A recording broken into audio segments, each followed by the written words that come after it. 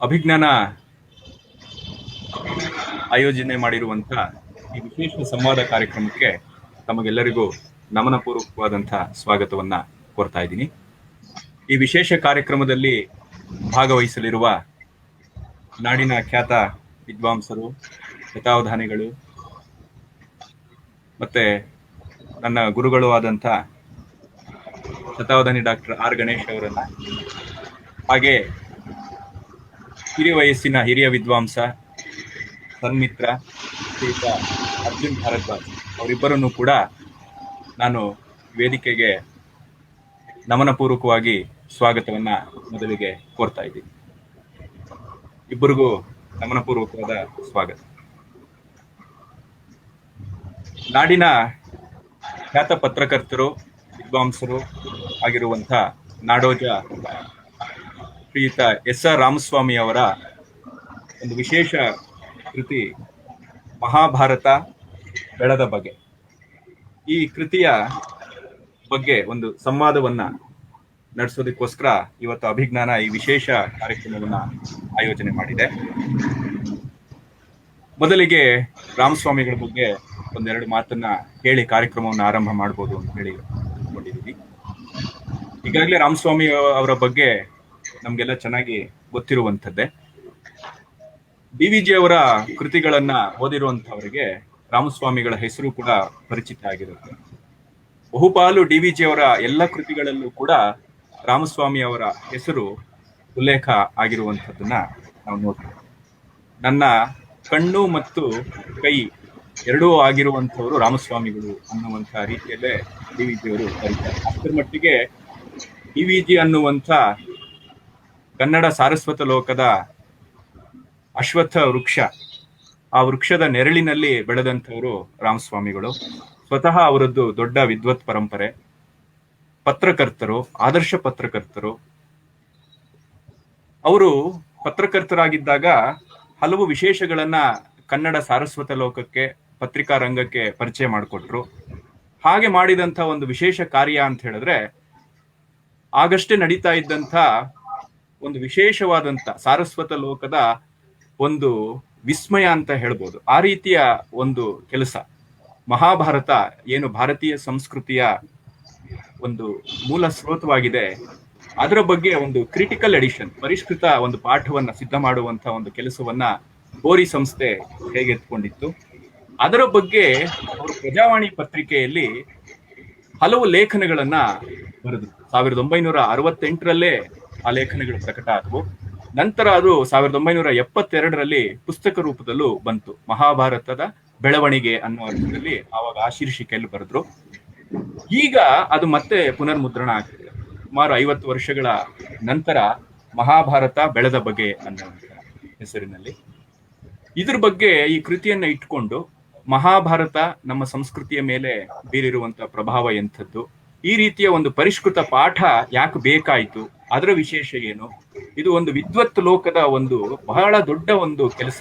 ಆದ್ರೆ ಇವತ್ತು ಆ ರೀತಿಯ ವಿದ್ವತ್ತಿನ ಕೆಲಸದ ಬಗ್ಗೆನೆ ಒಂದು ರೀತಿಯ ಅಸಡ್ಡೆ ಬಂದಿದೆ ಸಮಾಜದಲ್ಲಿ. ಇದ್ರ ಬಗ್ಗೆ ನಾವು ಯಾವ ರೀತಿ ಗಮನವನ್ನು ಹರಿಸ್ಬೇಕು ಅನ್ನೋ ದೃಷ್ಟಿಯಿಂದ ಸಂವಾದವನ್ನ ಮಾಡೋದಕ್ಕೆ ನಮ್ ಜೊತೆ ಇನ್ನಿಬ್ಬರು ಖ್ಯಾತನಾಮರು ಇದ್ದಾರೆ.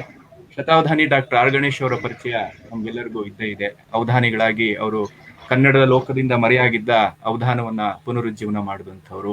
ಮತ್ತೆ ಅವರು ಒಂದು ರೀತಿ ಸಾಂಸ್ಕೃತಿಕ ಲೋಕದಲ್ಲಿ ಸಾಕಷ್ಟು ಕೆಲಸಗಳನ್ನ ಮಾಡಿ ಹಲವರನ್ನ ಕೆಲಸದ ಕಡೆಗೆ, ಅಂದ್ರೆ ಸಂಸ್ಕೃತ ಸುತ್ತಮುತ್ತ ಏನು ನಡೀಬಹುದಾದಂತ ಒಂದು ಸಾರಸ್ವತ ಕೈಂಕರ್ಯಗಳಿದೆ, ಅದ್ರ ಕಡೆಗೆ ಹಲವರು ಯುವಕರನ್ನ, ನನ್ನನ್ನು ಸೇರಿದ ಹಾಗೆ ಹಲವರನ್ನ ಆ ಕಡೆ ಸೆಳೆದಂಥವ್ರು, ತೊಡಗಿಸಿದಂಥವ್ರು. ಆಮೇಲೆ ವಿಶೇಷವಾಗಿ ಅವರು ಮಾಡಿದಂಥ ಒಂದು ಕೆಲಸ ಅಂತ ಹೇಳಿದ್ರೆ, ನಮ್ಮ ಸಾರಸ್ವತ ಲೋಕದಲ್ಲಿ ವಿಸ್ಮೃತಿಯನ್ನ ಅನುಭವಿಸ್ತಾ ಇದ್ದಂತ ಹಲವು ರೀತಿಯ ಏನು ಸಂಸ್ಕೃತ ಸಾಹಿತ್ಯದ ವಿವಿಧ ಆಯಾಮಗಳ ಮಜಲುಗಳನ್ನ ಅವ್ರ ಉಪನ್ಯಾಸಗಳ ಮೂಲಕ, ಬರಹಗಳ ಮೂಲಕ ಅವರು ಜನಕ್ಕೆ ತಲುಪಿಸ್ತಾ ಬರ್ತಾ ಇದ್ದಾರೆ. ಇದ್ರ ಮಧ್ಯೆ ಒಂದು ವಿಶೇಷ ಅಂತ ಹೇಳಿದ್ರೆ, ಈಗ ಮಹಾಭಾರತದ ಬಗ್ಗೆ ನಾವೆಲ್ಲರೂ ಮಾತಾಡ್ತೀವಿ, ನಮ್ಗೆಲ್ಲ ಗೊತ್ತಿದೆ, ಮಹಾಭಾರತದ ಕಥೆ ಗೊತ್ತಿದೆ. ನಾವು ಎಲ್ಲೂ ಮಹಾಭಾರತವನ್ನ ಓದದೆ ನಾವೆಲ್ಲ ಪಡೆದಿರುವಂತ ಅರಿವದು. ಮಹಾಭಾರತವನ್ನ ಓದುವಂಥದ್ದೇ ಒಂದು ಜೀವಮಾನದ ಸಾಧನೆ. ಆ ರೀತಿಯ ಸಾಧನೆಯನ್ನ ಹಲವು ಸಲ ಮಾಡಿದಂಥವ್ರು ಗಣೇಶ್ ಅವರು. ಯಾಕೆ ಅವರನ್ನ ಈ ರೀತಿ ಈ ಕಾರ್ಯಕ್ರಮಕ್ಕೆ ವಿಶೇಷವಾಗಿ ನಾವು ಒಂದು ಆಹ್ವಾನವನ್ನ ಕೊಟ್ಟು ನೀವೇ ಇದ್ರ ಬಗ್ಗೆ ಮಾತಾಡ್ಬೇಕು ಅನ್ನುವಂಥದ್ದು ಮೊದಲೇ ನಾವು ತೀರ್ಮಾನ ಮಾಡ್ಕೊಂಡಿದ್ದಂತ ರೀತಿಯಲ್ಲಿ ನಡೀತು ಅಂತ ಹೇಳಿದ್ರೆ, ಮಹಾಭಾರತದ ಬಗ್ಗೆ ಮೂಲದಲ್ಲಿ ಎಷ್ಟು ಜನ ಓದಿದ್ದಾರೆ, ನಾವು ಇಡೀ ಭಾರತದಲ್ಲೇ ನಾವು ಲೆಕ್ಕ ಮಾಡಿದ್ರು ಕಡಿಮೆ ಸಂಖ್ಯೆ ಸಿಗುವಂಥದ್ದು. ಮಹಾಭಾರತದ ಓದೇ ಬಹಳ ಒಂದು ಸಾಧನೆ ಅನ್ನುವ ರೀತಿ. ಹಾಗೆ ನಿರಂತರವಾಗಿ ಮಹಾಭಾರತವನ್ನು ಅಧ್ಯಯನ ಮಾಡಿ ಅದರ ರಸಾಸ್ವಾದವನ್ನು ಕೂಡ ನಮ್ಗೆ ಕೊಡ್ತಾ ಬಂದಿದ್ದಾರೆ ಗಣೇಶ್ ಅವರು. ಇತ್ತೀಚೆಗೆ ಕೂಡ ಗೋಖಲೆ ಸಂಸ್ಥೆಯಲ್ಲಿ ಬಹುಶಃ 100 ದಿನಗಳ ಸತತ ವ್ಯಾಖ್ಯಾನವನ್ನು ಅವರು ಮಹಾಭಾರತದ ಬಗ್ಗೆ ಮಾಡಿದ್ರು. ಅವರು ಬೇರೆ ಬೇರೆ ವರ್ಷನ್ಸ್ ಅಲ್ಲೂ ನೋಡಿದ್ದಾರೆ. ಅಂದ್ರೆ ಏನು ಜನಪ್ರಿಯ ಆವೃತ್ತಿ ಇದೆ ಮಹಾಭಾರತ, ಕ್ರಿಟಿಕಲ್ ಎಡಿಷನ್ ಇತ್ಯಾದಿಗಳೆಲ್ಲವನ್ನೂ ಕೂಡ ಅವರು ಮಹಾಭಾರತದ ಸುತ್ತ ಇರುವಂತ ಎಲ್ಲ ಒಂದು ಸಾಹಿತ್ಯವನ್ನು ನೋಡಿದಂಥವ್ರು. ಅಷ್ಟೇ ಅಲ್ಲ, ಮಹಾಭಾರತದಿಂದ ಪ್ರಭಾವಿತವಾಗಿ ಸಂಸ್ಕೃತ ಸಾಹಿತ್ಯ, ಕನ್ನಡ ಸಾಹಿತ್ಯದಲ್ಲಿ ಏನೆಲ್ಲ ಬಂದಿದೆ ಆ ಎಲ್ಲ ಸಾಹಿತ್ಯವನ್ನೂ ಅವರು ನೋಡಿದಂಥವ್ರು. ಹಾಗಾಗಿ ಅವರಿಗಿಂತನೂ ಹೆಚ್ಚು ಸಮರ್ಥರು ಈ ಕೃತಿಯ ಅವಶ್ಯಕತೆ, ಇದರ ವಿಶೇಷಗಳ ಬಗ್ಗೆ ಮಾತನಾಡೋದಕ್ಕೆ ಇನ್ನೊಬ್ರು ಸಿಗೋದಿಲ್ಲ. ಹಾಗಾಗಿ ನಾನು ಅವರನ್ನ ಪ್ರಾರ್ಥನೆ ಮಾಡಿಕೊಂಡಾಗ ಅವರು ಸಂತೋಷದಿಂದ ಬಂದಿದ್ದಾರೆ. ರಾಮಸ್ವಾಮಿಗಳಿಗೂ ಕೂಡ ಬಹಳ ಹತ್ತಿರದವರು. ಗಣೇಶ್ ಅವರೇ ಹೇಳೋ ರೀತಿಯಲ್ಲಿ ನಾವೆಲ್ಲ ಒಂದೇ ದೇವಸ್ಥಾನದ ಪೂಜಾರಿಗಳು, ಪುರೋಹಿತರು ಅಂತ ಹೇಳಿ, ಅರ್ಚಕರು ಅಂತ. ಹಾಗಾಗಿ ಅವರು ಸಂತೋಷದಿಂದ ಈ ಕಾರ್ಯಕ್ರಮಕ್ಕೆ ಬಂದಿದ್ದಾರೆ. ಅವರಿಗೆ ನಮನ ಪೂರ್ವಕವಾದಂತಹ ಸ್ವಾಗತವನ್ನ ಕೋರ್ತಾ ಇದ್ದೀನಿ. ಹಾಗೆ ಅರ್ಜುನ್ ಭಾರದ್ವಾಜ್ ಚಿಕ್ಕ ವಯಸ್ಸಿನಲ್ಲೇ ದೊಡ್ಡ ಸಾಧನೆ ಮಾಡಿರುವಂತವ್ರು. ವಿಶೇಷ ಅಂತ ಹೇಳಿದ್ರೆ ಈ ಕಾರ್ಯಕ್ರಮಕ್ಕೆ ಅವ್ರನ್ನ ಕರೆಯೋದಕ್ಕೆ ಇನ್ನೊಂದು ವಿಶೇಷ ಅಂತ ಹೇಳಿದ್ರೆ, ಅವ್ರ ವಿದ್ವತ್ತಿನ ಜೊತೆಗೆ ಈ ಮಹಾಭಾರತ ಬೆಳೆದ ಬಗ್ಗೆ ಏನಿದೆ ಅದನ್ನ ಅವ್ರು ಇಂಗ್ಲಿಷ್ಗೆ ಅನುವಾದ ಮಾಡಿದ್ರು. ಇತ್ತೀಚೆಗಷ್ಟೇ ಅದು ಇಂಗ್ಲಿಷ್ಗೆ ಕೂಡ ಅನುವಾದ ಆಗಿದೆ. ಆ ಅನುವಾದವನ್ನ ಮಾಡಿದಂಥವ್ರು, ಸ್ವತಃ ಅವರು ಮಹಾಭಾರತವನ್ನ ಮೂಲದಲ್ಲೇ ನೋಡಿರುವಂಥವ್ರು. ಅವರು ಇಂಜಿನಿಯರ್ ಪದವೀಧರರು, ಹೊರದೇಶದಲ್ಲೇ ಕಲಿತು, ಆದರೆ ಸಂಸ್ಕೃತದ ಬಗ್ಗೆ ಆಸಕ್ತಿಯಿಂದ ಸಂಸ್ಕೃತದಲ್ಲೂ ಅವರು ಉನ್ನತ ಸ್ನಾತಕೋತ್ತರ ಪದವಿಯನ್ನ ಪಡೆದಂಥವ್ರು. ಬರೀ ಸಂಸ್ಕೃತ ಅಷ್ಟೇ ಅಲ್ಲ, ಗ್ರೀಕ್ ಮತ್ತೆ ಲ್ಯಾಟಿನ್, ಜರ್ಮನ್ ಇತ್ಯಾದಿ ವಿದೇಶಿ ಭಾಷೆಗಳಲ್ಲೂ ಅವರು ನಿಷ್ಣಾತರು. ಸಂಸ್ಕೃತದ ಕವಿಗಳು ಹೌದು. ಹೀಗೆ ಅವರು ಹಲವಾರು ರೀತಿಯಲ್ಲಿ ಗಣೇಶ್ ಅವರು ಮಾಡ್ತಾ ಇರುವಂತ ಒಂದು ಸಾರಸ್ವತ ಕೆಲಸ ಏನಿದೆ ಅದರ ಒಂದು ಸಮರ್ಥ ವಾರಸಿಕೆಯನ್ನ ಮುಂದುವರಿಸ್ತಾ ಇರೋರಲ್ಲಿ ಅರ್ಜುನ್ ಭಾರದ್ವಾಜ್ ಕೂಡ ಒಬ್ರು. ಅಂಥವರು ಈ ಕಾರ್ಯಕ್ರಮಕ್ಕೆ ಬಂದಿರುವಂಥದ್ದು ಬಹಳ ನನಗೆ ಸಂತೋಷ. ಬಹಳ ಆತ್ಮೀಯ ಸ್ನೇಹಿತರು. ಮತ್ತೆ ಈ ಪೀಳಿಗೆಯವರು ನಾವು ಈ ಕೃತಿಯನ್ನು ಹೇಗೆ ನೋಡಬೇಕು ಅನ್ನೋದಕ್ಕೆ ಒಂದು ಮಾದರಿಯಾಗಿ, ಒಂದು ಆದರ್ಶವಾಗಿ ಕೂಡ ನಮ್ಗೆ ಅರ್ಜುನ್ ಅವರು ಇವತ್ತು ಕಾಣಿಸ್ಕೊಳ್ತಾರೆ. ಈ ದೃಷ್ಟಿಯಿಂದ ಕೂಡ ಅವ್ರು ಈ ಕಾರ್ಯಕ್ರಮಕ್ಕೆ ಒಪ್ಪಿ ಬಂದಿರುವಂಥದ್ದು ಸಂತೋಷದ ಪಡುವಂತಹ ಒಂದು ಸಂಗತಿ. ಅವ್ರಿಗೂ ಕೂಡ ನಿಮ್ಮೆಲ್ಲರ ಪರವಾಗಿ ಆತ್ಮೀಯವಾದಂತಹ ಸ್ವಾಗತವನ್ನ ಕೋರ್ತಾ ಇದ್ದೀನಿ. ಮತ್ತೆ ಹಲವರು ನೀವ್ಯಾರು ನಮಗೆ ಕಾಣ್ತಾ ಇಲ್ಲ, ನಾವು ನಿಮಗೆ ಕಾಣ್ತಾ ಇದ್ದೀವಿ. ಹೀಗೆ ಒಂದು ರೀತಿ ಪ್ರತ್ಯಕ್ಷ ಪರೋಕ್ಷಗಳ ಆಟದಲ್ಲಿ ಮಹಾಭಾರತದ ಈ ರಸಾಸ್ವಾದಕ್ಕೆ ನೀವು ನೆರೆದಿರುವಂತ ಎಲ್ಲ ಸಹೃದಯರಿಗೂ ಕೂಡ ನಾನು ನಮಸ್ಕಾರಗಳನ್ನ ಸಲ್ಲಿಸಿ ಎಲ್ಲರನ್ನೂ ನಾನು ಸ್ವಾಗತ ಮಾಡ್ತಾ ಇದ್ದೀನಿ. ಕಾರ್ಯಕ್ರಮದ ಕೊನೆಯಲ್ಲೂ ಪ್ರಶ್ನೆಗಳಿಗೂ ಕೂಡ ಅವಕಾಶ ಇರುತ್ತೆ. ಈ ಕಾರ್ಯಕ್ರಮಕ್ಕೆ ಸಂಬಂಧಪಟ್ಟು ಮತ್ತೆ ಮುಖ್ಯವಾಗಿ ಮಹಾಭಾರತಕ್ಕೆ ಸಂಬಂಧಪಟ್ಟ ಹಾಗೆ ಏನಾದ್ರೂ ನಿರ್ದಿಷ್ಟವಾಗಿ ಪ್ರಶ್ನೆಗಳಿದ್ರೆ ನೀವು ನಮಗೆ ಮೆಸೇಜ್ ಮೂಲಕ ಕಳಿಸಬಹುದು. ಅದನ್ನ ಕೇಳುವಂತ ಒಂದು ಕೆಲಸವನ್ನ ಮಾಡ್ತೀವಿ. ಈಗ ಕಾರ್ಯಕ್ರಮಕ್ಕೆ ಬರೋಣ. ಮೊದಲಿಗೆ ಶತಾವಧಾನಿ ಡಾಕ್ಟರ್ ಆರ್ ಗಣೇಶ್ ಅವರನ್ನ ನಾನು ಸಂವಾದಕ್ಕೆ ಮೊದಲಿಗೆ ಆಹ್ವಾನ ಮಾಡ್ತಾ ಇದ್ದೀನಿ. ಸರ್ ನಮಸ್ಕಾರ. ನಮಸ್ಕಾರ. ಈಗ ನಾವು ಮಹಾಭಾರತದ ವಿಶೇಷತೆ ಏನು ಅನ್ನೋ ಒಂದು ಪ್ರಶ್ನೆಯನ್ನ ತಗೊಂಡು ನಾವು ಮುಂದುವರಿಬಹುದು ಅನ್ಸುತ್ತೆ. ಇಡೀ ಭಾರತೀಯ ಸಂಸ್ಕೃತಿ 2 ಭಾಷೆಗಳಲ್ಲಿ ಮಾತಾಡುತ್ತೆ ಅಂತ ಹೇಳಿ ನಾವು ಕೇಳ್ತಾ ಇರ್ತೀವಿ. ಒಂದು ರಾಮಾಯಣದ ಭಾಷೆ, ಇನ್ನೊಂದು ಮಹಾಭಾರತದ ಭಾಷೆ ಅಂತ ಹೇಳಿ.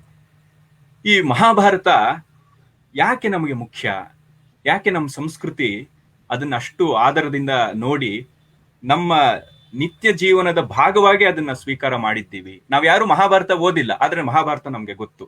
ಇಷ್ಟರ ಮಟ್ಟಿಗೆ ಒಂದು ತಾದಾತ್ಮ್ಯ ಹೇಗೆ ಬಂತು ಅನ್ನೋದ್ರ ಬಗ್ಗೆ ತಾವು ಬೆಳಕು ಚೆಲ್ಲಬಹುದು ಅಂತ ಅಂದ್ಕೊಂಡಿದ್ದೀನಿ. ಖಂಡಿತ. ನಮಃ ಸರ್ವವಿದೇ ತಸ್ಮೈ ವ್ಯಾಸಾಯ ಕವಿವೇಧಸೆ ಚಕ್ರೇ ಪುಣ್ಯಂ ಸರಸ್ವತ್ಯ ಯೋ ವರ್ಷಮಿವ ಭಾರತಂ. ವೇದವ್ಯಾಸರಿಗೆ ನಮಸ್ಕಾರ. ಅವರು ಕವಿ ಬ್ರಹ್ಮ. ಆ ಬಿರುದು ಅವರಿಗೆ ಕೊಟ್ಟಿರೋದು ನಮ್ಮ ಸಮಾಜ. ಸರಸ್ವತಿ ನದಿ ನಮ್ಮ ದೇಶವನ್ನ ಹೇಗೆ ಪಾವನ ಮಾಡುತ್ತೋ, ಅವರ ಸರಸ್ವತಿ, ಅವರ ಮಾತು ನಮ್ಮ ದೇಶವನ್ನ, ನಮ್ಮ ಸಂಸ್ಕೃತಿಯನ್ನ ಹಾಗೆ ಪಾವನ ಮಾಡ್ತು ಅಂತ. ಏನಾಯ್ತು, ವ್ಯಾಸರು ಒಂದು ವ್ಯಕ್ತಿಯಲ್ಲ, ಒಂದು ಶಕ್ತಿ, ಒಂದು ಪರಂಪರೆ ಅಂತೆಲ್ಲ ಹೇಳ್ತಾರೆ. ಏನೇ ಇದ್ರೂ ಅಲ್ಲಿ ಕಾಣುವ ಸ್ವಾರಸ್ಯ ಏನಂದ್ರೆ, ಅವರು ವೇದವ್ಯಾಸರೂ ಹೌದು, ಕವಿವ್ಯಾಸರೂ ಹೌದು. ಅಂದ್ರೆ ಒಂದು ಕಡೆ ಪಾರಂಪರಿಕವಾಗಿ ಬಂದ ಋಷಿಗಳ ಜ್ಞಾನವನ್ನ ಸಂಪಾದನೆ ಮಾಡಿಕೊಟ್ರು. ಅವ್ರನ್ನ ವೇದಗಳ ಮೊದಲ ಎಡಿಟರ್ ಅನ್ಬೋದು. ವಸ್ತುತಃ ಕ್ರಿಟಿಕಲ್ ಎಡಿಷನ್ ಅಂತೀವಲ್ಲ, ಆ ರೀತಿಯಾದದ್ದಕ್ಕೆ ಅವರೇ ಆಚಾರ್ಯ ಪುರುಷರು ಅಂತ ಕರೀಬಹುದು. ಹಾಗಾದ್ಮೇಲೆ ಅವರು ವೇದ ಸಾರ ಸರ್ವಸ್ವವನ್ನ ಸಮಾಜಕ್ಕೆ ಭಾವನೆಯ ಮೂಲಕ ಎಟಕಿಸ್ಬೇಕು ಅಂತ ನೋಡಿದ್ರು. ಹೀಗೆ ಒಂದು ಕಡೆ ಶಾಸ್ತ್ರಜ್ಞರಾಗಿ, ಸಂಪಾದಕರಾಗಿ, ಪರಿಷ್ಕೃತ ಆವೃತ್ತಿಯ ಸಂಪಾದಕರಾಗಿ ಕೆಲಸ ಮಾಡಿದಂತೆ, ಮತ್ತೊಂದು ಕಡೆ ರಚನಾತ್ಮಕವಾದ ಕವಿಯಾಗಿ ಕೆಲಸ ಮಾಡಿದ್ದಾರೆ. ಹೀಗೆ ಮಾಡಿದ್ರಿಂದ ಅವರಿಗೆ ಎರಡೂ ಅಂಶಗಳು ಗೊತ್ತಿವೆ.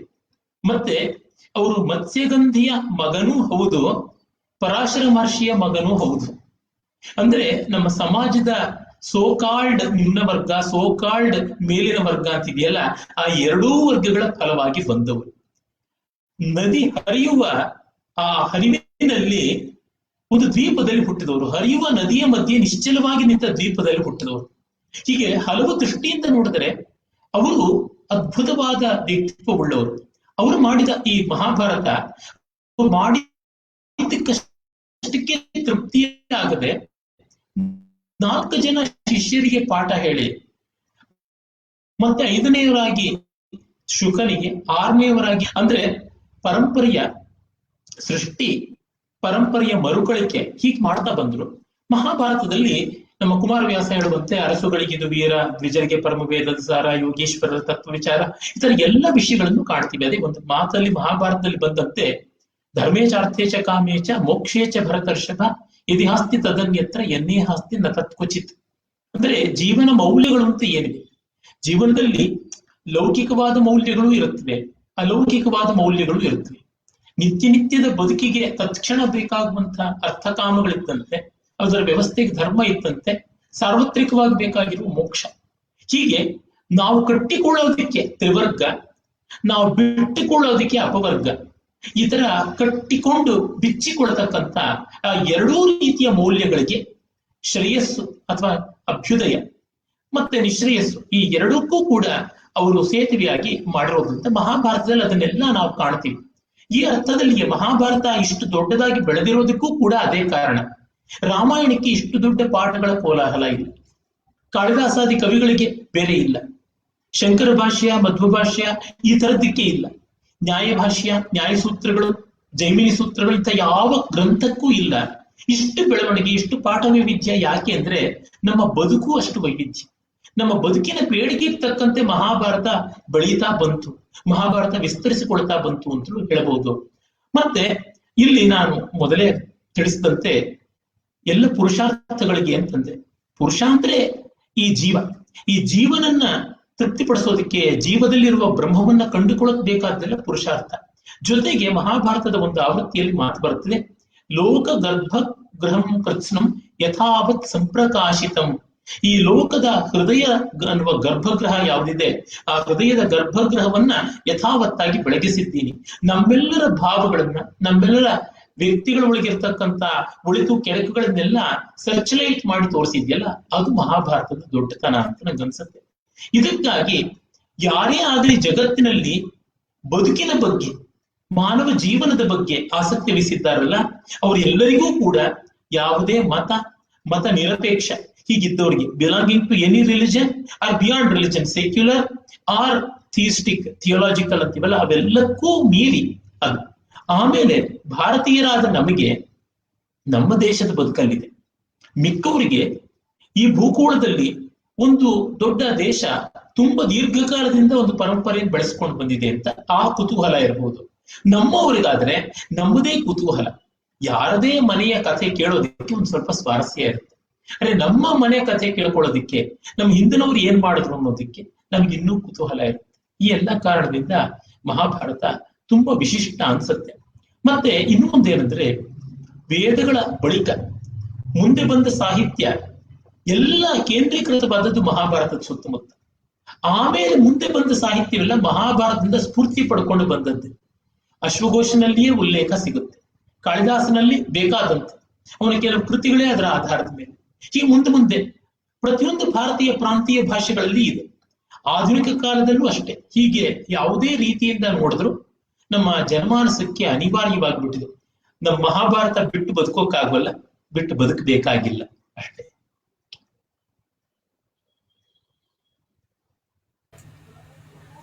ಅರ್ಜುನ್ ಅವರೇ, ಗಣೇಶ್ ಅವರು ಮಾತಾಡ್ತಾ ಹೇಳಿದ್ರು, ಇದು ನಮ್ಮನೆ ಕಥೆ. ನಮ್ಮನೆ ಕಥೆ ಅಷ್ಟು ರುಚಿಸೋದಿಲ್ಲ, ಯಾವಾಗ್ಲೂ ಪಕ್ಕದ ಮನೇಲಿ ಏನ್ ನಡೀತಾ ಇರತ್ತೆ ಅನ್ನುವಂಥದ್ದು ಕುತೂಹಲ ಹೆಚ್ಚು. ಈಗಂತೂ ನಾವೆಲ್ಲರೂ ಕೂಡ ಪಕ್ಕದ ಮನೆಗಳಿಗೆ ಹೆಚ್ಚು ಹೋಗಿ ಬರ್ತಿರೋದ್ರಿಂದ ಈ ಜನರೇಷನ್, ಈ ಪೀಳಿಗೆಯ ಯುವಕರು ಯುವತಿಯರು ಯಾರಿದ್ದಾರೆ ಅವ್ರಿಗೆ ರಾಮಾಯಣ ಮಹಾಭಾರತ ಅಂತ ಹೇಳಿದ್ರೆ ಏನದ ಕಾಲದಿಂದ ಏನೋ ಕೇಳ್ಕೊಂಡ್ ಬರ್ತಿದೀವಲ್ಲ ಅನ್ನುವಂಥ ಒಂದು ಸಹಜವಾದಂತ ಒಂದು ಮನೋಧರ್ಮ ಬಂದ ಹಾಗೆ ಕಾಣುತ್ತೆ. ಅದು ಎಲ್ಲರೂ ಹಾಗೆ ಅಂತಲ್ಲ, ಬಟ್ ಬಹುಪಾಲು ಜನಕ್ಕೆ ಆ ತರದ್ದು ಒಂದು ಅಭಿಪ್ರಾಯ ಇರಬಹುದು. ನೀವು ಈ ಪೀಳಿಗೆಯ ಒಂದು ರೆಪ್ರೆಸೆಂಟೇಷನ್ ನಿಮ್ಮನ್ನ ತಗೊಂಡಾಗ ನಿಮಗೆ ಮಹಾಭಾರತ ಯಾಕೆ ಮುಖ್ಯ ಅಂತ ಅನ್ಸುತ್ತೆ? ಹಾ, ಅಂದ್ರೆ ನಾನು ನಮಸ್ಕಾರ ಸೂರ್ಯಪ್ರಕಾಶ್ ಮಾಡಿದ್ರೆ, ನೀವು ಕಾಣಿಸ್ತಾ ಇಲ್ಲ. ನಾನು ಈ ಪೀಳಿಗೆಯ ಒಂದ್ ರೀತಿ ಪ್ರತಿನಿಧಿ ಅಂತ ಹೇಳಕ್ಕೆ ತುಂಬಾ ಕಷ್ಟ ಅಂತ ಕಾಣುತ್ತೆ. ನಾನು ನನ್ನನ್ನ ಹಳೆ ತಲೆಮಾರಿಗೆ ಒಂದ್ ರೀತಿ ಗುರ್ತಿಸ್ಕೋತೀನಿ. ಆದ್ರೆ ಏನಂದ್ರೆ ಗಣೇಶ್ ಅವ್ರು ಹೇಳ್ದ ಹಾಗೆ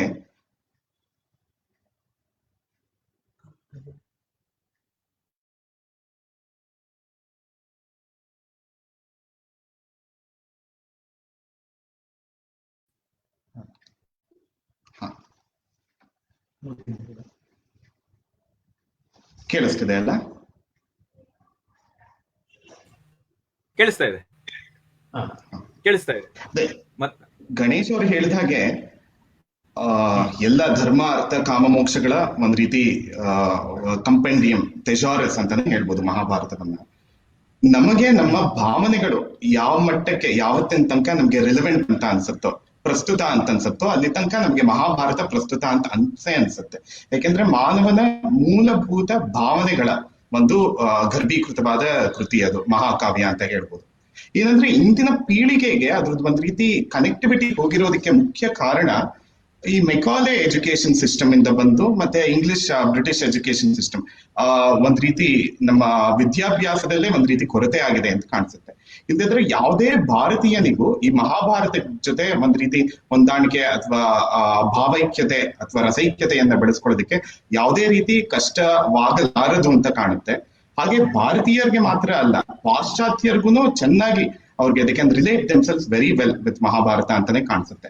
ಏನಂದ್ರೆ ನಮ್ಮ ಈ ವಿದ್ಯಾಭ್ಯಾಸದ ಕ್ರಮದಲ್ಲೇ ಒಂದಿಷ್ಟು ಹಾನಿ ಆಗಿದೆ ಅಂತ ಕಾಣುತ್ತೆ. ಹಾಗಾಗಿ ನಮ್ಗೆ ಅದು ನಮ್ಮ ಪೂರ್ವಜರ ಕತೆ, ನಮ್ಮ ಭಾರತದ ಕತೆ ಆಗಿದ್ರು ಯಾವುದೋ ಒಂದು ನಮ್ಗೆ ಅದ್ರ ಜೊತೆ ಹೆಚ್ಚಿನ ಸಂಬಂಧ ಇಲ್ವೇನೋ, ಅಥವಾ ಅಲ್ಲಿ ವ್ಯಾಸರು ಮೂಲವಾಗಿ ಹೇಳಕ್ ಹೊರಟಿರುವ ಮೌಲ್ಯಗಳಿಗಿಂತ ಮೀರಿದಂತಹ ಇನ್ಯಾವುದೋ ವಿಜ್ಞಾನ ಇದೆ ಅಂತನೋ, ಇನ್ಯಾವುದೋ ಒಂದು ತಂತ್ರಜ್ಞಾನ ಇದೆ ಅಂತನೋ ಆ ರೀತಿ ಹುಡುಕಕ್ಕೆ ಪ್ರಯತ್ನ ಪಡ್ತೀವಿ.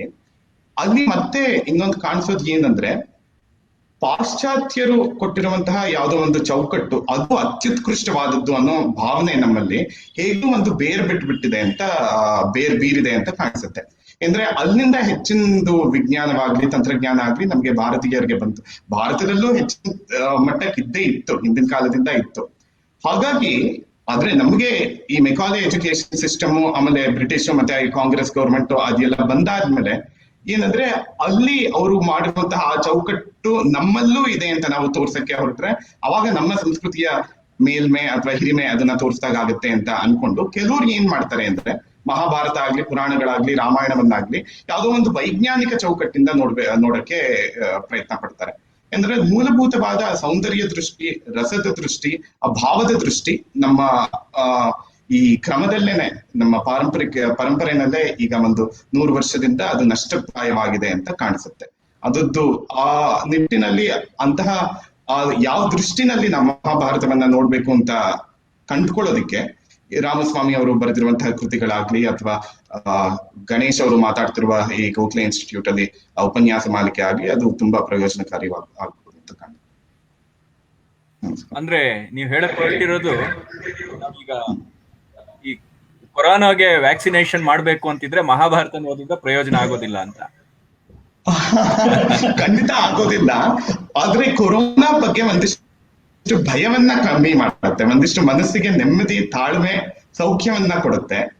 ಆ ಸೌಖ್ಯದಿಂದ ನಮ್ಗೆ ಮನೋಬಲ, ದೇಹಬಲ ಎಲ್ಲ ಬಂದು ಕೊರೋನಾ ಅದರಷ್ಟಕ್ಕೆ ಅದು ದೂರ ಹೋಗೋ ಸಾಧ್ಯತೆ ಇರುತ್ತೆ. ಅದರಿಂದ ಏನು ವ್ಯಾಕ್ಸಿನೇಷನ್ ಆಗ್ಲಿ, ವೈರಸ್ ಎರಾಡಿಕೇಶನ್ ಆಗ್ಲಿ, ಆ ರೀತಿ ಎಲ್ಲ ಏನು ಸಾಧ್ಯವಾಗೋದಿಲ್ಲ. ಪಾಂಡವರು, ನಾನ್ ಸುಮ್ನೆ ಸತಿ ಸಾವಿತ್ರಿ ಇವರೆಲ್ಲ ಪಟ್ಟ ಕಷ್ಟಗಳ ಮುಂದೆ ನಮ್ ಕರೋನಾ ಕಷ್ಟ ತುಂಬಾ ದೊಡ್ಡದಲ್ಲ ಅಂತ ಮಹಾಭಾರತ. ಆ ಧೈರ್ಯದ ಮೇಲೆ ಬದುಕಬೇಕು. ವ್ಯಾಕ್ಸಿನ್ ಹುಡುಕೋದ್ರೆ ಅಲ್ಲ, ಅವಧಾನಿಗಳಿದ್ದಿದ್ರಿಂದ ನನ್ಗೆ ಅಪೂರ್ವ ವಾಸನೆಯಿಂದ ಪ್ರಶ್ನೆ ಕೇಳಿದೆ ಅಷ್ಟೇ. ಅದು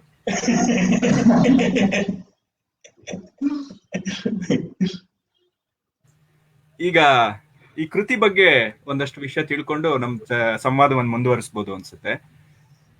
ಗಣೇಶ್ ಅವ್ರಿಗೆ ಕೇಳ್ತಾ ಇದ್ದೀನಿ ಸರ್, ಇದು ಮಹಾಭಾರತ ಬೆಳೆದ ಬಗೆ. ಅದು ಈ ಕೃತಿ ಏನನ್ನ ಹೇಳಕ್ ಹೊರಟಿದೆ? ತುಂಬಾ ಜನಕ್ಕೆ ಏನು ಮಹಾಭಾರತ ಬೆಳೆಯೋದು ಅಂದ್ರೆ ಏನು, ಯಾಕೆ ಬೆಳೀತು, ಈ ತರದ್ದೆಲ್ಲ ಪ್ರಶ್ನೆಗಳು ಬರುತ್ತೆ. ಮುಖ್ಯವಾಗಿ ರಾಮಸ್ವಾಮಿ ಅವರ ಈ ಕೃತಿ ಏನನ್ನು ಹೇಳೋದಕ್ಕೆ ಹೊರಟಿದೆ ಅಂತ ನೀವು ಒಂದು ಸಣ್ಣ ಪರಿಚಯ ಮಾಡ್ಕೊಡ್ಬಹುದಾ ಅಂತ. ಖಂಡಿತವಾಗಿ. ಒಂದು ಏನಂದ್ರೆ, ನಾವು ಅಧ್ಯಾತ್ಮವನ್ನ, ಮತ ತತ್ವ ಇತ್ಯಾದಿಗಳಲ್ಲಿ ನಂಬಿಕೆಯನ್ನ ಇವೆಲ್ಲ ಇಟ್ಕೊಳ್ಳೋದು ಒಂದು. ಅದರ ಜೊತೆಗೆ ತರ್ಕಶುದ್ಧವಾಗಿ ವಿಚಾರ ಮಾಡಬೇಕು ಅಂತ, ಅಧ್ಯಾತ್ಮದಲ್ಲೂ ತರ್ಕಶುದ್ಧವಾಗಿ ವಿಚಾರ ಮಾಡಬೇಕು ಅಂತ ಇದೆ. ಮಹಾಭಾರತದಂತ ಗ್ರಂಥ ನಮಗೆ ಇವತ್ತು ಸಿಗುವುದು ಅನೇಕ ಪಾಠಗಳಲ್ಲಿ ಸಿಗ್ತಾ ಇತ್ತು. ದಕ್ಷಿಣ ಭಾರತದಲ್ಲಿ ಹಲವು ಪಾಠಗಳಲ್ಲಿದ್ವು, ಉತ್ತರ ಭಾರತದಲ್ಲಿ ಹಲವು ಪಾಠಗಳಲ್ಲಿದ್ವು. ಪಾಠ ಅಂದ್ರೆ ಒಬ್ಬೊಬ್ಬರು ಒಂದೊಂದು ಕಾಲದಲ್ಲಿ ಒಂದೊಂದು ರೀತಿಯಾಗಿ ಆ ಗ್ರಂಥದ ಪ್ರತಿ ಮಾಡ್ಕೊಂಡಿರ್ತಾರೆ. ಕೆಲವೊಮ್ಮೆ ಕೆಲವು ಅಂಶಗಳನ್ನ ಸೇರಿಸ್ತಾರೆ, ಕೆಲವನ್ನ ಬೇರ್ಪಡಿಸ್ತಾರೆ, ಈ ತರ. ಯಾಕೆಂದ್ರೆ ನಮಗೆ ಎಷ್ಟೋ ಬಾರಿ ಗೊತ್ತಾಗದೇ ಇದ್ದಾಗ ನಾವು ನಮ್ಗೆ ತೋಚದಂಗೆ ಅರ್ಥ ಮಾಡ್ಕೋತೀವಿ. ನಮಗ್ ತೋಚದಂಗೆ ಅರ್ಥ ಮಾಡ್ಕೊಂಡಿದ್ದಂತೆಯೇ ಮೂಲವನ್ನು ತಿದ್ದುಕೊಳ್ತೀವಿ. ಅದು ಒಳ್ಳೆ ಮನಸ್ಸಿನಿಂದಲೇ ಮಾಡಿರಬಹುದು, ಅಥವಾ ಇನ್ನೇನೋ ಆ ಕಾಲಕ್ಕೆ ಸ್ವಲ್ಪ ವ್ಯತ್ಯಾಸ ಆಗುವಂಥದ್ದು. ಉದಾಹರಣೆಗೆ, ವ್ಯಾಸರು ಹುಟ್ಟಿದ್ದೆ ಸತ್ಯವತಿ ಮತ್ತೆ ಪರಾಶರ ಮಹರ್ಷಿಗಳ ಸಮಾಗಮದ ಫಲವಾಗಿ ಅಂತಂದ್ರೆ, ಅಯ್ಯೋ ಅವ್ರ ಸಮಾಗಮ ಅನ್ನೋದು ಒಂದು ಮದುವೆ ಆಗ್ಬೇಕು ಅಂದ್ರೆ ಸಪ್ತಪದಿ ಆಗ್ಬೇಕು, ಮಾಂಗಲ್ಯ ಧಾರಣೆ ಆಗ್ಬೇಕು, ಬ್ರಾಹ್ಮಣ ಸಂತರ್ಪಣೆ ಆಗ್ಬೇಕು, ತಾಂಬೂಲ ದಕ್ಷಿಣೆಗಳಾಗ್ಬೇಕು, ಹೀಗೆಲ್ಲ ಅಂತ ಒಂದು ಕಾಲದ ಶ್ರದ್ಧೆ ಇದ್ದಾಗ ಆ ಬಗ್ಗೆ ವಿವರಗಳು ಇದ್ವಲ್ಲ, ಅದೆಲ್ಲ ಸೇರಿಸೋಣ ಅಂತ ಆಗಿರುತ್ತದೆ. ಮತ್ತೆ ಇನ್ಯಾವುದೋ ಒಂದು ವಿವರಗಳು ನಮಗೆ ಸೇರಿಸಬೇಕು ಅನ್ಸುತ್ತೆ. ಊರ್ವಶಿ ಬರ್ತಾಳೆ, ತುಂಬಾ ಸುಂದರವಾಗಿದ್ದಾಳೆ, ಅವಳ ಬಗ್ಗೆ ಒಂದು ಸೌಂದರ್ಯದ 4 ಪದ್ಯ ಹಾಕೋಣ ಅಂತ ಅನ್ಸುತ್ತೆ. ಯುದ್ಧದಲ್ಲಿ ಯಾರೋ ಯಾರನ್ನ ಬಡಿತಾರೆ ಅಂದ್ರೆ ಇನ್ನೂ 4 ಪದ್ಯಗಳಲ್ಲಿ ಬಲ್ ಜೋರಾಗಿ ಜರ್ಬಾಗಿ ಮಾಡೋಣ. ಅಥವಾ ಯಾವುದೋ ಒಂದು ತತ್ವೋಪದೇಶ ಬಂದ್ರೆ ಅವ್ರು ಸ್ಪಷ್ಟ ಮಾಡಿಲ್ಲ ಅಂತ ಅಂದ್ಕೊಂಡು ಇನ್ನೂ ಒಂದು 4 ಮಾಡೋಣ. ಈ ತರ ಎಲ್ಲ ಮಾಡಿ ಸ್ವಲ್ಪ ಬೆಳೆದಿದೆ. ಮತ್ತೆ ನಮಗ್ ಸ್ವಲ್ಪ ಕೆಲವೊಮ್ಮೆ ಇಷ್ಟ ಇಲ್ಲದೆ ಇದ್ದದನ್ನ ನಾವು ಅದನ್ನ ಉಪೇಕ್ಷೆ ಮಾಡಿರ್ತೀವಿ. ಹೀಗಾಗಿ ಒಂದು ಪಾಠ ಅಂತ ಇಲ್ಲ. ನಾವು ಗಮನಿಸ್ಕೊಂಡಿದ್ದೀವಲ್ಲ, ಸಂಧ್ಯಾ ವಂದನೆಗೆ 1000 ಪಾಠ ಅಂತ ಕನ್ನಡದಲ್ಲಿ ಗಾದೆ ಇದೆ. ಯಾವುದು ಹೆಚ್ಚು ಜನಪ್ರಿಯವಾಗಿರುತ್ತೋ ಅದಕ್ಕೆ ಬೇರೆ ಬೇರೆ ರೂಪಗಳು ಬರುತ್ತೆ. ಒಂದು ದೋಸೆ ಒಂದು ತಿಂಡಿಯಾಗಿ ಎಷ್ಟು ಜನಪ್ರಿಯ ಆಗಿದ್ರಿಂದ 100 ವೆರೈಟೀಸ್ ಅನ್ನು ನಾವು ನೋಡ್ತೀವಿ. ಹೆಚ್ಚು ಕಡಿಮೆ ಅದೇ ರೀತಿಯೇ ತುಂಬಾ ಜನಪ್ರಿಯವಾಗಿರುವಂತಹ ಗ್ರಂಥಗಳಿಗೇನೆ ಬೇರೆ ಬೇರೆ ಆಕಾರ ಇರುತ್ತೆ. ಅದೇ ರೀತಿ ತ್ಯಾಗರಾಜರಂತಹ ತುಂಬಾ ಜನಪ್ರಿಯವಾದ ಕೃತಿಗಳಿಗೆ ಬೇರೆ ಬೇರೆ ಸಂಗೀತ ಪಾಠಗಳಿರುತ್ತೆ, ಪಾಠಾಂತರಗಳು ಬೇರೆ ಬೇರೆ ಇವೆ ಅಂತ. ಇವೆಲ್ಲ ಸಹಜ ಲೋಕದಲ್ಲಿ, ತಪ್ಪಲ್ಲ. ಆದರೆ ಅವನ್ನ ಉಂಡಿಯಾಗಿ ಹಾಗೆ ಒಪ್ಪಿಕೊಂಡು ಇದಿಷ್ಟೂ ಕೂಡ ಒಂದೇ ಕಾಲದಲ್ಲಿ ಒಂದೇ ಸ್ಫೋಟವಾಗಿ ಬಂದ್ಬಿಡ್ತು ಅಂತ ಅಂದುಕೊಳ್ಳುತ್ತೆ. ಕಾರಣ ಏನಂದ್ರೆ, ಬೇರೆ ಬೇರೆ ಕಾಲದ ಹಸ್ತಪ್ರತಿಗಳನ್ನು ನೋಡಿದ್ರೆ ಗೊತ್ತಾಗುತ್ತದೆ. ಈ ಕೆಲಸವನ್ನ ಒಂದು ದೊಡ್ಡ ಸಂಸ್ಥೆ ಸುಮಾರು 50 ವರ್ಷಗಳ ಕಾಲದ ತಪಸ್ಸಿನಿಂದ ಅಂತಾರಾಷ್ಟ್ರೀಯ ಮಟ್ಟದ ಪೌರಸ್ತ್ಯ ಪಾಶ್ಚಾತ್ಯ ಜಗತ್ತಿನ ವಿದ್ವಾಂಸರೆಲ್ಲರೂ ಸೇರ್ಬಿಟ್ಟು, ವಿಂಟರ್ ನೆಟ್ಸ್ ಅವ್ರು ಇರ್ಬೋದು, ಸುಕ್ತನ್ಕರ್ ಅವ್ರು ಇರ್ಬೋದು, ಮುಟಗೀಕರ್ ಇರ್ಬೋದು, SK Day ಅವ್ರು ಇರ್ಬೋದು, ಈ ತರ ಅನೇಕರು ಸೇರಿ ಮಾಡಿದ್ದು ಅನೇಕ ಹಸ್ತಪ್ರತಿಗಳು, ಸಣ್ಣ ಪುಟ್ಟ ಚಿಕ್ಕ ದೊಡ್ಡ ಅಂತ ಸುಮಾರು 700ಕ್ಕೂ ಹೆಚ್ಚು ಹಸ್ತಪ್ರತಿಗಳನ್ನ ಅವ್ರು ಇಟ್ಟುಕೊಂಡು ಆಧಾರವಾಗಿ ಮಾಡಿದ್ರು ಅಂತ ಗೊತ್ತಾಗುತ್ತದೆ. ಅಂದ್ರೆ ಇದಿಷ್ಟೇ. ನಾವು ನಮ್ಮ ಮೂಲವನ್ನು ಹುಡುಕಿಕೊಂಡು ಹೋಗುವಾಗ ಅದರ ಶುದ್ಧ ರೂಪ ಹೇಗೆ ಅಂತ ಗೊತ್ತಾಗುತ್ತದೆ. ಒಂದು ಸರಳವಾಗಿ ಹೇಳಬೇಕು ಅಂತಂದ್ರೆ, ಒಂದು ಮಹಾ ನದಿ ಗಂಗೆ, ಅದು ಮೂಲದಲ್ಲಿ ಗಂಗೋತ್ತರಿಯಲ್ಲಿ, ಈಗಲೂ ಇನ್ನು ಹಿಂದಕ್ಕೆ ಹೋಗ್ಬಿಟ್ಟಿದ್ದಲ್ವೇ ಗೋಮುಖದಲ್ಲಿದೆ. ಆ ಗೋಮುಖದಲ್ಲಿ ಆ ಗಂಗಾ ಗ್ಲೇಷಿಯರ್ ಅಂತ ಏನಿದೆ, ಗಂಗೋತ್ತರಿ ಗ್ಲೇಷಿಯರ್, ಅಲ್ಲಿವರೆಗೂ ಪ್ರಯಾಣ ಮಾಡಿದ್ರೆ ಅದು ಹೇಗೆ ತೋರುತ್ತದೆ, ಯಾವ್ಯಾವ ಕಾಲದಲ್ಲಿ ಯಾವ್ಯಾವ ಉಪನದಿಗಳು, ಅದು ಧೌಲಿ ಗಂಗಾ ಇರ್ಬೋದು, ಅಲಕನಂದ ಇರ್ಬೋದು, ಮಂದಾಕಿನಿ ಇರ್ಬೋದು, ಭಾಗೀರಥಿ ಇರಬಹುದು, ಇವೆಲ್ಲ ಸೇರಿಕೊಂಡು ಆಮೇಲೆ ಯಮುನಾ, ಈ ತರ ದೊಡ್ಡ ದೊಡ್ಡ ನದಿಗಳು ಸೇರಿಕೊಂಡು ಮಹಾ ನದಿ ಆಗುತ್ತಲ್ಲ, ಅದರದೆಲ್ಲ ಒಂದು ಭೌಗೋಳಿಕವಾದ ಪಾತ್ ಟ್ರೆಕ್ಕಿಂಗ್ ಮಾಡದಂತೆ ಇದನ್ನು ಮಾಡುವಂತದ್ದು ಕೆಲಸ. ಇದು ಆ ಒಂದು ದೊಡ್ಡ ಸಂಸ್ಥೆ ಮಾಡಿದ್ದನ್ನ ನಮ್ಮ ರಾಮಸ್ವಾಮಿಯವರು ಏನ್ ಮಾಡಿದ್ರು, ಇದು ಅವರ ಮೊದಲ ಪುಸ್ತಕ. ಬಹಳ ಸ್ವಾರಸ್ಯಕಾರಿಯಾಗಿದೆ. ಸುಮಾರು 50 ವರ್ಷಗಳ ಕೆಳಗೆ ಅವರು ಬರೆದದ್ದು, ಪ್ರಕಟವಾದದ್ದು. 50 ವರ್ಷಗಳ ಅವರ ಸಾರಸ್ವತ ಸಂಪತ್ತಿ ಆರಂಭವಾಗಿದೆ. ಇದು ಒಂದು ರೀತಿ ಗಂಗೋತ್ತರಿ ಅವರ ಬರವಣಿಗೆಗಳಿಗೆ ಅಂತ ಅನ್ಬೋದು. ಹೀಗೆ ಈ ರೀತಿ ವಿಸ್ತರಿಸಿಕೊಂಡಿದ್ದನ್ನ ನೋಡಿಕೊಂಡ್ರೆ ನಮಗೆ ನಮ್ಮ ಜನಮಾನಸದ ರುಚಿಗಳು ಹೇಗೆ ಬದಲಾವಣೆ ಆಯಿತು, ಪದಗಳು ಹೇಗೆ ಬದಲಾವಣೆ ಆಯಿತು, ವಾಕ್ಯ ಕ್ರಮ ಹೇಗೆ ಮಾರ್ಪಾಟಾಯಿತು, ಇವೆಲ್ಲ ಗೊತ್ತಾಗ್ತಾ ಬರ್ತದೆ.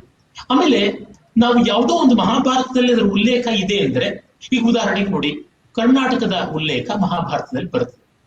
ಅದು ಯಾವಾಗ ಬಂದಿದೆ? ಮಹಾಭಾರತ ಯುದ್ಧ ಕಾಲದಲ್ಲಿ ಕೌರವರ ಪಕ್ಷದಲ್ಲಿದ್ದು ಯುದ್ಧ ಮಾಡಿದ್ರು.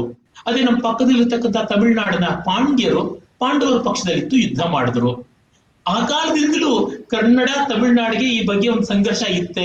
ಇದನ್ನೆಲ್ಲ ಆಲೋಚನೆ ಮಾಡೋದಕ್ಕೆ ಯಾವಾಗ ಅದು ಉಲ್ಲೇಖ ಬಂತು, ಯಾವಾಗ ಇದು ಸೇರ್ಕೊಳ್ತು ಅಂದ್ರೆ, ಮಹಾಭಾರತದ ಯುದ್ಧ ನಡೆದಿದ್ದ 5,000 ವರ್ಷಗಳ ಹಿಂದೆ ಅಂತಾರೆ, ಆಗಾಯ್ತಾ? ಅಥವಾ ಮಧ್ಯದಲ್ಲಿ ಯಾವುದೋ ಒಂದು ಹಸ್ತಪ್ರತಿನಲ್ಲಿ ಕಂಡುಕೊಳ್ತಾ? ಅಂದ್ರೆ ಕರ್ನಾಟಕ ಯಾವಾಗ ನಿರ್ಮಾಣವಾಯಿತು ಕರ್ನಾಟಕ ಅಂತ? ಪಾಂಡ್ಯ ದೇಶ. ಅದೇ ತರ ಒಂದು ಗಿಡ, ಆ ಗಿಡ ನಮ್ಮ ದೇಶಕ್ಕೆ ಯಾವಾಗ ಬಂತು? ಮಹಾಭಾರತದಲ್ಲಿ ಅದ್ರ ಉಲ್ಲೇಖ ಇದೆ ಅಂತ ತಕ್ಷಣ 5,000 ವರ್ಷ ಪ್ರಾಚೀನವಾಯ್ತಾ? 2,000 ವರ್ಷ ಆಯ್ತಾ? ಏನು? ಹೀಗೆ ಈ ರೀತಿಯಾಗಿ ನೋಡೋದಕ್ಕೆ ಸಾಂಸ್ಕೃತಿಕವಾದ ಅಧ್ಯಯನ ಅಂತಾರಲ್ಲ, ಇಂಥ ಎಷ್ಟಕ್ಕೂ ಬೇಕಾಗಿರೋ ಸಾಮಗ್ರಿಗೆ ಒಂದು ಕ್ರಿಟಿಕಲ್ ಎಡಿಷನ್, ಪರಿಷ್ಕೃತ ಆವೃತ್ತಿ ಬೇಕಾಯಿತು. ಅದರದ್ದು ಕೆಲಸ ಹೇಗೆ ನಡೆಯಿತು ಅಂತ ಇದು ತುಂಬಾ ರೋಚಕವಾಗಿದೆ. ನಾನು ಬಲ್ಲಂತೆ ಯಾವುದೇ ಭಾಷೆಗಳಲ್ಲಿ, ದೇಶ ಭಾಷೆಗಳಲ್ಲಿ ಇಂಥ ಪ್ರಯತ್ನ ನಡೆದಿಲ್ಲ. ಮಹಾಭಾರತವನ್ನು ಅನುವಾದ ಮಾಡಿದ್ದಾರೆ, ಮಹಾಭಾರತದ ಕುರಿತು ಬೇಕಾದಷ್ಟು ಬರವಣಿಗೆ ಬಂದಿದೆ. ಆದರೆ ಇವತ್ತು ಮಹಾಭಾರತ ಬೆಳೆದ ಬಗೆ ಅಂತ ಪುಸ್ತಕ ಇದೆಯಲ್ಲ, ಇಂಥ ಒಂದು ಸಂಗ್ರಾಹ್ಯವಾದ, ಸಂಕ್ಷಿಪ್ತ ಮನೋಹರವಾದ ಪುಸ್ತಕ ಬಂದಿಲ್ಲ. ಅದು ಬಹಳ ಅಮೂಲ್ಯ ಅನ್ಸುತ್ತೆ. ಕಾರಣ, ಒಂದು ದೊಡ್ಡ ವಿದ್ವತ್ತಾ ಕಾರ್ಯ ಯಾವ ತರಹ ನಡೆಯಿತು. ಇಲ್ಲಿ ನಮಗೆ ಮಹಾಭಾರತದ ಹಸ್ತಪ್ರತಿಗಳು ಇಡೀ ದೇಶದಲ್ಲಿ ಉತ್ತರ ಭಾರತ, ದಕ್ಷಿಣ ಭಾರತ 2 ಬೇರೆ, ಮತ್ತೆ ಪೂರ್ವ ಭಾರತ ಒಂದು ಬೇರೆ, ಪಶ್ಚಿಮ ಭಾರತ ಇಲ್ಲ. ಯಾಕೆ? ಪಶ್ಚಿಮ ಭಾರತದ ಎಕ್ಸ್ಟೆನ್ಷನ್ ಕಡಿಮೆ. ಪೂರ್ವ ಭಾರತ ಅಂದ್ರೆ ಬಂಗಾಳ, ಅಸ್ಸಾಂವರೆಗೂ ವಿಸ್ತರಿಸಿಕೊಂಡಿದೆ. ಹೀಗಾಗಿ 3. ಅದರದ್ದೇ ಹಿಮಾಲಯದ ಆಚೆ ನೇಪಾಳದ ಒಂದು ಪಾಠ, ಮತ್ತೆ ದಕ್ಷಿಣ ಭಾರತದಲ್ಲಿ ತಮಿಳುನಾಡಿನ ಒಂದು ಪಾಠ, ಮತ್ತೆ ಕೇರಳದ ಒಂದು ಪಾಠ, ಆಂಧ್ರ ಭಾಷೆಯ ಒಂದು ಪಾಠ. ಈ ತರ ಒಂದೊಂದು ಪ್ರಾಂತಗಳಲ್ಲಿ ಒಂದೊಂದು ತರ ಇದ್ದದ್ದು. ಇವನ್ನೆಲ್ಲ ಸಂಗ್ರಹಿಸಿಕೊಂಡು ಅವರು ಮಾಡಿದ ಕೆಲಸವನ್ನ ನಮ್ಮ ಜನಕ್ಕೆ ಪರಿಚಯ ಮಾಡಿಕೊಡೋದು ಅಂದ್ರೆ ತುಂಬಾ ಕಷ್ಟವಾಗಿರುವಂತದ್ದಲ್ಲ. ಈ ಪುಸ್ತಕ ಅರ್ಥ ಆಗೋದಿಕ್ಕೆ ಕಷ್ಟವಲ್ಲ, ಸರಳವಾಗಿದೆ, ಆದರೆ ಸಡಿಲವಾಗಿಲ್ಲ. ಒಂದು ದೊಡ್ಡ ವಿದ್ವತ್ ಕಾರ್ಯ ನಡೆದಾಗ ಅದನ್ನ ಅದಾಗಿ ತಿಳ್ಕೊಳ್ಳೋದು ಕಷ್ಟವಾದರೂ ಅದರ ಬಗ್ಗೆ ಸಂಕ್ಷಿಪ್ತವಾಗಿ ಜನಕ್ಕೆ ತಿಳಿಸುವ ಕೆಲಸ, ಸಾರವತ್ತಾಗಿ ತಿಳಿಸುವ ಕೆಲಸ ನಿಜವಾದ ಪತ್ರಕರ್ತ ಮಾಡಬೇಕು. ನಮ್ಮ ರಾಮಸ್ವಾಮಿಗಳು ಅಂಥ ಒಳ್ಳೆ ಪತ್ರಕರ್ತರು. ಅವರು ಏನ್ ಮಾಡಿದ್ರು, ಎಲ್ಲಿಯೂ ನಡೆದಂತ ಒಂದು ದೊಡ್ಡ ವಿದ್ವತ್ತಾ ಕಾರ್ಯ, ಉದಾಹರಣೆಗೆ ಎನ್ಸೈಕ್ಲೋಪೀಡಿಯಾ ಬ್ರಿಟಾನಿಕಾ ನಿರ್ಮಾಣವಾಯಿತು, ಅಥವಾ ಆಕ್ಸ್ಫರ್ಡ್ ಡಿಕ್ಷನರಿ ನಿರ್ಮಾಣವಾಯಿತು, ಅಥವಾ ನಮ್ಮದೇ ಕನ್ನಡ ಸಾಹಿತ್ಯ ಪರಿಷತ್ತಿಂದ 8 ಸಂಪುಟಗಳಲ್ಲಿ ನಿಘಂಟು ಪ್ರಕಟವಾಯಿತು ಅಂದ್ರೆ ಆ ನಿಘಂಟುವಿನ ಕಥೆ ಹೇಗೆ ಬೆಳೆಯಿತು ಅಂತ ಹೇಳ್ತಕ್ಕಂಥದ್ದು. ಮೊದಲಿಗೆ ತೀರು ಶ್ರೀಕಂಠಯ್ಯನವರಿಂದ ವೆಂಕಟಸುಬ್ಬಯ್ಯನವರವರೆಗೂ ಬೇರೆ ಬೇರೆ ಸಂಪಾದಕರು ಯಾವ ತರ ಕೆಲಸ ಮಾಡಿದ್ರು, ಒಂದು ನಿಘಂಟು ರಚನೆ ಹೇಗಾಗುತ್ತೆ, ಇದನ್ನೆಲ್ಲ ನಮ್ಮ ಜನತೆಗೆ ತಿಳಿಸಬೇಕು. ಆ ತಿಳಿಸುವ ಕೆಲಸ ಮಾಡಿದ್ರು. ಹೀಗೆ ಹಲವು ಅಧ್ಯಾಯಗಳಲ್ಲಿ ಪಾಠದ ಸಮಸ್ಯೆ, ಪಾಠಾಂತರಗಳ ಕಷ್ಟ, ಪರಿಷ್ಕೃತ ಆವೃತ್ತಿಗೆ ನಾವು ಮುಂದಾಗಬೇಕಾದ್ರೆ ಯಾವ್ಯಾವ ಅಂಶಗಳನ್ನು ಗಮನಿಸಿಕೊಳ್ಬೇಕು, ಅದಕ್ಕಾಗಿ ವೈಜ್ಞಾನಿಕವಾದ ಒಂದು ಪದ್ಧತಿ ಏನು, ಹಾಗೆ ಮಾಡಿದ ಮೇಲೆ ಈ ಆವೃತ್ತಿ ಎಷ್ಟರ ಮಟ್ಟಿಗೆ ನೆಚ್ಚಬಹುದು, ಎಷ್ಟರ ಮಟ್ಟಿಗೆ ಸಂದೇಹಗಳು ಒಯ್ಯುತ್ತವೆ, ಇವನ್ನೆಲ್ಲ ನಿರ್ಮೋಹವಾಗಿ ಪ್ರಾಮಾಣಿಕವಾಗಿ ತಿಳಿಸುವ ಪ್ರಯತ್ನ. ಮತ್ತೆ ಇದನ್ನು ಮಾಡಿಕೊಟ್ಟಂತ ಮಹನೀಯರು ಯಾರು, ಅವರ ಒಂದು ವ್ಯಕ್ತಿ ಚಿತ್ರ, ಮತ್ತೆ ಅವರ ಪರಿಶ್ರಮಕ್ಕೆ ನಾವು ಕೊಡೋ ಬೆಲೆ ಏನು, ಅವ್ರ ಬಗ್ಗೆ ಒಂದು ಸ್ವಲ್ಪ ತಿಳ್ಕೊಳ್ಳೋದು, ಅವ್ರ ಸ್ಮರಣೆ ಮಾಡೋದು, ಈ ತರ ಅಂಶಗಳನ್ನೆಲ್ಲ ಈ ಪುಸ್ತಕ ಅಚ್ಚುಕಟ್ಟಾಗಿ ಕೊಟ್ಟಿದೆ. ಮತ್ತೆ ಒಂದೊಂದು ಮಾತಿಗೂ ಕೂಡ ಪ್ರಾಮಾಣಿಕತೆಗೋಸ್ಕರ ಒಳ್ಳೆ ಸಂಕ್ಷಿಪ್ತವಾದರೂ ಅಧಿಕೃತವಾದ ಟಿಪ್ಪಣಿಗಳನ್ನು ಕೊಟ್ಟಿದೆ. ಒಂದೊಂದು ಅಧ್ಯಾಯದಲ್ಲೂ ಹಲವು ಸಬ್ ಹೆಡಿಂಗ್ಸ್ ಅಂತೀವಲ್ಲ, ಉಪಶೀರ್ಷಿಕೆಗಳನ್ನು ಕೊಟ್ಟು ಒಂದೊಂದು ವಿವರಗಳನ್ನು ಕೂಡ ನಮ್ಮ ಮುಂದೆ ಇಡುವಂತ ಪ್ರಯತ್ನ ಮಾಡಿದೆ. ಇಲ್ಲಿರ್ತಕ್ಕಂಥದ್ದು ಒಟ್ಟು 7 ಅಧ್ಯಾಯಗಳು, ಆಮೇಲೆ ಒಂದು ಅನುಬಂಧಗಳು ಇವೆ. ಇವೆಲ್ಲ ಸೇರಿ ಒಂದು 10 ಪ್ರಕರಣಗಳು, ಅಲ್ಲಿ ಬೇರೆ ಬೇರೆ ಉಪ ಪ್ರಕರಣಗಳು, ಹೀಗೆ ಇಷ್ಟು ಚೆನ್ನಾಗಿ ಮಾಡಿಕೊಟ್ಟಿರೋದು. ಅಂದ್ರೆ ಮಹಾಭಾರತವನ್ನ ಕುರಿತು ಈಗ ನಮ್ಮ ಸಾಮಾನ್ಯ ಜನಕ್ಕೆ AR ಕೃಷ್ಣಶಾಸ್ತ್ರಿಗಳ ವಚನ ಭಾರತವನ್ನು ಓದ್ಕೊಂಡಿದ್ರೆ ಈ ಪುಸ್ತಕ ಒಳ್ಳೆ ಜೊತೆಗಾರ, ಬೆಸ್ಟ್ ಕಂಪ್ಯಾನಿಯನ್ ಅಂತ ಹೇಳಬಹುದು. ಹಾಗೆ ಒಂದೆರಡು ಸೇರಿಸಬಹುದು ಅಂದ್ರೆ, ಒಂದೆರಡು ಪಾಯಿಂಟ್ ಹೇಳ್ಬೋದು ಅಂದ್ರೆ, ರಾಮಸ್ವಾಮಿಗಳ ಈ ಕೃತಿಗೆ ಮೂಲಭೂತವಾಗಿ VS ಸುಕ್ತಂಕರ್ ಅವರು ಬರೆದಿರುವಂತಹ ಪ್ರಲೋಗಮೆನ ಅಂತ ಆದಿಪರ್ವದ ಮೊದಲನೇ ಭಾಗಕ್ಕೆ ಅವರು ಪ್ರಲೋಗಮೆನ ಅಂತ ಪೀಠಿಕಾ ರೂಪದಲ್ಲಿ ಬರೆದಿದ್ದಾರೆ. ಅದನ್ನ ಆಧಾರವಾಗಿ ಇಟ್ಕೊಂಡಿದ್ದಾರೆ. ಮತ್ತೆ VS ಸುಕ್ತಂಕರ್ ಅವರು ಮಾಡಿದಂತಹ 4 ಉಪನ್ಯಾಸಗಳು, ಅವರು ಅವರು 5ನೇ ಉಪನ್ಯಾಸ ಮಾಡ್ಬೇಕಿತ್ತು, 4ನೇ ಉಪನ್ಯಾಸ ಮಾಡ್ಬೇಕಾಗಿದ್ದಂತಹ ದಿನವೇ ಅವರು ತೀರ್ಕೊಂಡ್ರು. ಆದ್ರೆ ಅವರು ಉಪನ್ಯಾಸ ಮಾಡಿದಂತಹ ಆ ಹಸ್ತ ಪ್ರತಿಗಳಿದ್ರು ಇತ್ತು, ಅಂದ್ರೆ ಲೆಕ್ಚರ್ ನೋಟ್ಸ್ ತರ ಇತ್ತು. ಆ 4 ಲೆಕ್ಚರ್ದು ಸೇರಿ on the meaning of Mahabharata ಅಂತ ಅದು ಪಬ್ಲಿಷ್ ಆಗಿತ್ತು. ಅದು 1970ರಲ್ಲಿ, ಸಾಮಾನ್ಯ 1965ರಲ್ಲಿ ಅದು ಪಬ್ಲಿಷ್ ಆಗಿತ್ತು ಅಂತ ಕಾಣುತ್ತೆ. ಅವೆರಡನ್ನು ಆಧಾರವಾಗಿಟ್ಕೊಂಡು ಇವರು ಇದನ್ನ ಡೆವಲಪ್ ಮಾಡಿರೋದು. ಅವ್ರದೇ ಮೂಲಭೂತವಾದ ಸಂಶೋಧನೆ ಕೂಡ ತುಂಬಿದೆ ಈ ಪುಸ್ತಕದಲ್ಲಿ. ರಾಮಸ್ವಾಮಿಗಳು ಒಂದಿಷ್ಟು ಅವ್ರ ಚಿಂತನೆಗಳು, ಅವರ ತಾತ್ವಿಕವಾದ ದೃಷ್ಟಿ, ಮಹಾಭಾರತ ಅವರು ಅರ್ಥ ಮಾಡ್ಕೊಂಡಿರೋ ರೀತಿ, ಮತ್ತೆ ನಮ್ಮ ಪಾರಂಪರಿಕ ಸಾಂಪ್ರದಾಯಿಕ ಪ್ರಜ್ಞೆ ಯಾವ ರೀತಿ ಆದದ್ದು, ಅದಷ್ಟು ಅವ್ರದ್ದು ಒರಿಜಿನಲ್ ಮೆಟೀರಿಯಲ್ ಕೂಡ ಸಾಕಷ್ಟು ಇದೆ. ಆದ್ರೆ ಹೆಚ್ಚಿನ ಪಾಲು ಸುಕ್ತಂಕರ್ ಅವರ ಯಾವ್ಯಾವ್ದು ಸಂಶೋಧನಾ ಗ್ರಂಥಗಳಿವೆ, ಸಂಶೋಧನಾ ಲೇಖನಗಳಿವೆ, ಅದನ್ನ ಕನ್ನಡಿಗರಿಗೆ ಪರಿಚಯ ಮಾಡಿಸೋದಕ್ಕೆ ಇವರು ಮುಖ್ಯವಾಗಿ ಇದನ್ನ ತಂದಿತ್ತು. ಪ್ರಜಾವಾಣಿನಲ್ಲಿ ಅದು ಪ್ರಕಟವಾಗಿತ್ತು. ಅದು ಏಪ್ರಿಲ್ ಮತ್ತೆ ಮೇ ತಿಂಗಳು 1968ರಲ್ಲಿ ಅದು ಪ್ರಕಟವಾಗಿತ್ತು ಪ್ರಜಾವಾಣಿನಲ್ಲಿ. ಆಮೇಲೆ 1972ರಲ್ಲಿ ಅದು ಪುಸ್ತಕ ರೂಪದಲ್ಲಿ ಬಂತು ಮೊದಲನೇ ಬಾರಿ.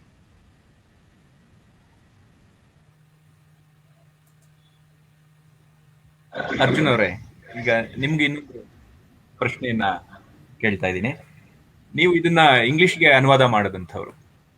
ಈ ಇಂಗ್ಲಿಷ್ ಅನುವಾದಕ್ಕೆ ನೀವು ಇದನ್ನ ಆರಿಸ್ಕೊಂಡಿದ್ದಕ್ಕೆ ಈಗಾಗಲೇ ನಿಮ್ಮ ಮಾತುಗಳಲ್ಲಿ ಅದು ವ್ಯಕ್ತವಾಗಿದೆ, ಅದು ಧ್ವನಿಪೂರ್ಣವಾಗಿ ಈ ಕೃತಿಯ ಪ್ರಾಮುಖ್ಯ ಎಂಥದ್ದು, ಯಾಕಿದು ಬೇಕು ಅನ್ನೋ ಹಿನ್ನೆಲೆ ಇದೆ. ಅದಲ್ಲದೆ ನಿಮಗೆ ಈ ಕೃತಿಯ ಅನುವಾದ ಮಾಡ್ತಾ ನಿಮ್ ಎದುರಾದಂತ ಅನುಭವ, ಅದು ಸಮಸ್ಯೆಗಳಿರಬಹುದು, ಆನಂದ ಇರಬಹುದು, ಈ ರೀತಿ ಒಂದೆರಡು ಅಂಶಗಳನ್ನ ನೀವು ಹಂಚ್ಕೋಬಹುದಾ ಅಂತ ಹೇಳಿ. ಇದನ್ನ ಮುಖ್ಯವಾಗಿ ಅನುವಾದ ಮಾಡಕ್ಕೆ ಇದನ್ನ ಮುಖ್ಯವಾಗಿ ಈ ಕೃತಿಯನ್ನ ಅನುವಾದ ಮಾಡೋದಕ್ಕೆ ನಾನು ಮತ್ತೆ ನನ್ನ ಸ್ನೇಹಿತ ಹರಿ ರವಿಕುಮಾರ್ ನಾವು ಇದನ್ನ ಆಯ್ಕೆ ಮಾಡಿದ್ದು ಉದ್ದೇಶ ಏನಂದ್ರೆ, ಈಗ ನಮ್ಮ ಭಾರತೀಯರ ಮೇಲೆ, ಭಾರತೀಯ ವಿದ್ವತ್ ಪರಂಪರೆಯ ಮೇಲೆ ಇರುವಂತಹ ಒಂದು ಆರೋಪ ಏನಂದ್ರೆ, ನೀವ್ ಯಾವಾಗ ನಮ್ಮ ಭಾರತೀಯರು ಇದು ಸ್ವಾತಂತ್ರ್ಯೋತ್ತರ ಕಾಲದಲ್ಲಿ ಪಾಶ್ಚಾತ್ಯರು ಯಾವ್ಯಾವ ರೀತಿ ನಮ್ಮ ಈ ಸಂಸ್ಕೃತಿ ಮೇಲೆ ಆಗ್ಲಿ, ಅಥವಾ ಯಾವುದೇ ಒಂದು ಕಾವ್ಯ ಪರಂಪರೆ ಮೇಲೆ ಆಗ್ಲಿ, ಅಥವಾ ಧರ್ಮಶಾಸ್ತ್ರಗಳ ಮೇಲೆ ಆಗ್ಲಿ ಮಾಡ್ತಿರುವಂತಹ ಅಟ್ಯಾಕ್ಸ್ಗೆ ನೀವ್ ಯಾವುದೇ ರೀತಿ ಉತ್ತರವನ್ನ ಕೊಟ್ಟಿಲ್ಲ. ನೀವು ಭಾರತೀಯರು, ನೀವು ಅದ್ರ ಬಗ್ಗೆ you have turned a blind eye towards it, ಅಥವಾ ನೀವು ಒಂದ್ ರೀತಿ ಕೂಪ ಮಂಡೂಕರಾಗಿ ಇದ್ಬಿಟ್ಟಿದಿರಿ. ಅಲ್ಲವ್ರು ಏನೇನು ಅದೆಲ್ಲ ಅಟ್ಯಾಕ್ಸ್ ಮಾಡ್ತಾ ಇದಾರೆ, ಅದೆಲ್ಲ ನಿಮ್ಗೆ ಆರೋಪ ಏನೇನು ಹೊರಿಸ್ತಾ ಇದಾರೆ, ಅದ್ ನಿಮ್ಗೆ ಗೊತ್ತೇ ಇಲ್ಲ ಅನ್ನೋ ಆರೋಪ ಒಂದು ಉಟ್ಕೊಂಡಿದೆ ಭಾರತೀಯ ವಿದ್ವತ್ ಪರಂಪರೆ ಬಗ್ಗೆ. ಅತಿ ಭಾರತೀಯರಿಂದ ಕೆಲವೊಂದಿಷ್ಟು ಜನ ಭಾರತೀಯರೇ ಆಗಿ ಪಾಶ್ಚಾತ್ಯ ಜಗತ್ತಲ್ಲಿ ಈಗ ಸೆಟ್ಲ್ ಆಗಿರುವಂತವ್ರು, ನೀವು ಭಾರತೀಯ ವಿದ್ವಾಂಸರು ಏನು, ನೀವು ಅದಕ್ಕೆ ಏನ್ ಉತ್ತರ ಕೊಟ್ಟಿದ್ದೀರಿ, ಯಾವ ಕೆಲಸ ಮಾಡಿದಿರಿ, ಅವ್ರು ಏನೇನ್ ಆಕ್ಷೇಪ ಹೊರಿಸ್ತಾ ಇದ್ದಾರೆ ನಿಮ್ಮ ಮೇಲೆ, ಅದ್ರ ಬಗ್ಗೆ ನಿಮ್ಗೆ ಜ್ಞಾನವಿದ್ಯಾ, ಯಾಕೆ ಹೀಗೆ ಅಂಧಕಾರದಲ್ಲಿದ್ದೀರಿ ನೀವು, ನಾವು ನಿಮ್ಮನ್ನ ಉದ್ಧಾರ ಮಾಡ್ತೀವಿ ಅಂತ ಬಂದಿರೋಷ್ಟು ಕೆಲವರು ಇದ್ದಾರೆ, ಈಗ್ಲೂ ಇದ್ದಾರೆ ಅವರು. ಏನಾಗಿದೆ ಅಂದ್ರೆ, ಅವರು ದೇಶ ಭಾಷೆಗಳಲ್ಲಿ ಬಂದಿರುವಂತಹ ಕೃತಿಗಳನ್ನ ಅವರು ಗಮನಿಸಿಲ್ಲ. ಈಗ ರಾಮಸ್ವಾಮಿಗಳು ಅವರ ಈ ಮಹಾಭಾರತ ಬೆಳೆದ ಬಗ್ಗೆ ಇದರಲ್ಲಿ, ಈ ಪುಸ್ತಕದಲ್ಲಿ ಪಾಶ್ಚಾತ್ಯ ವಿದ್ವಾಂಸರು ಬೇರೆ ಬೇರೆ ಕಾಲಘಟ್ಟದಲ್ಲಿ ಯಾವ್ಯಾವ ರೀತಿ ಈ ಮಹಾಭಾರತವನ್ನ ಅರ್ಥ ಮಾಡ್ಕೊಂಡಿದ್ರು, ಅವ್ರಿಗೆ ಸಮಗ್ರ ಸನಾತನ ದೃಷ್ಟಿ ಇತ್ತೋ ಇರ್ಲಿಲ್ವೋ, ಇದ್ರೆ ಎಲ್ಲೆಲ್ಲಿ ಯಾವ್ಯಾವ ರೀತಿ ಕೊರತೆಗಳಿತ್ತು, ಅದನ್ನ ಯಾಕೆ ಆ ರೀತಿ ಕೊರತೆಗಳು ಬಂದಿದ್ದು, ಅವ್ರಿಗೆ ಏನಾದ್ರು ಬೇರೆ ರೀತಿ ಅಲ್ಟೀರಿಯರ್ ಮೋಟಿವ್ ಇಂದ ಅದನ್ನ ಅಪಾರ್ಥ ಮಾಡ್ಕೋತಾ ಇದ್ರ, ಅಥವಾ ಅವರಲ್ಲೇ ಒಂದಿಷ್ಟು ಏನಾದ್ರು ಶಾರ್ಟ್ ಕಮಿಂಗ್ ಇತ್ತ, ಇದನ್ನ ಸರಿಗೆ ಅರ್ಥ ಮಾಡ್ಕೊಳ್ದೆ ಇರೋದಕ್ಕೆ ಏನು ಕಾರಣ, ಅದನ್ನೆಲ್ಲ ತುಂಬಾ ಚೆನ್ನಾಗಿ ಅನಲೈಸ್ ಮಾಡ್ತಾರೆ ಈ ಪುಸ್ತಕದಲ್ಲಿ ರಾಮಸ್ವಾಮಿಗಳು. ಇದು ಕನ್ನಡ ಜನಕ್ಕೆ ಅವರು ಆಗ್ಲೇನೆ ಹೆಚ್ಚು ಕಮ್ಮಿ ಒಂದು 50 ವರ್ಷದ ಹಿಂದೆನೆ, 52 ವರ್ಷದ ಹಿಂದೆನೆ ಅದನ್ನ ಕೊಟ್ಟಿದ್ದಾರೆ. ಹಾಗಾಗಿ ನಮ್ಮ ಭಾರತೀಯ ವಿದ್ವಾಂಸರು ಈ ನಿಟ್ಟಿನಲ್ಲಿ ಅವ್ರಿಗೆ ದೇವರ್ ವೆರಿ ವೆಲ್ ಅವೇರ್, ಮತ್ತೆ ಅದ್ರ ಬಗ್ಗೆ ಕೆಲಸ ಮಾಡ್ಕೊಂಡು ಬಂದಿದ್ದಾರೆ, ಭಾರತೀಯ ಭಾಷೆಗಳಲ್ಲೇ ಮಾಡ್ಕೊಂಡು ಬಂದಿದ್ದಾರೆ. ನಮ್ಮ ಸಚ್ಚಿದಾನಂದೇಂದ್ರ ಸರಸ್ವತಿಗಳು ಹೊಳೆ ನರಸೀಪುರ ಇದು ಅಧ್ಯಾತ್ಮ ಪ್ರಕಾಶ ಕಾರ್ಯಾಲಯ ಹೊಳೆ ನರಸೀಪುರದವ್ರದ್ದು, ಅವ್ರದನ್ನ ನೋಡಿದ್ರು ಕಾಣಿಸುತ್ತೆ. ನಮ್ಮ ಪಿ ವಿ ಕಾಣೆ ಅವರು ಇಂಗ್ಲಿಷ್ ಅಲ್ಲೇ ಬರೆದಿದ್ದಾರೆ ಹಿಸ್ಟ್ರಿ ಆಫ್ ಧರ್ಮಶಾಸ್ತ್ರ, ಅವ್ರದ್ದು ಆ ವಾಲ್ಯೂಮ್ಸ್ ನ ನೋಡಿದ್ರೆ ಅಲ್ಲಿ ಕೂಡ ಅವರು he has given very fitting rebuttals to the ಏನೇನು ಆರೋಪ ಮಾಡಿದಾರೋ ಪಾಶ್ಚಾತ್ಯ ವಿದ್ವಾಂಸರು ಮತ್ತೆ ಭಾರತೀಯರೇ ಆದಂತಹ ಕೆಲವು ವಿದ್ವಾಂಸರು ನಮ್ಮ ಸಾಹಿತ್ಯ ಪರಂಪರೆ ಬಗ್ಗೆ ಮತ್ತೆ ಶಾಸ್ತ್ರ ಪರಂಪರೆ ಬಗ್ಗೆ ಮಾಡಿರುವಂತಹ ಆಕ್ಷೇಪಗಳಿಗೆ ಸರಿಯಾದಂತಹ ಉತ್ತರಗಳನ್ನ ಕೊಟ್ಟಿದ್ದಾರೆ. ಸೊ ಹಾಗಾಗಿ ನಮ್ಮಲ್ಲಿ ಹೇಗೆ ಒಂದ್ ರೀತಿ ಟೆಕ್ಸ್ಚುಯಲ್ ಕ್ರಿಟಿಸಿಸಮ್ ಅಂತ ಇತ್ತು, ಮೂಲಭೂತವಾಗಿ ನಮ್ಮಲ್ಲೇ ಇದ್ದಿದ್ದಂತದ್ದೇ ಪರಂಪರೆ ಅದು. ನಾವೇನು ಕೂಪಮಂಡುಕಗಳಾಗಿಲ್ಲ, ಮತ್ತೆ ಯಾವುದೇ ರೀತಿ ಯಾವುದೋ ಒಂದು ಅಂಧಕಾರದಲ್ಲಿ ನಾವೆಲ್ಲೂ ಬಿದ್ದಿಲ್ಲ. ಆ ರೀತಿಯೆಲ್ಲ ನಮ್ಮಲ್ಲಿ ಹೇಗೆ ಬೆಳ್ಕೊಂಡು ಬಂದಿದೆ ಟೆಕ್ಸ್ಚುಯಲ್ ಕ್ರಿಟಿಸಿಸಮ್ ಮತ್ತೆ ರಿಬಟಲ್ಸ್ ಟು ವೆಸ್ಟರ್ನ್ ಕ್ರಿಟಿಸಿಸಮ್, ಅದನ್ನ ಹೊರಗಿನ ಜಗತ್ತಿಗೂ ಪರಿಚಯ ಮಾಡಿಸ್ಕೊಡ್ಬೇಕು ಅಂತ ಅದೊಂದು ಮುಖ್ಯೋದ್ದೇಶ ಆಗಿತ್ತು ಇದನ್ನ ಅನುವಾದ ಮಾಡೋದ್ರಲ್ಲಿ.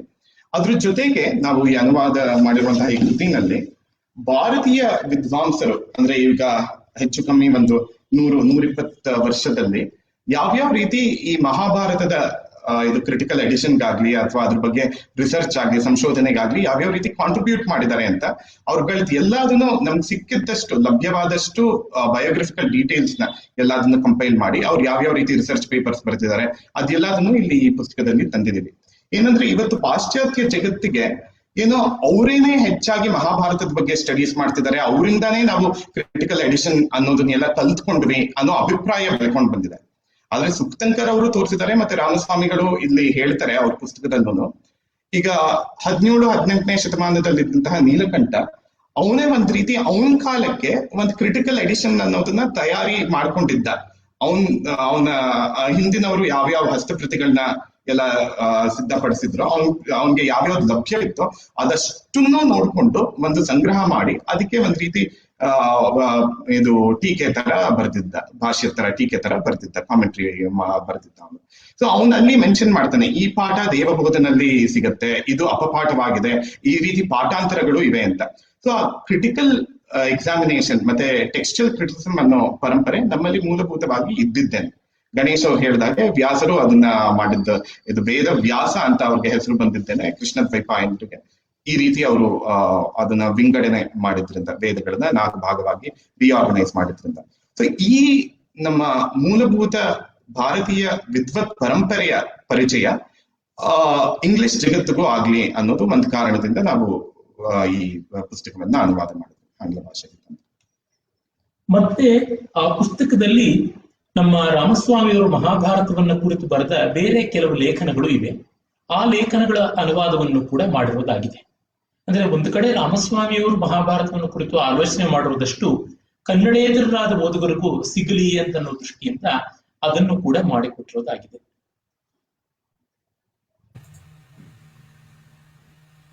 ಈಗ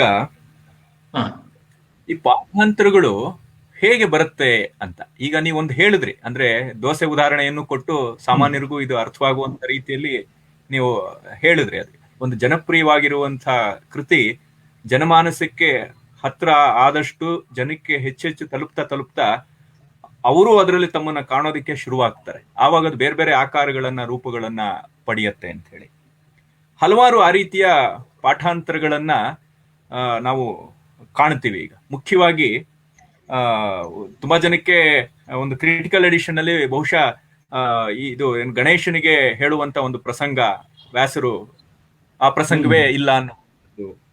ಆದ್ರೆ ಇದು ಸೇರ್ಕೊಂಡ ಮೇಲೆ ಮಹಾಭಾರತಕ್ಕೆ ಒಂದು ಮೌಲ್ಯನೇ ಬಂತು ಕೃತಿಯನ್ನಾಗಿ ಮಾಡೋದಿಕ್ಕೆ, ಮತ್ತೆ ಅದರ ಅರ್ಥ ವಿಸ್ತಾರ, ಅರ್ಥ ಗಾಂಭೀರ್ಯ, ಆ ಧ್ವನಿ ಶಕ್ತಿ ಇತ್ಯಾದಿಗಳಿಗೆಲ್ಲಾನು ಅದೇ ಒಂದು ಧ್ವನಿಯಾಗಿ ಒಂದು ರೂಪಕವಾಗಿ ಕೆಲಸವನ್ನು ಮಾಡ್ತು.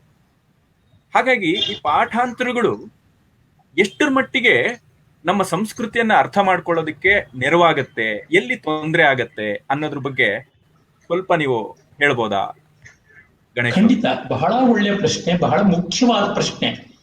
ಇದನ್ನ 2-3 ಅಂಶಗಳನ್ನು ಗಮನಿಸ್ಕೊಂಡು ನೋಡಬಹುದು. ಒಂದು ಏನಂದ್ರೆ, ಈ ಪರಿಷ್ಕೃತ ಪಾಠ ಅನ್ನುವುದು ಒಂದು ರೀತಿ ಕಳೆ ಕಸ ಕಡ್ಡಿ ಎಲ್ಲ ಕಿತ್ತಾಕ್ಬಿಟ್ಟು ಮಾಡಿದ್ದು ಅನ್ನುವಂಥದ್ದಲ್ಲ. ಉದಾಹರಣೆಗೆ ಮಹಾಭಾರತದ ಪೂಣಾ ಭಂಡಾರ್ಕರ್ ಸಂಶೋಧನಾ ಕೇಂದ್ರದವರು ಮಾಡಿರ್ತಕ್ಕಂಥ ಮೂಲ ಮಹಾಭಾರತದ 19 ಸಂಪುಟಗಳು ಯಾವುದಿವೆ ಅದರೊಳಗೆ ಅಡಿ ಟಿಪ್ಪಣಿಯಲ್ಲಿ ಎಲ್ಲ ಪಾಠಾಂತರಗಳನ್ನು ಕೊಟ್ಟಿದ್ದಾರೆ. ಅದಲ್ಲದೆ ಪರಿಶಿಷ್ಟಗಳು ಅಪೆಂಡಿಸೀಸ್ ಅಂತ ಕೂಡ ದೀರ್ಘವಾದ ಪಾಠಾಂತರ ಇದ್ರೆ ಅಷ್ಟು ಕೊಟ್ಟಿದ್ದಾರೆ. ಅಂದ್ರೆ ಇವತ್ತು ನಮ್ಗೆ ಮಹಾಭಾರತದ ಹಸ್ತಪ್ರತಿಗಳು ಯಾವುದಿವೆ ಅಲ್ಲಿ ಕಂಡು ಬರುವ ಅಷ್ಟೂ ಪಾಠಾಂತರಗಳನ್ನು ಅಲ್ಲಿ ಸೇರಿಸಿಕೊಂಡಿದ್ದಾರೆ. ಆದರೆ ಯಾವುದು ಅತ್ಯಂತ ಪ್ರಾಚೀನ ಪಾಠ ಅಂತಿದೆ ಅದನ್ನ ಮೇಲ್ಗಡೆ ಕೊಟ್ಟಿದ್ದಾರೆ. ಮತ್ತೆ ಅಲ್ಲಿಯೂ ಕೂಡ ಸಂದೇಹಾಸ್ಪದ ಅಂತ ಯಾವ್ದಿದೆ ಅದನ್ನ ಒಂದು ತರಂಗದಂತೆ ಅಲೆ ತರ ಇರತಕ್ಕಂಥ ಒಂದು ಸರಪಣಿ ಗೆರೆಯಿಂದ ಗುರುತಿಸಿದ್ದಾರೆ. ಅಂದ್ರೆ ಏನ್ ಮಾಡಿದ್ದಾರೆ ಅವರು, ಅತ್ಯಂತ ಪ್ರಾಚೀನ ಪಾಠ ಅಂತ ಭಾವಿಸಿರುವಂತದ್ದು ಯಾವ್ದಿದೆ ಎಲ್ಲ ಹಸ್ತಪ್ರತಿಗಳ ಆಧಾರದ ಮೇಲೆ ಅದನ್ನ ಇಟ್ಟುಕೊಂಡು ಅವ್ರು ಮಾಡಿದ್ದಾರೆ. ಮಿಕ್ಕ ಎಲ್ಲಕ್ಕೂ ಅವಕಾಶ ಕೊಟ್ಟಿದ್ದಾರೆ. ಅಂದ್ರೆ ಮಿಕ್ಕನ್ನೆಲ್ಲ ಗುಡಿಸಿ ಹಾಕ್ಬಿಟ್ಟು ತಿಪ್ಪೆಗೆ ಹಾಕ್ಬಿಟ್ಟಿಲ್ಲ. ಇದೊಂದು ಗಮನಿಸ್ಬೇಕು.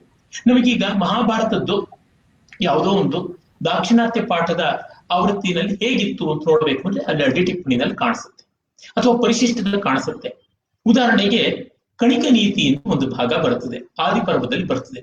ಅದು ಪಾಂಡವರು ತುಂಬಾ ಚೆನ್ನಾಗಿ ವಿರೋಚಿತವಾಗಿ ಬೆರೀತಾ ಇದ್ದಾರೆ ಅಂತ ಗೊತ್ತಾದಾಗ ಧೃತರಾಷ್ಟ್ರನಿಗೆ ದುರ್ಯೋಧನಿಗೆ ಸಂಕಟ ಆಗುತ್ತೆ. ಅರಗಿನ ಮನೆಯ ಪ್ರಕರಣಕ್ಕಿಂತ ಮುಂಚೆ ಬರುತ್ತೆ. ಆಗ ಶಕುನಿ ತನ್ನ ಊರಿನಿಂದ ಒಬ್ಬ ಕಣಿಕ ಅಂತ, ಇನ್ನೊಂದು ಪಾಠಾಂತರದಲ್ಲಿ ಕಳಿಂಗ ಅಂತ ಕೂಡ ಇದೆ, ಆ ಕಣಿಕನನ್ನ ಕರ್ಕೊಂಡು ಬಂದು ಅವನೊಬ್ಬ ಮಂತ್ರಿ, ವೃದ್ಧ ಮಂತ್ರಿ, ಧೃತರಾಷ್ಟ್ರನಿಗೆ ಕೂಟ ರಾಜನೀತಿ, ಈ ಕಾಲದಲ್ಲೆಲ್ಲ ಇರುವಂತಹ ರಾಜನೀತಿ ಏನಿದೆ ಅದನ್ನು ಉಪದೇಶ ಮಾಡಿಸ್ತಾನೆ. ಅದಕ್ಕೊಂದು ಕಥೆ ಎಲ್ಲ ಬರುತ್ತೆ. ಇದು ಪ್ರಾಚೀನ ಪಾಠದಲ್ಲಿ ಇಲ್ಲ, ಆಮೇಲೆ ಬಂದು ಸೇರ್ಕೊಂಡಿದೆ. ಕಥೆಗಳು ಚೆನ್ನಾಗಿವೆ. ಅಲ್ಲಿ ಬರತಕ್ಕಂತ ಒಂದು ಕಥೆ ವರ್ಲಿ ವಿಸ್ಡಮ್ ಅಂತೀವಲ್ಲ, ಲೋಕ ಕಪಟ ತಂತ್ರ ಹೇಗೆ, ಅದಕ್ಕೆ ಬಹಳ ಮುಖ್ಯವಾಗಿ ಒಲಿದು ಬರುತ್ತೆ. ಹಾಗಾಗಿ ಚೆನ್ನಾಗಿದೆ. ಆದ್ರೆ ಪ್ರಾಚೀನ ಪಾಠದಲ್ಲಿ ಇಲ್ಲ. ಈಗ ನಾವು ಪ್ರಾಚೀನ ಪಾಠದಲ್ಲಿ ಇಲ್ಲ ಅನ್ನೋ ಸತ್ಯವನ್ನು ಗಮನಿಸ್ಕೊಳ್ಬೇಕು. ಮತ್ತೆ ಅದು ಒಂದು ಪ್ರತ್ಯೇಕ ಕಥೆಯಾಗಿ ಚೆನ್ನಾಗಿದೆ ಅಂತಲೂ ನೋಡಬೇಕು. ಉದಾಹರಣೆಗೆ ನೋಡಿ, ಅರ್ಜುನನಿಗೆ ಊರ್ವಶಿಯ ಶಾಪ ಬಂತು ಅಂತ ಬರುತ್ತದೆ ವನಪರ್ವದಲ್ಲಿ, ದೇವಲೋಕಕ್ಕೆ ಅವನು ಹೋದಾಗ. ಅದು ಪ್ರಾಚೀನ ಪಾಠಗಳಲ್ಲಿ ಇಲ್ಲ. ಆದ್ರೆ ಆಧುನಿಕ ಪಾಠಗಳು, ದಾಕ್ಷಿಣಾತ್ಯ ಪಾಠಗಳು, ಅರ್ವಾಚೀನ ಪಾಠಗಳಲ್ಲಿ ಇದೆ. ಊರ್ವಶಿ ಶಾಪ ಕೊಟ್ಲು. ಅರ್ಜುನ ಊರ್ವಶಿ ಅವನನ್ನ ಅಪೇಕ್ಷೆ ಪಟ್ಟು ಬಂದಾಗ ನಿರಾಕರಿಸಿದ. ಆದ್ರೆ ಅವಳು ಕೋಪ ಮಾಡಿಕೊಂಡು ನೀನು 1 ವರ್ಷ ನಪುಂಸಕನಾಗುವಂತೆ ಶಾಪ ಕೊಟ್ಲು. ಅದನ್ನೇ ಅಜ್ಞಾತವಾಸದಲ್ಲಿ ಅವನು ತನಗೆ ಒಂದು ವರವಾಗುವಂತೆ ಬಳಸಿಕೊಂಡ ಅಂತ. ಆದ್ರೆ ಇದು ಪ್ರಕ್ಷಿಪ್ತ ಅನ್ನೋದಕ್ಕೆ ಅಲ್ಲಿಯೇ ಮೂಲದಲ್ಲೇ ಆಧಾರ ಸಿಗುತ್ತೆ. ಏನಂದ್ರೆ 1 ವರ್ಷ ನಾನು ಬ್ರಹ್ಮಚರ್ಯದಲ್ಲಿ ಇದ್ದೆ ಅಷ್ಟೇನೆ ಅಂತ ಅರ್ಜುನ ಹೇಳ್ತಾನೆ. ಶಾಪದ ವಿಷಯ ಅವನು ಹೇಳೋಲ್ಲ.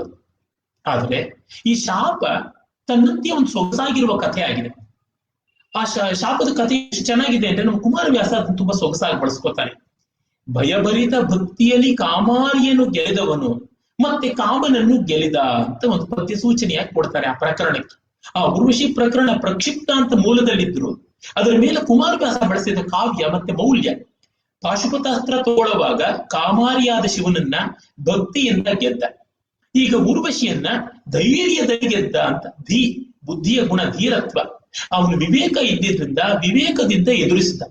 ಸ್ವರ್ಗಕ್ಕೆ ಅವನು ಹೋದಾಗ ಸ್ವರ್ಗದ ಹೆಣ್ಣು ಆ ಊರ್ವಶಿಯನ್ನ ಒಲಿಸ್ಕೊಳ್ಳೋದಕ್ಕೆ ಎಲ್ಲರೂ ತುದಿಗಾಲಲ್ಲಿ ಇರ್ತಾ ಇದ್ರು. ಕುಮಾರವ್ಯಾಸ ಬರೀತಾನೆ, ಊರ್ವಶಿಯ ನೃತ್ಯ ನಡೆಯುತ್ತೆ ಅಂದ್ರೆ ಅಲ್ಪ ಸ್ವಲ್ಪ ಪುಣ್ಯ ಮಾಡಿದ ಸ್ವರ್ಗದಲ್ಲಿರುವ ಜನವನ್ನು ಓಡಿಸ್ಬಿಟ್ರಂತೆ. ಬೆಸ್ಟ್ ಪುಣ್ಯ ಮಾಡಿರ್ತಕ್ಕಂಥ ಅತ್ಯುತ್ಕೃಷ್ಟರಿಗೆ ಮಾತ್ರ ಬಡಗು ಪುಣ್ಯದವರ ನೇಕೆ ಒಳಗೆ ಹೋಗಿಸಿದೆ.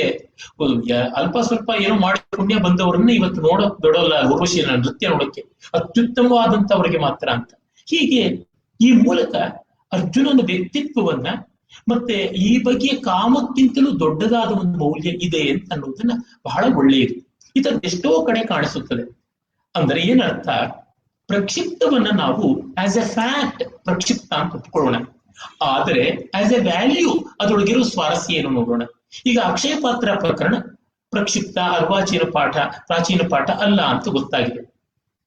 ಆದ್ರೆ ಮೂಲದಲ್ಲಿರುವುದಕ್ಕಿಂತ ಚೆನ್ನಾಗಿ ಕನ್ನಡದಲ್ಲಿ ಕುಮಾರವ್ಯಾಸ ಬಳಸಿಕೊಂಡಿದ್ದಾನೆ, ಬಹಳ ಸೊಗಸಾಗಿ ಬಳಸಿಕೊಂಡಿದ್ದಾನೆ.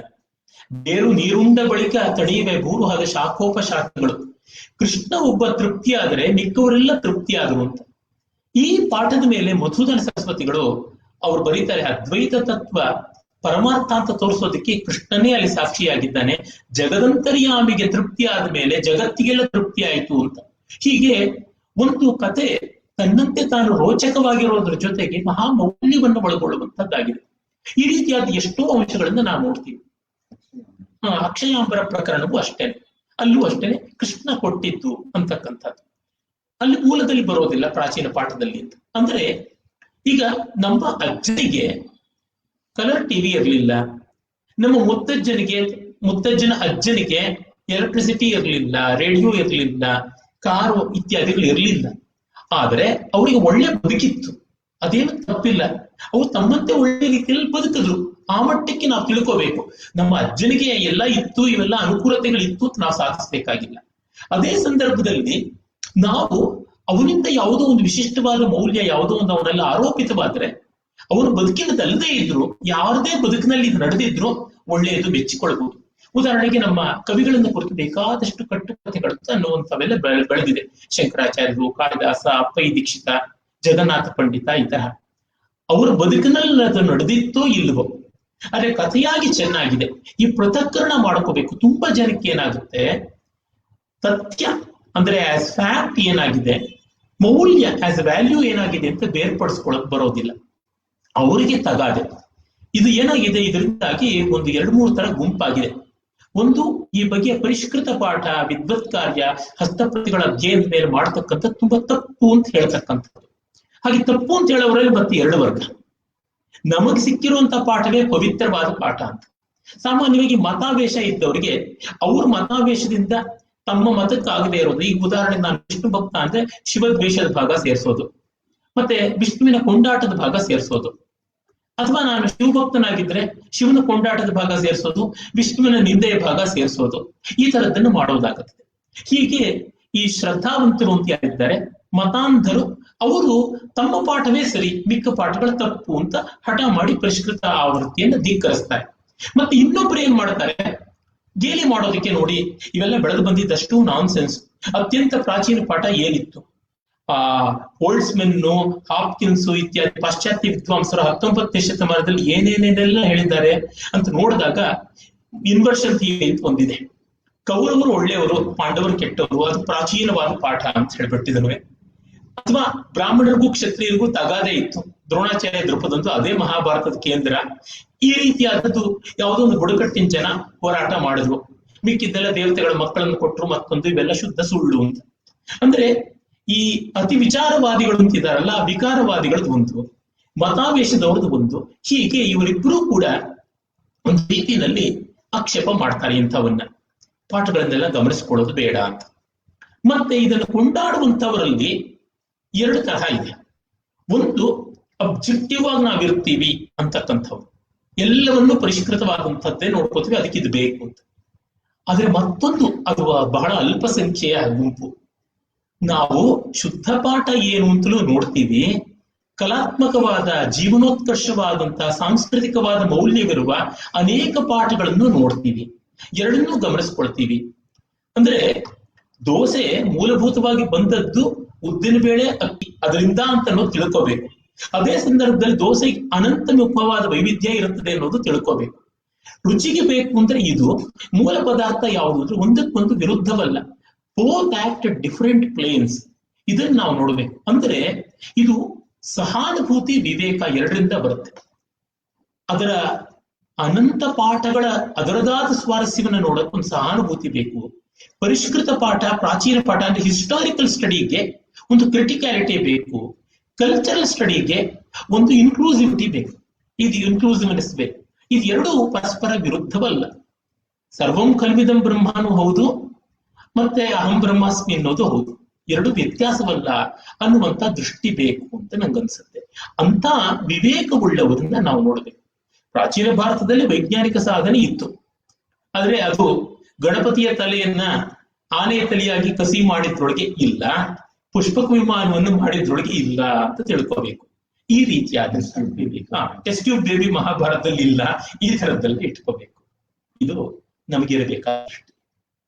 ಮತ್ತೆ ಇನ್ನೊಂದು ವಿಚಾರ ಏನಂದ್ರೆ, ಇಲ್ಲಿ ಇವರು ಪರಿಷ್ಕೃತ ಆವೃತ್ತಿ ಅಂತ ಯಾವನ್ನ ತಯಾರಿ ಮಾಡಿದ್ದಾರೆ ಸಿಕ್ತಂಕರ್ ಅವರು, ಅದು ವ್ಯಾಸರದ್ದೇ ಮೂಲ ಮಹಾಭಾರತ ಅಂತ ಅವ್ರಿಗೇನು ಡಿಕ್ಲೇರ್ ಮಾಡಿಲ್ಲ.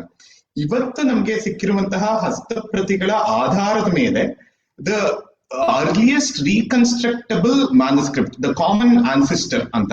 ಎಲ್ಲದಕ್ಕಿಂತಲೂ ಪ್ರಾಚೀನವಾದದ್ದು ನಾವು ಎಷ್ಟರ ಮಟ್ಟಿಗೆ ರೀಕನ್ಸ್ಟ್ರಕ್ಟ್ ಮಾಡ್ಬೋದು ಅದು ಈ ಕ್ರಿಟಿಕಲ್ ಎಡಿಷನ್ ಅಂತ ಅವ್ರು ಮಾಡಿರೋದು. ಕಾನ್ಸ್ಟಿಟ್ಯೂಟೆಡ್ ಟೆಕ್ಸ್ಟ್ ಅಂತ ಏನ್ ಕರೀತಾರೆ ಹಾಗೆ. ಈ ವರ್ಷನ್ನೇ ವ್ಯಾಸರು ಬರೆದಿದ್ದು ಅಂತ ಅವ್ರು ಎಲ್ಲೂ ಆ ರೀತಿ ಎಲ್ಲೂ ಡಿಕ್ಲೇರ್ ಮಾಡಿಲ್ಲ, ಅದು ಮಾಡಕ್ ಸಾಧ್ಯವೂ ಇಲ್ಲ. ಸೊ ಅದು ತುಂಬಾ ಕಷ್ಟವಾದಂತಹ ಕೆಲಸ. ಡಿ ಕೋಸಾಂಬಿ ಅಂತ ಒಬ್ರು ಮಾಡಿಸಿದ್ರು.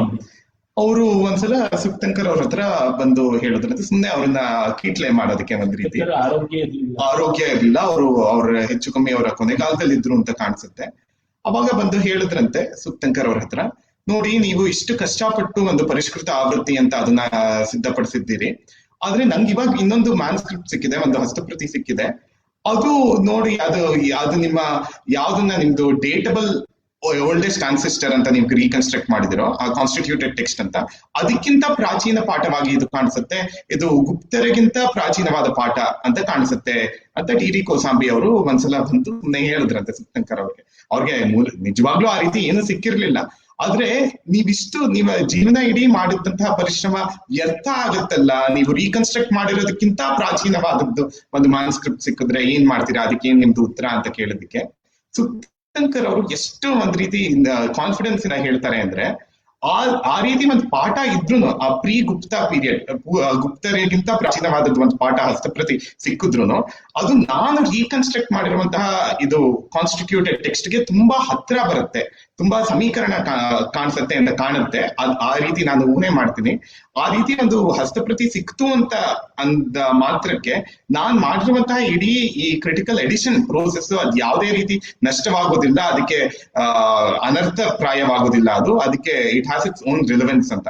ಅಂದ್ರೆ ಅವರು ಆ ಟೆಕ್ನಿಕ್ ಏನಿತ್ತು ಅವ್ರದ್ದು, objective technique of reconstructing the common ancestor, critical apparatus ಮತ್ತೆ ಮೆಥಡಾಲಜಿ ಅವ್ರದ್ದು ಏನಿತ್ತು ಅದ್ರ ಬಗ್ಗೆ ಅಷ್ಟು ಕಾನ್ಫಿಡೆನ್ಸ್ ಇತ್ತು ಅವ್ರಿಗೆ. ಸೊ ಹಾಗಾಗಿ ಇದು ವ್ಯಾಸರಿಗೆ ಹತ್ರವಾದಂತಹ ಪಾಠ ಅಂತ ಹೇಳ್ಬೋದೇ ಹೊರತು ವ್ಯಾಸರೇ ಬರ್ದಿದ್ದು ಅಂತ ಸುಕ್ತಂಕರ್ ಅವರು ಹೇಳ್ತಿಲ್ಲ, ರಾಮಸ್ವಾಮಿಗಳು ಹೇಳ್ತಿಲ್ಲ. ಅದನ್ನ ನೋಡಿದ್ರೆ ಹಾಗಿಲ್ದೇ ಇರ್ಬೋದು ಅಂತಾನು ಅನ್ಸುತ್ತೆ. ಮತ್ತೆ ಇನ್ನೊಂದು ಏನಂದ್ರೆ, ಗಣೇಶ್ ಅವರೇ ಈಗ ಸುಮಾರು ವರ್ಷದಿಂದ ಹೇಳ್ತಿರೋದು ಏನಂದ್ರೆ, ಅದೇ ಇವಾಗ ಅವರು ಸತ್ಯ, ಫ್ಯಾಕ್ಟ್ ಅಂಡ್ ವ್ಯಾಲ್ಯೂ ಅಂತ ಹೇಳ್ತಿರೋ ಹಾಗೇನೆ ಹಿರಿಯಣ್ಣ ಅವರ ಮಾತು ಅದು. ಮಹಾಭಾರತಕ್ಕೆ ಯಾರಾದ್ರೂ ಈ ಪರಿಷ್ಕೃತ ಆವೃತ್ತಿ ಜೊತೆ ಒಂದು ಕೊನೋಶಿಯಸ್ ಎಡಿಷನ್, ಏಸ್ಥೆಟಿಕ್ ಎಡಿಷನ್, ಸೌಂದರ್ಯ ದೃಷ್ಟಿಯಿಂದ ಒಂದು ಮಹಾಭಾರತದ ಎಡಿಷನ್ ನ ಮಾಡ್ಬೇಕು ಅಂತ, ಅಂದ್ರೆ ವ್ಯಾಸ ದೃಷ್ಟಿಗೆ ಸರಿ ತೂಗುವಂತೆ ಇರುವಂತದ್ದು ಒಂದು ಎಡಿಷನ್. ಆದ್ರೆ ಬೇರೆ ಬೇರೆ ಪಾಠಾಂತರಗಳನ್ನು ಒಂದಿಷ್ಟನ್ನ ಇನ್ಕ್ಲೂಡ್ ಮಾಡಿ ಮಾಡುವಂತದ್ದು ಮಾಡ್ಬೋದು ಅಂತ. ಅದನ್ನ ಮಾಡಿದ್ರೆ ಅವಾಗ ಕಲ್ಚರಲ್ ಸ್ಟಡಿಗೂ ಆಗತ್ತೆ, ಹಿಸ್ಟಾರಿಕಲ್ ಸ್ಟಡಿಗೂ ಆಗತ್ತೆ, ಎಲ್ಲಾ ರೀತಿನೂ ಒಂದು ಭಾರತೀಯ ಸನಾತನ ಸಂಸ್ಕೃತಿಯ ಸಮಗ್ರ ದೃಷ್ಟಿ ಸಿಗತ್ತೆ ಅಲ್ಲಿ ಅಂತ. ಹೌದು, ನನಗೆ ಇಲ್ಲಿ ಮಾತಾಡ್ತಾ ಇನ್ನೊಂದು ಅನ್ಸಿದ್ದು, ಗಣೇಶ್ ಅವ್ರಿಗೂ ಇದು ಬಹಳ ಇಷ್ಟವಾಗ್ಬೋದು ಅಂತ ಅನ್ಕೊಂಡಿದೀನಿ. ನಾವು ಈ ಪಾಠಾಂತರಗಳ ಬಗ್ಗೆ ಇದ್ರೆಲ್ಲ ಮಾತಾಡ್ತಿದ್ದೀವಲ್ಲ, ಆದ್ರೆ ಇದನ್ನೆಲ್ಲ ಬಳಸ್ಕೊಂಡು ನಮ್ಮ ಸಾಂಸ್ಕೃತಿಕ ಲೋಕ ಬೇರೆನೇ ರೀತಿ ಶ್ರೀಮಂತ ಆಯ್ತು. ಒಂದು ಉದಾಹರಣೆ ಅಂತ ಹೇಳಿದ್ರೆ ತೆಲುಗು ಪೌರಾಣಿಕ ಸಿನಿಮಾಗಳು, ಅದೆಲ್ಲವೂ ಕೂಡ ಹೆಚ್ಚು ಕಡಿಮೆ ಈ ರೀತಿಯ ಬೇರೆ ಬೇರೆ ಪ್ರಕ್ಷಿಪ್ತಗಳು, ಪಾಠಾಂತರಗಳು ಅಥವಾ ಕಲ್ಪನೆಗಳು ಭಾಗದಲ್ಲೇ ಒಂದು ವಿಸ್ತಾರವಾಗಿ ಬೆಳೆದು ಆ ಮೂಲಕ ನಷ್ಟಪ್ರಾಯವಾಗಿರುವಂತಹ ಎಷ್ಟೋ ಭಾರತೀಯ ಮೌಲ್ಯಗಳನ್ನ ಅದು ಕಲಾ ಮಾಧ್ಯಮದ ಮೂಲಕ ಹೇಳೋದಿಕ್ಕೆ ಕಾರಣ ಆಯ್ತು ಅಂತ ಹೇಳಿ ನಾವು ಈ ಆಯಾಮವನ್ನು ನಾವು ಇದಕ್ಕೆ ಜೋಡಿಸ್ಕೊಂಡಾಗ ಇನ್ನೊಂದು ಬೇರೆದೇ ಒಂದು ಅದಕ್ಕೆ ಇನ್ನೊಂದು ಆಯಾಮ ಸಿಗತ್ತೆ ಅಂತ ಅನ್ಸುತ್ತೆ. ನಿಜ. ಈಗ ನೀವು ಹೇಳಿದಂತೆ ಗಣಪತಿಯನ್ನ ಮಹಾಭಾರತದ ಲೇಖಕ ಮಾಡಿದ್ದು ಅದರಂತೆಯೇ ಆಕರ್ಷಕವಾಗಿದೆ. ಅಲ್ಲಿ ಒಂದು ಮಹಾತತ್ವ ಇದೆ, ಏನಂದ್ರೆ ಅರ್ಥ ಮಾಡಿಕೊಳ್ಳದೆ ಲಿಪಿಕಾರ ಇರಬಾರದು ಅಂತ. ನಾನು ಬರೀ ಟೈಪ್ ಮಾಡುವನಲ್ವೇ, ನಾನು ಬರೀ ಶಾರ್ಟ್ ಹ್ಯಾಂಡ್ ತಗೊಳ್ಳುವನಲ್ವೇ ಅಂದ್ರೆ ನಿನಗೂ ಅರ್ಥವಾಗ್ಬೇಕಪ್ಪ, ಇದ್ರೆ ಅರ್ಥ ಮಾಡ್ತೀಯಾ ಅಂತ ಅನ್ನೋದು ಒಂದು. ಮತ್ತೆ ಲಿಪಿಕಾರನಿಗೆ ತಕ್ಕ ಮಟ್ಟಿಗೆ ಸಮಯ ಕೊಡಬೇಕು. ನಾನು ಹೇಳ್ಕೊಂಡು ಹೋಗ್ತೀನಿ, ನನ್ನ ಮನಸ್ಸಿಗೆ ಬಂದಂತೆ ಮಾಡುವಂತದ್ದಂದ್ರೆ ಕಥಕ ಲೇಖಕ ಇಬ್ಬರಿಗೂ ಕೂಡ ಒಂದು ಮಟ್ಟದ ಹೊಂದಾಣಿಕೆ ಇರಬೇಕು. ನನಗೆ ಆ ಭಾವಾವೇಶ ಬಂದಿದೆ, ನಾನು ಹೇಳ್ತಾ ಹೋಗ್ತೀನಿ ಅಂತಂದ್ರೆ ಒಬ್ಬ ಲೇಖಕ ನನಗೆ ಆವೇಶ ಬಂತು, ನನಗೆ ಅನ್ನಿಸ್ತು ಅಂದ್ರೆ ಅಪ್ಪ ನೀನು ಮೊದಲನೇ ಅವನು ಬರವಣಿಗೆ ಮಾಡುವನು, ಅವನಿಗೆ ಅದು ಅರ್ಥ ಆಗ್ಬೇಕಲ್ವಾ, ಅವನಿಗೆ ಅದು ಮುಟ್ಟಬೇಕಲ್ವಾ, ಅವನಿಗೆ ಒಂದು ವ್ಯವಧಿ ಬೇಕಲ್ವಾ ಅಂತ ಈ ತರದ್ದು. ಹಾಗೆ ರಾಮಾಯಣದಲ್ಲಿ ಲಕ್ಷ್ಮಣ ರೇಖೆ ಎಲ್ಲೂ ಇಲ್ಲ. ಆದರೆ ಲಕ್ಷ್ಮಣ ರೇಖೆ ಇಡೀ ಭಾರತೀಯ ಸಂಸ್ಕೃತಿಯಲ್ಲಿ ಒಂದು ಧ್ವನಿಪೂರ್ಣವಾದ ಒಂದು ಪ್ರತಿಮೆ, ಒಂದು ಮೆಟಫೋರ್ ಆಗಿ ಕೂತ್ಬಿಟ್ಟಿದೆ. ಅದನ್ನ ನಾವು ನಿರಾಕರಿಸಬೇಕಿಲ್ಲ. ಆದರೆ ಅದನ್ನ ಅನ್ಯಾಯವಾದ ರೀತಿಯಲ್ಲಿ ಹೆಣ್ಣು ಎಂದಿಗೂ ದಾಟಬಾರದು, ಲಕ್ಷ್ಮಣ ರೇಖೆ ದಾಟಿದ್ರೆ ಅವಳು ಮನೆ ಹಾಳಿ ಆಗ್ತಾಳೆ ಅಂತ ನೆಗೆಟಿವ್ ಆದ ರೀತಿ ಬಳಸ್ಕೊಳ್ಬಾರದು. ಏನಂದ್ರೆ ಗಂಡಿಗಾಗಲಿ ಹೆಣ್ಣಿಗಾಗಲಿ ಯಾರಿಗಾಗಲಿ ಒಂದು ಮಿತಿ ಅಂತಿರುತ್ತೆ. ಆ ಮಿತಿ ಮೀರಿದ ಮೇಲೆ ಅವ್ರ ಬದುಕು ಸ್ವಲ್ಪ ಅತಂತ್ರದ್ದಾಗುತ್ತದೆ. ಆ ಚೌಕಟ್ಟಿನಲ್ಲಿ ಇರಬೇಕು, ಒಂದು ಸಂವಾದ ಇರಬೇಕು ಅಂತನ್ನುವ ರೀತಿಯಲ್ಲಿ ತಗೊಂಡ್ರೆ ತುಂಬಾ ಚೆನ್ನಾಗಿರುತ್ತೆ. ಈಗ ರಾಮಾಯಣದಲ್ಲಿ ಮಹಾಭಾರತದಲ್ಲಿ ಎಷ್ಟೋ ಆಕರ್ಷಕವಾದ ಶ್ಲೋಕಗಳು ಬರುತ್ತೆ. ಈಗ ನಾನು ಹೇಳಿದಂತ ಒಂದು ಲೋಕಗರ್ಭ ಗೃಹಂ ಕಲ್ಸನಂ ಯಥಾವತ್ ಸಂಪ್ರಕಾಶಿತಂ ಅನ್ನುವ ಮಾತು ಕ್ರಿಟಿಕಲ್ ಎಡಿಷನ್ ಮೇನ್ ಟೆಕ್ಸ್ಟ್ ಅಲ್ಲಿ ಇಲ್ಲ, ಕಾನ್ಸ್ಟಿಟ್ಯೂಟೆಡ್ ಟೆಕ್ಸ್ಟ್ ಅಲ್ಲಿ ಇಲ್ಲ, ಆದ್ರೆ ಪ್ರಕ್ಷೇಪದ ಭಾಗಗಳಲ್ಲಿದೆ. ಅದೇ ತರ ಶ್ಲೋಕಂ ವಾಪಿ ಅನುಗೃಹೀತ ತಥಾ ಶ್ಲೋಕಾರ್ಧಮೇವ ಪಾದಂ ವಾಪಿ ಪಠೇ ನಿತ್ಯಂ ನಚ ನಿರ್ಭಾರತೋ ಭವೇತ್ ಅಂತ ಒಂದು ಮಾತು ಬರುತ್ತೆ. ಇದು ಉತ್ತರ ಪಾಠದಲ್ಲಿ ಗೋರಖ್ಪುರ್ ಎಡಿಷನ್ ನಲ್ಲಿ ಎಲ್ಲ ಕಾಣಿಸುತ್ತೆ. ಆದ್ರೆ ಇದು ತುಂಬಾ ಚೆನ್ನಾಗಿರೋ ಪದ್ಯ. ದಿನ ಮಹಾಭಾರತದ ಒಂದು ಶ್ಲೋಕವನ್ನಾದ್ರೂ ಜ್ಞಾಪಿಸ್ಕೋಬೇಕು, ಅಥವಾ ಅರ್ಧ ಶ್ಲೋಕವನ್ನಾದ್ರೂ ಜ್ಞಾಪಿಸ್ಕೊಳ್ಬೇಕು, ಇಲ್ಲ ಒಂದು ಕಾಲ ಭಾಗವನ್ನಾದ್ರೂ ಜ್ಞಾಪಿಸ್ಕೋಬೇಕು. ಮಹಾಭಾರತದ ನೆನಪಿಲ್ಲದೆ ಬದುಕಿರಬಾರದು, ದಿನ ಇರಬಾರದು ಅಂತ. ಈ ತರ ಶ್ಲೋಕಗಳು ಚೆನ್ನಾಗಿರೋದನ್ನ ನಾವು ಖಂಡಿತ ಇಟ್ಕೋಬೇಕಾಗುತ್ತೆ. ಅದೇ ಈ ದೃಷ್ಟಿಗೆ ಒಂದು ವಿವೇಕ ಬೇಕು. ವಿವೇಕ ಇದ್ದರೆ ವೈವಿಧ್ಯ ಕಷ್ಟವಾಗೋಲ್ಲ. ವಿವೇಕ ಇಲ್ಲದೆ ಇದ್ದಾಗ ಮೆಟೀರಿಯಲಿ ಮಾನೋಕಲ್ಚರ್ ಮಾಡಕ್ ಹೋಗ್ತೀವಿ, ಅದು ಬಹಳ ಅಪಾಯ ಆಗುತ್ತೆ ಅನ್ಸುತ್ತೆ. ಸರ್, ಈಗ ಒಂದಷ್ಟು ಪ್ರಶ್ನೆಗಳು ಬರ್ತಾ ಇವೆ, ಸಾಕಷ್ಟು ಪ್ರಶ್ನೆಗಳು ಬರ್ತಾ ಇವೆ. ಅದ್ರಲ್ಲಿ 2-3 ಪ್ರಶ್ನೆಗಳನ್ನ ತಗೋಬಹುದಾ ಅಂತ. ಇಲ್ಲಿ ಒಬ್ರು ದಿಲೀಪ್ ಕುಮಾರ್ ಅನ್ನೋಂಥವ್ರು ಒಂದು ಪ್ರಶ್ನೆಯನ್ನ ಕೇಳ್ತಾರೆ. ಮೂಲ ಪಠ್ಯದ ಸಂಪಾದನೆಗಾಗಿ ದಕ್ಷಿಣ ಭಾರತದ ಪಠ್ಯಗಳನ್ನು ಗಮನಿಸಿರುವುದು ಪುಸ್ತಕದಿಂದ ತಿಳಿದಿದೆ. ಬಹಳ ಸಂತೋಷದ ವಿಷಯ. ವಿಶೇಷ ಎನಿಸುವುದು ತೆಲುಗಿನ ಪಠ್ಯವನ್ನು ಗಮನಿಸಿರುವುದಾಗಿ ಹೇಳಿದ್ದಾರೆ. ವಿಶೇಷ ಎನಿಸುವುದು ಪಂಪನ ಆದಿಯಾಗಿ ಕನ್ನಡದ ಯಾವ ಪಠ್ಯವನ್ನು ಏಕೆ ಗಮನಿಸಿಲ್ಲವೆಂಬುದಕ್ಕೆ ನಿಮ್ಮಲ್ಲಿ ಏನಾದರೂ ಕಾರಣ ಇದೆಯೇ? ಕೇವಲ ಚಾರಿತ್ರಿಕ ಹಿನ್ನೆಲೆ ಕಾರಣವಾಗಿರಲಾರದೆಂದು ನನ್ನ ಅನಿಸಿಕೆ ಅಂತ ಅವ್ರು ಕೇಳ್ತಾರೆ. ಗಮನಿಸಿಲ್ಲ ಅಂತ ಅಲ್ಲ, ಗಮನಿಸಿದ್ದಾರೆ. ಆದರೆ ಹೆಚ್ಚು ಆಧರಿಸಿರೋದು ತೆಲುಗಿನ ನನ್ನಯ್ಯ, ತಿಕ್ಕನ, ಯರಾಪ್ರಗಡ ಇವರ ಭಾರತವನ್ನ ಅನ್ನೋದಕ್ಕೆ ಕಾರಣ ಏನಂದ್ರೆ, ಅವರು ಆ ಲೇಖಕರು ಮೂಲ ಗ್ರಂಥದಲ್ಲಿಯೇ ಒಂದು ಪ್ರತಿಜ್ಞೆ ಮಾಡ್ಕೋತಾರೆ. ನಾವು ವ್ಯಾಸ ಮುನೀಂದ್ರನಿಗೆ ಬದ್ಧಾರ್ಥ ಅಂತ ಅವ್ರು ಬರ್ಕೋತಾರೆ. ಅಂದ್ರೆ ವ್ಯಾಸ ಮಹರ್ಷಿಯ ಮೂಲ ಮಾತು ಏನಿದೆ ಅದಕ್ಕೆ ನಾವು ನಮ್ಮ ಮಾತು ಸೇರಿಸೋಲ್ಲ, ಒಂದ್ ಸ್ವಲ್ಪ ಅಲ್ಪ ವರ್ಣನೆ ಮಾಡ್ತೀವಿ ಹೊರತು ಕಥಾ ಕ್ರಮದಲ್ಲಿ ನಾವು ವಿರೋಧ ಮಾಡೋದಿಲ್ಲ ಅಂತಂತಾರೆ. ಹೀಗಾಗಿ ಅದನ್ನ ಗಮನಿಸಿಕೊಂಡಿದ್ದು.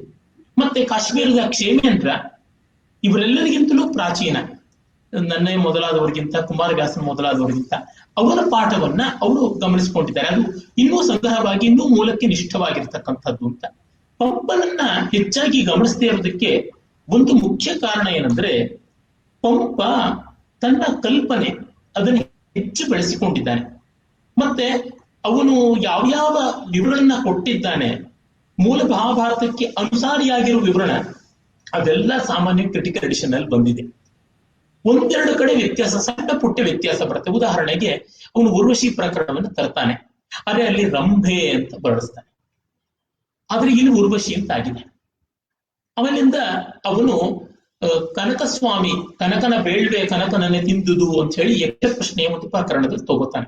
ಅದು ಕೆಲವು ಪ್ರಕ್ಷಿಪ್ತ ಆವೃತ್ತಿಗಳಲ್ಲಿ ಇದೆ, ಅದನ್ನು ಕ್ರಿಟಿಕಲ್ ಎಡಿಷನ್ ಬಳಸಿಕೊಂಡಿದೆ. ಅಂದ್ರೆ ಅದನ್ನ ಪರಿಶಿಷ್ಟವಾಗಿ ಅಡಿ ಟಿಪ್ಪಣಿಯಲ್ಲಿ ಕೊಟ್ಟಿದೆ.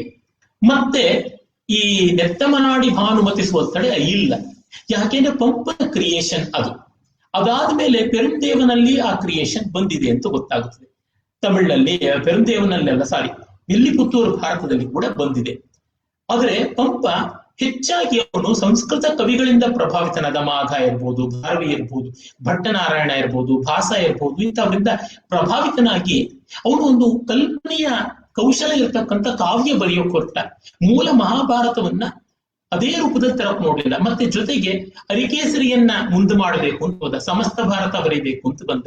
ಈ ಕಾರಣದಿಂದಾಗಿ ಪಂಪನ ಪಾಠ ಎಷ್ಟೋ ಕಡೆ ನಮಗೆ ನೆಚ್ಚೋದಿಕ್ಕೆ ಕಷ್ಟವಾಗುತ್ತದೆ. ಕಾವ್ಯವಾಗಿ ಚೆನ್ನಾಗಿರ್ಬೋದು, ಮೂಲ ಮಹಾಭಾರತದ ನಿಷ್ಠೆ. ಕುಮಾರವ್ಯಾಸನ ಭಾರತ ನಮಗೆ ನೋಡಿದಾಗ ಗೊತ್ತಾಗುತ್ತದೆ ಅದು ದಾಕ್ಷಿಣಾತ್ಯದ ಪಾಠ ಏನಿದೆ ಅದಕ್ಕೆ ತುಂಬಾ ಹತ್ತಿರ ಇರತಕ್ಕಂಥದ್ದು. ಅಲ್ಲೋ ಇಲ್ಲೋ ವ್ಯತ್ಯಾಸ ಇರೋದು ವರ್ಣನಾಂಶಗಳಲ್ಲಿ, ಅದೆಲ್ಲ ಅದನ್ನು ಪಂಪಾದಿಗಳಿಂದ ತಗೊಂಡಿದ್ದಾನೆ, ಇನ್ನು ಕೆಲವು ಅವನೇ ಕಲ್ಪನೆ ಮಾಡ್ಕೊಂಡಿದ್ದಾನೆ. ಆದ್ರೆ ಇದು ಯಾವುದೂ ಕೂಡ ಕವಿತ್ರಯ ಭಾರತ ಆಂಧ್ರ ಭಾರತದಲ್ಲಿ ಇದೆಯಲ್ಲ ಅದರಷ್ಟು ಮೂಲಕ್ಕೆ ನಿಷ್ಠವಾಗಿಲ್ಲ. ನಾನು ಆ ವಿಷಯದಲ್ಲಿ ಒಂದು ವಿಸ್ತೃತವಾದ ಲೇಖನನ್ನೇ ಬರೆದಿದ್ದೀನಿ. ಅಂದ್ರೆ ಮೂಲ ಮಹಾಭಾರತ, ಪಂಪ, ಕುಮಾರವ್ಯಾಸ ಮತ್ತೆ ಕವಿತ್ರಯ ಭಾರತ ಇವರ ತೌಲನಿಕವಾದ ಅಧ್ಯಯನ ಅಲ್ಲಿ ಆಸಕ್ತರು ನೋಡ್ಕೋಬಹುದು ಅಂತ ನನ್ಗನ್ಸುತ್ತೆ. ನೋಡಿದ್ರೆ ಈಗ ಕಾಳಿದಾಸಂದು ಶಾಕುಂತಲವನ್ನು ಅವ್ರೇನಾದ್ರೂ ವಿಕ್ರಮೋರ್ಷಿ ನೋಡಿಲ್ಲ, ಬಾಸು ನಾಟಕಗಳನ್ನು ಇಟ್ಕೊಂಡಿಲ್ಲ, ಪದ್ಮ ಪುರಾಣವನ್ನು ಗಮನಿಸಿಲ್ಲ. ಕೆಲವು ಕಲ್ಪಿತವಾದದ್ದು ಅನ್ನೋ ಕಾರಣ. ಆದ್ರೆ ಅವರು ಲೇಖನ ಅನುವಾದವನ್ನ ಒಂದನ್ನು ಇಟ್ಕೋತಾರೆ, ಮತ್ತೆ ಜಾಪನೀಸ್ ಅನುವಾದ ಅವೆರಡನ್ನು ಕೂಡ ಇಟ್ಕೋತಾರೆ. ಆಂಧ್ರ ಮಹಾಭಾರತ ಮತ್ತೆ ಕ್ಷೇಮೇಂದ್ರನ್ ಜೊತೆಗೆ ಅದನ್ನು ಇಟ್ಕೋತಾರೆ. ಮತ್ತೆ ಶಂಕರ ಭಾಷೆಗಳಲ್ಲಿ ಯಾವ್ಯಾವ್ದು ಒಂದ್ ರೀತಿ ಕೊಟೇಶನ್ಸ್ ಇದೆ ಅದ್ರದ್ದು, ಮತ್ತೆ ಋಗ್ವೇದದ ಕಿಲಭಾಗಗಳು ಅದನ್ನೆಲ್ಲ ಕೆಲವೊಂದು ಒಂದಿಷ್ಟನ್ನ ಇಟ್ಕೋತಾರೆ. ಸುಪ್ತಂಕರ್ ಅವರು ಕ್ರಿಟಿಕಲ್ ಎಡಿಷನ್ ಪ್ರಿಪೇರ್ ಮಾಡಿ. ನಿಮ್ದು ಮ್ಯೂಟ್ ಆಗಿದೆ ಪಂಡಿತ್ರೆ. ಸಾರಿ, ನಿಮ್ಮ ಲೇಖನ ಎಲ್ಲಿ ಪ್ರಕಟ ಆಗಿದೆ ಅಂತ ಹೇಳಿದ್ರೆ ಅದು ಅನುಕೂಲ ಆಗುತ್ತೆ. ಪುಸ್ತಕದಲ್ಲಿ ಯಾವ್ದಾದ್ರು ಪುಸ್ತಕದಲ್ಲಿ ಅಥವಾ ಪರೋಕ್ಷ ಪುಸ್ತಕದಲ್ಲಿ ಈಚೆಗೆ ಅದರದ್ದು ಪುನರ್ಮುದ್ರಣ ಆಗಿ ಬರುತ್ತೆ. ಆ ಪುನರ್ಮುದ್ರಣದಲ್ಲಿ ನೋಡಬಹುದು. ಇನ್ನೇನು ಸ್ವಲ್ಪ ದಿವಸಗಳಲ್ಲೇ ಬರುತ್ತೆ. ಓಕೆ. ಈಗ ಇನ್ನೊಂದು ಪ್ರಶ್ನೆ ಇದೆ. ಅವರು ಹರೀಶ್ ಶಂಕರ್ ನಾರಾಯಣ ರಾವ್ ಅನ್ನುವಂಥವ್ರು ಒಂದು ಪ್ರಶ್ನೆ ಅನ್ನೋದಕ್ಕಿಂತ ಒಂದು ಆತಂಕವನ್ನ ವ್ಯಕ್ತ ಮಾಡ್ತಾರೆ. ಅವ್ರು ಇನ್ನೂ ಪುಸ್ತಕ ಓದಿಲ್ಲ. ಆದ್ರೆ ಏನಾಗಿದೆ ಅಂತ ಹೇಳಿದ್ರೆ, does this book of S.R. Ramaswamy reduces the Mahabharata from a philosophical guide to just being a historical event ಅಂತ. ಅಂದ್ರೆ ಅದು ಮೂಲಕ್ಕಿಂತ ಅವರ ಪ್ರಶ್ನೆ ಆತಂಕದಿಂದ ಕೂಡಿದೆ. ಇದು ಕ್ರಿಟಿಸಿಸಮ್ ಅಲ್ಲ, ಒಂದು ಕನ್ಸರ್ನ್ ಇಂದ ಕೇಳ್ತಾ ಇದ್ದೀನಿ ಅಂತಾನು ಅವರು ಹೇಳಿದ್ದಾರೆ. ಒಳ್ಳೆಯದು. ಈ ಆತಂಕಕ್ಕೆ ಕಾರಣ ಅಜ್ಞಾನ ಅಂದ್ರೆ ಅವರು ದಯವಿಟ್ಟು ತಪ್ಪಾಗಿ ತಿಳಿಯಬಾರದು. ಕ್ರಿಟಿಕಲ್ ಎಡಿಷನ್ ಅನ್ನ ಅವರು ದಯವಿಟ್ಟು ಓದಿದ್ರೆ ಏನಾದ್ರೂ ಆ ಥರ ತೊಂದರೆ ಆಗಿದೆಯಾ ಅಂತ ಗೊತ್ತಾಗುತ್ತೆ. ಏನಾಗಿದೆ ನಮ್ಮಲ್ಲಿ ಕ್ರಿಟಿಕಲ್ ಎಡಿಷನ್ ತಲೆಬಾಲಾನೇ ಗೊತ್ತಿಲ್ಲದೆ ಲೋಕದಲ್ಲಿ ಬಹಳ ಕನ್ಫ್ಯೂಷನ್ ಅನ್ನು ಎಬ್ಬಿಸಿದೆ.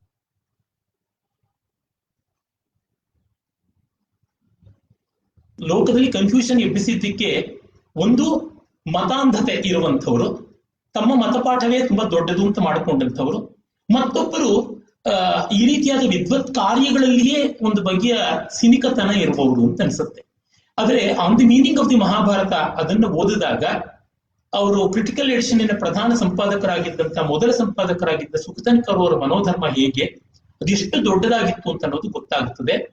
ಆಮೇಲೆ ಕ್ರಿಟಿಕಲ್ ಎಡಿಷನ್ನೇ ಇದೆ ನಮ್ಮ ಕಣ್ಣೆದುರಿಗೆ, ಅದನ್ನೇ ನೋಡಿದ್ರೆ ಗೊತ್ತಾಗುತ್ತೆ. ಅದು ಎಷ್ಟು ಜನ ಓದಿದ್ದಾರೋ ಇಲ್ವೋ ನನಗೆ ಗೊತ್ತಿಲ್ಲ.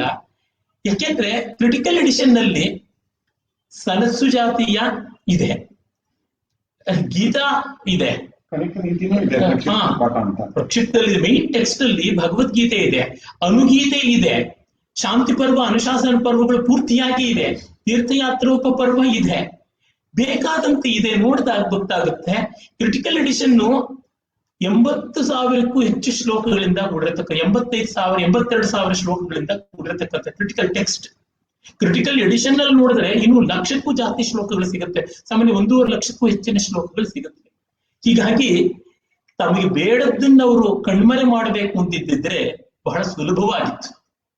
ಅವ್ರು ಯಾವುದನ್ನು ಮಾಡಿಲ್ಲ, ಅಷ್ಟನ್ನು ಇಟ್ಟಿದ್ದಾರೆ. ಅವಷ್ಟನ್ನು 19 ಸಂಪುಟವನ್ನು ಓದುವ ತಾಳ್ಮೆ ಮಾತ್ರ ಬೇಕು. ಅದನ್ನ ದಯವಿಟ್ಟು ಸಂಪಾದಿಸಿಕೊಳ್ಳಲಿ ಅಂತ ನಾನು ಕೇಳ್ತೀನಿ.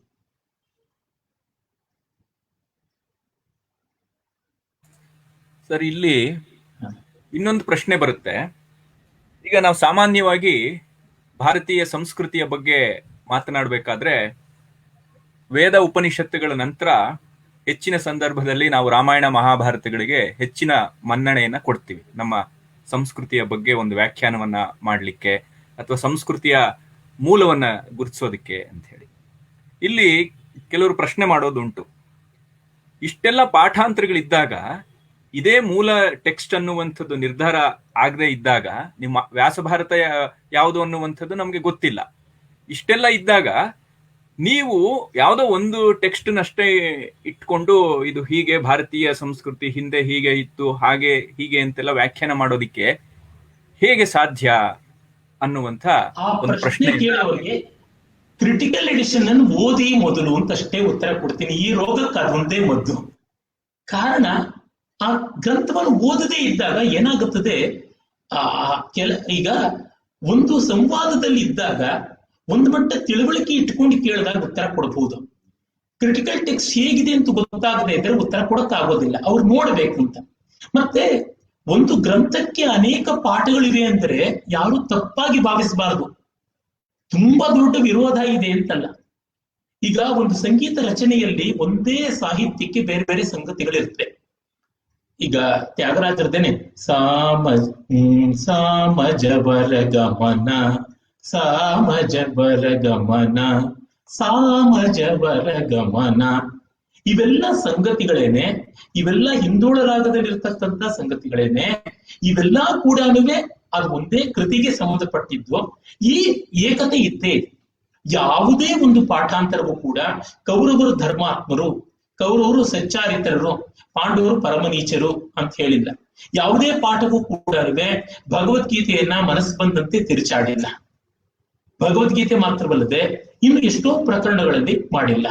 ಅಲ್ಲೊಂದು ಇಲ್ಲೊಂದು ಆ ತರ ವ್ಯತ್ಯಾಸಗಳಿರ್ತಕ್ಕಂಥದ್ದು. ಕೆಲವು ಪದಗಳು, ಕೆಲವು ವಾಕ್ಯಗಳು, ಕೆಲವು ಶ್ಲೋಕಗಳು, ಕೆಲವು ಪ್ರಕರಣಗಳು, ಅಂದ್ರೆ ಕೋರ್ ಪ್ರಿನ್ಸಿಪಲ್ ಅಲ್ಲಿ ಅದು ಒಂದೇ ಆಗಿದೆ ಅಂತ ಗೊತ್ತಾಗುತ್ತದೆ. ಹೀಗಾಗಿ ಇದನ್ನ ನಾವು ಗಮನಿಸ್ಕೊಳ್ಬೇಕು. ತದ್ವಿರುದ್ಧವಾದಂತ ಅಂಶಗಳಿಲ್ಲ. ತುಂಬಾ ಬಹಿರಂಗದಲ್ಲಿ ವ್ಯತ್ಯಾಸಗಳಿವೆ. ಈ ಬಹಿರಂಗದ ವ್ಯತ್ಯಾಸಗಳು ಎಲ್ಲಿ ಮುಖ್ಯವಾಗುತ್ತದೆ ಅಂದ್ರೆ ಐತಿಹಾಸಿಕವಾದ ಸಂಶೋಧನೆ ಮಾಡುವಾಗ ಮುಖ್ಯವಾಗುತ್ತೆ. ಉದಾಹರಣೆಗೆ ನೋಡಿ, ನಾನು ಇನ್ನೂ ಸುಲಭವಾಗಿ ಒಂದು ಉದಾಹರಣೆ ಕೊಡಬೇಕು ಅಂತಂದ್ರೆ ಕಾಳಿದಾಸನ್ನೇ ತೆಗೆದುಕೊಂಡ್ರೆ ನಮಗೆ ಗೊತ್ತಾಗುತ್ತದೆ. ಕಾಳಿದಾಸನ ವಿಕ್ರಮೋರ್ಷಿಯದಲ್ಲಿ 4ನೇ ಅಂಕದಲ್ಲಿ ಕೆಲವೊಂದು ಹಾಡುಗಳಿವೆ, ಪ್ರಾಕೃತ ಭಾಷೆಯ ಹಾಡುಗಳಿವೆ. ಆದ್ರೆ ಈ ಹಾಡುಗಳು ಕಾಳಿದಾಸ ಬರೆದಿದ್ದಲ್ಲ, ಆಮೇಲಿನ ಪಾಠಗಳಲ್ಲಿ ಸೇರ್ಕೊಂಡಿತ್ತು ಅಂತ. ಇದನ್ನು ನಾವು ಕಾಳಿದಾಸಂದೇ ಬರವಣಿಗೆ ಅಂತ ಅಂದುಕೊಂಡ್ಬಿಟ್ರೆ, ಕಾಳಿದಾಸನ ಕಾಲದಲ್ಲಿ ಆಡು ಮಾತು ಅನ್ನೋ ಸಂಸ್ಕೃತ ಇದೆ, ಪ್ರಾಕೃತ, ಅದು ಈ ತರ ಇತ್ತು ಅಂತ ಆಗುತ್ತೆ. ಆ ಕಾಳಿದಾಸ 13-14ನೇ ಶತಮಾನದವನ್ನ ಆಗ್ಬಿಡ್ತಾನೆ. ಅದು ಆ ನಾಟಕಕ್ಕೆ ಚೆನ್ನಾಗಿ ಒದಗಿ ಬಂದಿರತಕ್ಕಂಥ ಧ್ರುವಗೀತೆಗಳು. ಹಿಂದೆ ಸಂಸ್ಕೃತ ನಾಟಕಗಳನ್ನ ಆಡುವಾಗ ಪ್ರಾಕೃತ ಭಾಷೆಯಲ್ಲಿ ಹಾಡುಗಳನ್ನೆಲ್ಲ ಬಳಸ್ಕೊಂಡು ಬರೀತಾ ಇದ್ರು. ಅದೆಲ್ಲ ನಿಜವೇ. ಆದ್ರೆ ಕಾಳಿದಾಸನ ಕಾಲ ನಿರ್ಧಾರ ಮಾಡೋದಕ್ಕೆ ಇದು ಪ್ರಯೋಜನ ಬರೋಲ್ಲ ಅಂತ ಅನ್ನೋದಕ್ಕೆ ಈ ರೀತಿಯಾಗಿ ಹೀಗೆ ಮಹಾಭಾರತದ ಅಂತಹ ಒಂದು ಗ್ರಂಥವನ್ನು ನೋಡಿದಾಗ ಐತಿಹಾಸಿಕವಾದ ಯಾವುದೋ ಅಧ್ಯಯನಕ್ಕೆ ಬರುತ್ತೆ ಹೊರತು ಸಾಂಸ್ಕೃತಿಕವಾದ ಅಧ್ಯಯನಕ್ಕಲ್ಲ. ಆಮೇಲೆ ಇನ್ನು ಒಂದು ಉದಾಹರಣೆ ನೋಡಬೇಕು ಅಂತಂದ್ರೆ, ಭಗವದ್ಗೀತೆಯಲ್ಲಿ 700 ಶ್ಲೋಕಗಳ ಒಂದು ಪಾಠ ಪ್ರಾಚೀನವಾದದ್ದು. ಆಮೇಲೆ ಬಂದದ್ದು 745 ಶ್ಲೋಕಗಳು. ಇದು ವೇದಾಂತ ದೇಶಕರಿಗೂ ಗೊತ್ತಿತ್ತು, ಅಭಿನವ್ ಗುಪ್ತನಿಗೂ ಗೊತ್ತಿತ್ತು. ಅಭಿನವ್ ಗುಪ್ತ ಮಾಡಿರ್ತಕ್ಕಂಥ ವ್ಯಾಖ್ಯಾನ 745 ಶ್ಲೋಕಗಳ ಭಗವದ್ಗೀತಾ ಪಾಠಕ್ಕೆ ಅಂತ ಹೇಳ್ಬಿಟ್ಟಿದ್ರು. ಶಂಕರರ ಕಾಲದ್ದು 700 ಏನಿದೆ, ಸಪ್ತಭಿ ಶ್ಲೋಕಶತೈ ಉಪನಿಬಂಧ ಅಂತ ಶಂಕರರು ಗೀತಾ ಭಾಷೆದ ಆರಂಭದಲ್ಲಿ ಬರೀತಾರೆ. ಇದನ್ನೇ ರಾಮಾನುಜಾಚಾರ್ಯರು, ಮಧ್ವಾಚಾರ್ಯರು, ವಲ್ಲಭರು, ನಿಂಬಾರ್ಕರು, ಈ ತರ ಮುಂದಕ್ಕೆ ಬರೆದವರೆಲ್ಲರೂ ಬರೆದಿದ್ದಾರೆ. ಅಭಿನವ್ ಗುಪ್ತರಲ್ಲಿ ಒಂದು ವ್ಯತ್ಯಾಸ ಇದೆ. ಈ 45 ಶ್ಲೋಕಗಳನ್ನು ಕ್ರಿಟಿಕಲ್ ಎಡಿಷನ್ ಅಲ್ಲಿ ಕೊಟ್ಟಿದೆ, ಪಾಠಾಂತರಗಳಲ್ಲಿ ಕೊಟ್ಟಿದೆ. 700 ಶ್ಲೋಕವನ್ನು ಕೊಟ್ಟಿದೆ. ಆದ್ರೆ ಈ 45 ಶ್ಲೋಕಗಳು ಯಾವುದೇ ರೀತಿ ಭಗವದ್ಗೀತೆಯ ಮೂಲ ತತ್ವಕ್ಕೆ ವಿರುದ್ಧವಾಗಿಯೂ ಇಲ್ಲ, ಅವು ಪೂರಕವಾಗಿಯೇ ಇದೆ. ಹೊಸ ವಿಷಯ ಇಲ್ಲ. ಅದನ್ನು ಮತ್ತೆ ಹೇಳ್ತೀನಿ. ಈ 45 ಶ್ಲೋಕಗಳನ್ನ ತೆಗೆದರೆ ಭಗವದ್ಗೀತೆಯ ಮಹಾತ್ಮ್ಯ ಕಡಿಮೆ ಆಗೋಲ್ಲ. ಆದ್ರೆ 45 ಶ್ಲೋಕಗಳನ್ನು ಸೇರಿಸಿದರೆ ಭಗವದ್ಗೀತೆಗೆ ವಿರುದ್ಧಾರ್ಥ ಬರೋಲ್ಲ. ಭಗವದ್ಗೀತೆಯಲ್ಲಿ ಇರುವ ಕೆಲವು ಮಾತುಗಳನ್ನೇ ಪುಷ್ಟಿಯಾಗಿ ಹೇಳಿದೆ. ಒಂದೆರಡು ಕಠೋಪನಿಷತ್ತು ಇತ್ಯಾದಿಗಳಲ್ಲಿ ಬರುವ ಮಂತ್ರಗಳನ್ನೇ ಬಳಸಿಕೊಂಡಿದೆ ಅಂತ ಗೊತ್ತಾಗುತ್ತದೆ. ಅದರಿಂದ ನಾವು ನೋಡಿದಾಗ ಗೊತ್ತಾಗುತ್ತದೆ, ನಾವು ಯಾರೇ ಈ ತರ ಆಕ್ಷೇಪ ಮಾಡುವಾಗ ಅದು ಪ್ರಜ್ಞಾವಂತರ ಆಕ್ಷೇಪ. Is it an intelligent and responsible criticism or irresponsible criticism? ಬೇಜವಾಬ್ದಾರಿಯಾದ ಬೀಸು ಹೇಳಿಕೆಯ ಅಂತ. ಬೀಸು ಹೇಳಿಕೆಗೆ ಉತ್ತರ ಕೊಡ್ತಾ ಕೂತ್ಕೊಂಡ್ರೆ ಕೊನೆ ಮೊದಲಿಲ್ಲ. ಅದಕ್ಕೆ ನಿಮ್ಮ ಆಧಾರಗಳನ್ನ ಇಟ್ಕೊಂಡು ಬನ್ನಿ. ನನಗೆ ಹಾಗೆ ಅನ್ಸುತ್ತೆ ಅಂದ್ರೆ ನೀವು ಹುಚ್ಚರು ಅಂತ ನಂಗೆ ನಿಶ್ಚಯವಾಗಿದೆ ಅಂತಲೂ ಹೇಳ್ಬಹುದಲ್ವಾ? ಈ ತರದ್ದೆಲ್ಲ ಬಂದು ಬಿಡುತ್ತೆ. ಅದರಿಂದ ಬಾಧ್ಯತೆಯಿಂದ ಪ್ರಶ್ನೆಗಳು ಕೇಳಿದಾಗ ಬಾಧ್ಯತೆಯ ಉತ್ತರಗಳು ಖಂಡಿತ ಜಿಜ್ಞಾಸುವಿಗೆ ಸಿಗುತ್ತೆ. ಮತ್ತೆ ಇದಕ್ಕೆ ಸೇರ್ಸೋದಿಲ್ಲದೆ ಡಾಕ್ಟರ್ ಎಸ್ ಎಲ್ ಭೈರಪ್ಪನವರು ಸುಮಾರು ಕಡೆ ಹೇಳಿದ್ದಾರೆ, ಸುಮಾರು ಸಂದರ್ಭಗಳಲ್ಲಿ ಹೇಳಿದ್ದಾರೆ. ಮತ್ತೆ ಈ ಆಂಗ್ಲಾನುವಾದ ಇದಕ್ಕೆ ಮುನ್ನುಡಿ ಬರಿತಾನು ಹೇಳಿದ್ದಾರೆ. ಇಷ್ಟು ವೇರಿಯಂಟ್ ರೀಡಿಂಗ್ಸ್ ಇದೆ, ಇಷ್ಟು ಪಾಠಾಂತರ ಇದೆ ಅಂತ ಅನ್ನೋದೇನೆ it reflects the dynamic nature of Indian society, ಮತ್ತೆ ಆ creative nature of Indian society. ಆ ವ್ಯಾಸ ದೃಷ್ಟಿಗೆ ಅನುಗುಣವಾಗಿ ಅವರ ಅಭಿವ್ಯಕ್ತಿ ಸ್ವಾತಂತ್ರ್ಯವನ್ನ ಎಲ್ಲ ಕಲಾ ಮಾಧ್ಯಮಗಳ ಮೂಲಕನೂ ಅವರು ಪ್ರಸ್ತುತಪಡಿಸ್ತಾನೆ ಬಂದಿದ್ದಾರೆ ಪ್ರಾಚೀನ ಕಾಲದಿಂದ ಅಂತ. It shows how dynamic Indian society was and it was not static ಅನ್ನುವ ಮಾತುಗಳನ್ನ ಇಲ್ಲಿ ಬರೆದಿದ್ದಾರೆ ಈ ಫೋರ್ವರ್ಡ್ ಬರೀತಾ ಪುಸ್ತಕಕ್ಕೆ. ಏನಾಗುತ್ತದೆ, ಅಧಿಭೂತ, ಅಧಿದೈವ, ಅಧ್ಯಾತ್ಮ ಅಂತ ಬೇರೆ ಬೇರೆ ತರ ಇಂಟರ್ಪ್ರಿಟೇಷನ್ಸ್ ಇರುತ್ತವಲ್ಲ. ಎಷ್ಟೋ ಬಾರಿ ಪಾಠಗಳು ಬೆಳೆದಿರುವಂತದ್ದು ಆದಿ ದೈವಿಕವಾದ ವಿವರಣೆ ಕೊಡೋದಕ್ಕೆ ಬೆಳೆದಿವೆ, ಆಧ್ಯಾತ್ಮಿಕವಾದ ವಿವರಣೆಗಲ್ಲ. ಆಧ್ಯಾತ್ಮಿಕವಾದ ವಿವರಣೆಗೆ ತುಂಬಾ ಪಾಠಗಳ ಬೆಳವಣಿಗೆ ಆಗಿಲ್ಲ. ಈ ಬಗ್ಗೆ ಹೇಳುವಾಗ ಒಂದು ಮಾತನ್ನು ಹೇಳಬೇಕು, ಅದು ತುಂಬಾ ಮೌಲಿಕವಾದಂತಹ ಒಂದು ಅಂಶದ ಕುರಿತು ಬೆಳಕು ಚೆಲ್ಲೋದು. ಅದೇನಂದ್ರೆ, ಈ ಕ್ರಿಟಿಕಲ್ ಎಡಿಷನ್ಗಿಂತಲೂ ಮುಂಚೆ ಒಬ್ಬ ಮಹಾ ಲೇಖಕರು ಭಾರತೀಯ ಸ್ವಾತಂತ್ರ್ಯ ಸಂಗ್ರಾಮದಲ್ಲಿ ತುಂಬಾ ದೊಡ್ಡ ಪ್ರೇರಣೆ ಕೊಟ್ಟ ವಂದೇ ಮಾತರಂ ಗೀತದ ಲೇಖಕ ಬಂಕಿಂ ಚಂದ್ರ ಚಟ್ಟೋಪಾಧ್ಯಾಯರು ಶ್ರೀಕೃಷ್ಣ ಚರಿತ್ರ ಅಂತ, ಶ್ರೀಕೃಷ್ಣ ಚೋರಿತ್ ಅಂತ ಬಂಗಾಳಿ ಒಂದು ಗ್ರಂಥ ಬರೆದಿದ್ದಾರೆ. ಅದು ಕನ್ನಡಕ್ಕೆ ಅನುವಾದ ಆಗಿದೆ. ಅದು ಪ್ರಾಯಶಃ ಇನ್ನೊಮ್ಮೆ ಪುನರ್ಮುದ್ರಣ ಆಗಿ ಹತ್ತಿರದಲ್ಲೇ ಬರುತ್ತೆ ಅನ್ಸುತ್ತೆ. ಇಂಗ್ಲಿಷ್ಗೂ ಕೂಡ ಅದರ ಅನುವಾದ ಆಗಿದೆ. ನನ್ನ ಪೂಜ್ಯ ಗುರುಗಳು ಕೆ ಕೃಷ್ಣಮೂರ್ತಿಯವರೇ ಅದನ್ನ ಅನುವಾದ ಮಾಡಿದ್ದಾರೆ. ಬಂಗಾಳದಲ್ಲಿ ಇದು ಬಹಳ ಪ್ರಸಿದ್ಧವಾಗಿದೆ. ಕೃಷ್ಣಮೂರ್ತಿಯವರು ಅದರ ಇಂಗ್ಲಿಷ್ ಅನುವಾದ ಮಾಡಿ ಭಾರತೀಯ ವಿದ್ಯಾಭವನ ಅಚ್ಚು ಮಾಡ್ತು ಅಂತ ಅನ್ಸುತ್ತೆ. ಅಲ್ಲಿ ಅವರು ಒಂದು ಬಗೆಯ ಪರಿಷ್ಕೃತ ಪಾಠವನ್ನೇ ಮಾಡ್ಕೋತಾರೆ. ಮಹಾಭಾರತದ ಮೂಲ ಕೃಷ್ಣ ಚರಿತ್ರೆ ಎಂಥದ್ದು ಅಂತ ತೋರಿಸ್ತಾರೆ. ಹೀಗೆ ನೋಡಿದಾಗ ನಮಗೆ ಗೊತ್ತಾಗುತ್ತದೆ ಮಹಾಭಾರತದ ಆಧ್ಯಾತ್ಮಿಕವಾದ ಮೌಲ್ಯ ಏನು, ಸಾಂಸ್ಕೃತಿಕವಾದ ಮೌಲ್ಯ ಏನು ಅನ್ನೋದಕ್ಕೆ ವಿರೋಧಗಳು ಜಾಸ್ತಿ ಇಲ್ಲ. ಆದರೆ ಕೆಲವು ಕಥೆಗಳು, ಕೆಲವು ಉಪಾಖ್ಯಾನಗಳು, ಕೆಲವು ಉಪದೇಶಗಳು, ಕೆಲವು ಕ್ಷೇತ್ರ ಮಹಾತ್ಮೆಗಳು, ಯಾಕೆಂದ್ರೆ ವನಪರ್ವದಲ್ಲಿ ತೀರ್ಥಯಾತ್ರೋಪರ್ವ ಅಂತ ಒಂದು ಬರುತ್ತೆ. ಪಾಂಡವರೆಲ್ಲ ತೀರ್ಥಯಾತ್ರೆ ಮಾಡಿದ್ರು. ಅಂತ ಜಾಗದಲ್ಲಿ ಕೆಲವು ವಿಸ್ತಾರಗಳಿವೆ. ಯಾವತ್ತು ಇರೋದನ್ನು ವಿಸ್ತರಿಸೋದಾಗಿದೆ ಹೊರತು ಇರೋದನ್ನು ಸೊರಳಿಸೋದಾಗಿಲ್ಲ. ನದಿ ಹೋಗ್ತಾ ಬೆಳಕೊಳ್ಳುತ್ತೆ ಅಂತ. ಆದ್ರೆ ಬೆಳಕೊಂಡಿರುವಂತದ್ರೊಳಗೆ ನೀರೇ ಹರಿದಿದೆಯೇ ಹೊರತುನುವೆ ವಿಷ ಹರಿದಿರೋದಾಗ್ಲಿ ಅಥವಾ ಅಮೃತ ಹರಿದಿರೋದಾಗ್ಲಿ ಇಲ್ಲ. ಇದನ್ನ ನಾವು ಗಮನಿಸ್ಕೊಳ್ಬೇಕು. ಆಮೇಲೆ ನಮ್ಮ ಪರಂಪರೆ ಮತ್ತೊಂದು ಮುಖ್ಯವಾದ ಅಂಶ, ಒಂದು ಗ್ರಂಥದ ಮೇಲೆಲ್ಲ ನಿಂತಿರೋದು, ಅನುಭವದ ಮೇಲೆ ನಿಂತಿದೆ. ವೇದವೇ ಮತ್ತೆ ಹೇಳುತ್ತೆ, ಎಸ್ತನ್ನ ವೇದ ಕಿಮೃಚಾಕರ್ಷ್ಯತಿ ಯೈತ್ತದ್ವಿದು ತೈಮೇ ಸಮಾಸತೆ ಅಂತ. ದಿನವೂ ವೇದಾಭ್ಯಾಸ ಮಾಡತಕ್ಕಂಥವನು, ಅಂದ್ರೆ ಬ್ರಹ್ಮಯಜ್ಞದ ಅಂಗವಾಗಿ ಹೇಳಲೇಬೇಕಾದ ಮಂತ್ರ ಇದು. ಅಂದ್ರೆ ಯಾರಿಗೆ ಈ ಅಂತರ್ವೇದ ಗೊತ್ತಿದೆ ಅವನಿಗೆ ಬಹಿರಂಗದ ವೇದ ಪ್ರಯೋಜನವಿಲ್ಲ ಅಂತ. ಅಂತರ್ವೇದ ಗೊತ್ತಿಲ್ಲದೆ ಇದ್ರೆ ಬಹಿರಂಗ ವೇದ ವ್ಯರ್ಥ ಅಂತ. ಈ ಅರ್ಥದಲ್ಲಿ ನೋಡಿದಾಗ ನಮ್ದು ಪೀಪಲ್ ಆಫ್ ದಿ ಬುಕ್ ಅಂತ ಹೇಳ್ತಾರೆ ಕ್ರಿಶ್ಚಿಯನ್, ಇಸ್ಲಾಂ ಇತ್ಯಾದಿಗಳನ್ನೆಲ್ಲ. ನಾವು ಪೀಪಲ್ ಆಫ್ ಎಕ್ಸ್ಪೀರಿಯನ್ಸ್ ಅಂತ ಅನುಭವದವರು. ಹಾಗಾಗಿ ನಾವು ಗ್ರಂಥವನ್ನ ಮೀರಬೇಕೇ ಹೊರತು ಗ್ರಂಥವನ್ನೇ ಅಪ್ಪಿಕೊಂಡು ಕೂತ್ಕೊಳ್ಳೋದು ಅಲ್ಲ, ಗ್ರಂಥವನ್ನ ವಿರೋಧಿಸೋದು ಅಲ್ಲ ಅಂತ. ಈ ಸೂಕ್ಷ್ಮ ಗೊತ್ತು ಮಾಡ್ಕೊಂಡ್ರೆ ತುಂಬಾ ಒಳ್ಳೆಯದಾಗತ್ತೆ ಅಂತ ಅನ್ಸುತ್ತೆ. ಇದು ಬೃಹದಾರಣ್ಯಕದಲ್ಲೂ ಬರುತ್ತೆ. ಅಸ್ತ್ರ ವೇದ ಅವೇದ, ವೇದಗಳು ಅವೇದವಾಗತಕ್ಕಂಥದ್ದು. ಶಂಕರ ಭಾಷ್ಯದಲ್ಲಿ, ಚಾಂದೋಗ್ಯೋಪನಿಷತ್ ಭಾಷ್ಯದಲ್ಲಿ ಒಂದು ಒಳ್ಳೆ ಮಾತು ಬರುತ್ತೆ. ನೀನ್ ಹೀಗೆಲ್ಲ ಮಾತಾಡಿದ್ರೆ ವೇದಗಳನ್ನು ನಿರಾಕರಿಸ್ಬೇಕಲ್ವಾ ಅಂದ್ರೆ, ತದಿಶ್ಯತ ಏವ ಅಸ್ಮಾಭಿ ಯತ್ ಸ್ವಯಂ ಶ್ರುತಿರಾಹ ಅತ್ರ ವೇದ ಅವೇದ ಇತಿ. ನಾವು ಅದನ್ನೇ ತಾನೇ ಬಯಸೋದು. ಗ್ರಂಥಾತೀತವಾಗಬೇಕು, ಗ್ರಂಥ ಬಾಹ್ಯರೂ ಆಗ್ಬಾರ್ದು, ಗ್ರಂಥ ಬದ್ಧರೂ ಆಗ್ಬಾರ್ದು, ಗ್ರಂಥಾತೀತರಾಗಬೇಕು ಅಂತಕ್ಕಂಥದ್ದು. ಸರ್, ಇನ್ನೊಂದು ಪ್ರಶ್ನೆ ಇದೆ. ಸಾಯಿ ಗಣೇಶ್ ಅವರು ಪ್ರಶ್ನೆನ ಕಳಿಸಿದ್ದಾರೆ. ಭಾಷಾ ವಿಜ್ಞಾನದ ಆಧಾರದ ಮೇಲೆ ಮಹಾಭಾರತ ಕಾಲ ನಿರ್ಣಯಾದಿಗಳನ್ನು ಮಾಡುವುದಕ್ಕೂ ಪಾಠವನ್ನು ಪರಿಷ್ಕಾರ ಮಾಡುವುದಕ್ಕೂ ಏನು ವ್ಯತ್ಯಾಸ ತಿಳಿಸಬಹುದೇ ಅಂತ. ಅಂದ್ರೆ ಭಾಷಾ ವಿಜ್ಞಾನದ ಆಧಾರದ ಮೇಲೆ ಕಾಲ ನಿರ್ಣಯ ಮಾಡುವಂಥದ್ದು, ಈ ಪಾಠ ಪರಿಷ್ಕಾರ, ಇದೆರಡಕ್ಕೂ ಏನು ವ್ಯತ್ಯಾಸ ಕಾಣಬಹುದು? ಏನಂದ್ರೆ ಬಹಳ ಒಳ್ಳೆ ಗಂಭೀರವಾದ ಪ್ರಶ್ನೆ. ಭಾಷಾ ವಿಜ್ಞಾನದ ನೆಲೆಯಲ್ಲಿ ನೋಡಿದಾಗ ಮಹಾಭಾರತದಲ್ಲಿ ತುಂಬಾ ದೊಡ್ಡ ವ್ಯತ್ಯಾಸ ಕಂಡು ಬರೋಲ್ಲ, ತುಂಬಾ ದೊಡ್ಡ ವ್ಯತ್ಯಾಸ ಕಂಡು ಬರೋಲ್ಲ. ಅದನ್ನ ನಾವು ಗಮನಿಸ್ಕೊಳ್ಬೇಕು. ಈಗ ನೋಡಿ, ವೇದವನ್ನ ಇಟ್ಟುಕೊಂಡು ಮಹಾಭಾರತವನ್ನು, ಋಗ್ವೇದವನ್ನು ಮಹಾಭಾರತವನ್ನು ಇಟ್ಟುಕೊಂಡ್ರೆ ಭಾಷೆ ತುಂಬಾ ಅಂತರ ಕಾಣಿಸುತ್ತದೆ. ಆದ್ರೆ ಉಪಲಬ್ಧ ಇರತಕ್ಕಂಥ ಎಲ್ಲ ಮಹಾಭಾರತದ ಪಾಠಗಳನ್ನು, ಪ್ರಾಚೀನ ಆಧುನಿಕ ಎಲ್ಲ ಇಟ್ಟುಕೊಂಡ್ರೆ ಅಂಥ ವ್ಯತ್ಯಾಸ ಕಾಣಿಸಲ್ಲ. ಕೆಲವು ಶಬ್ದ ರೂಪಗಳಲ್ಲಿ ಕಾಣಿಸುತ್ತೆ. ಉದಾಹರಣೆಗೆ ಮಹಾಭಾರತದಲ್ಲಿ ಕೆಲವು ನಾಮಪದಗಳನ್ನ ಬೇರೆ ಬೇರೆಯಾಗಿ ಕಂಡು ಬರುತ್ತದೆ.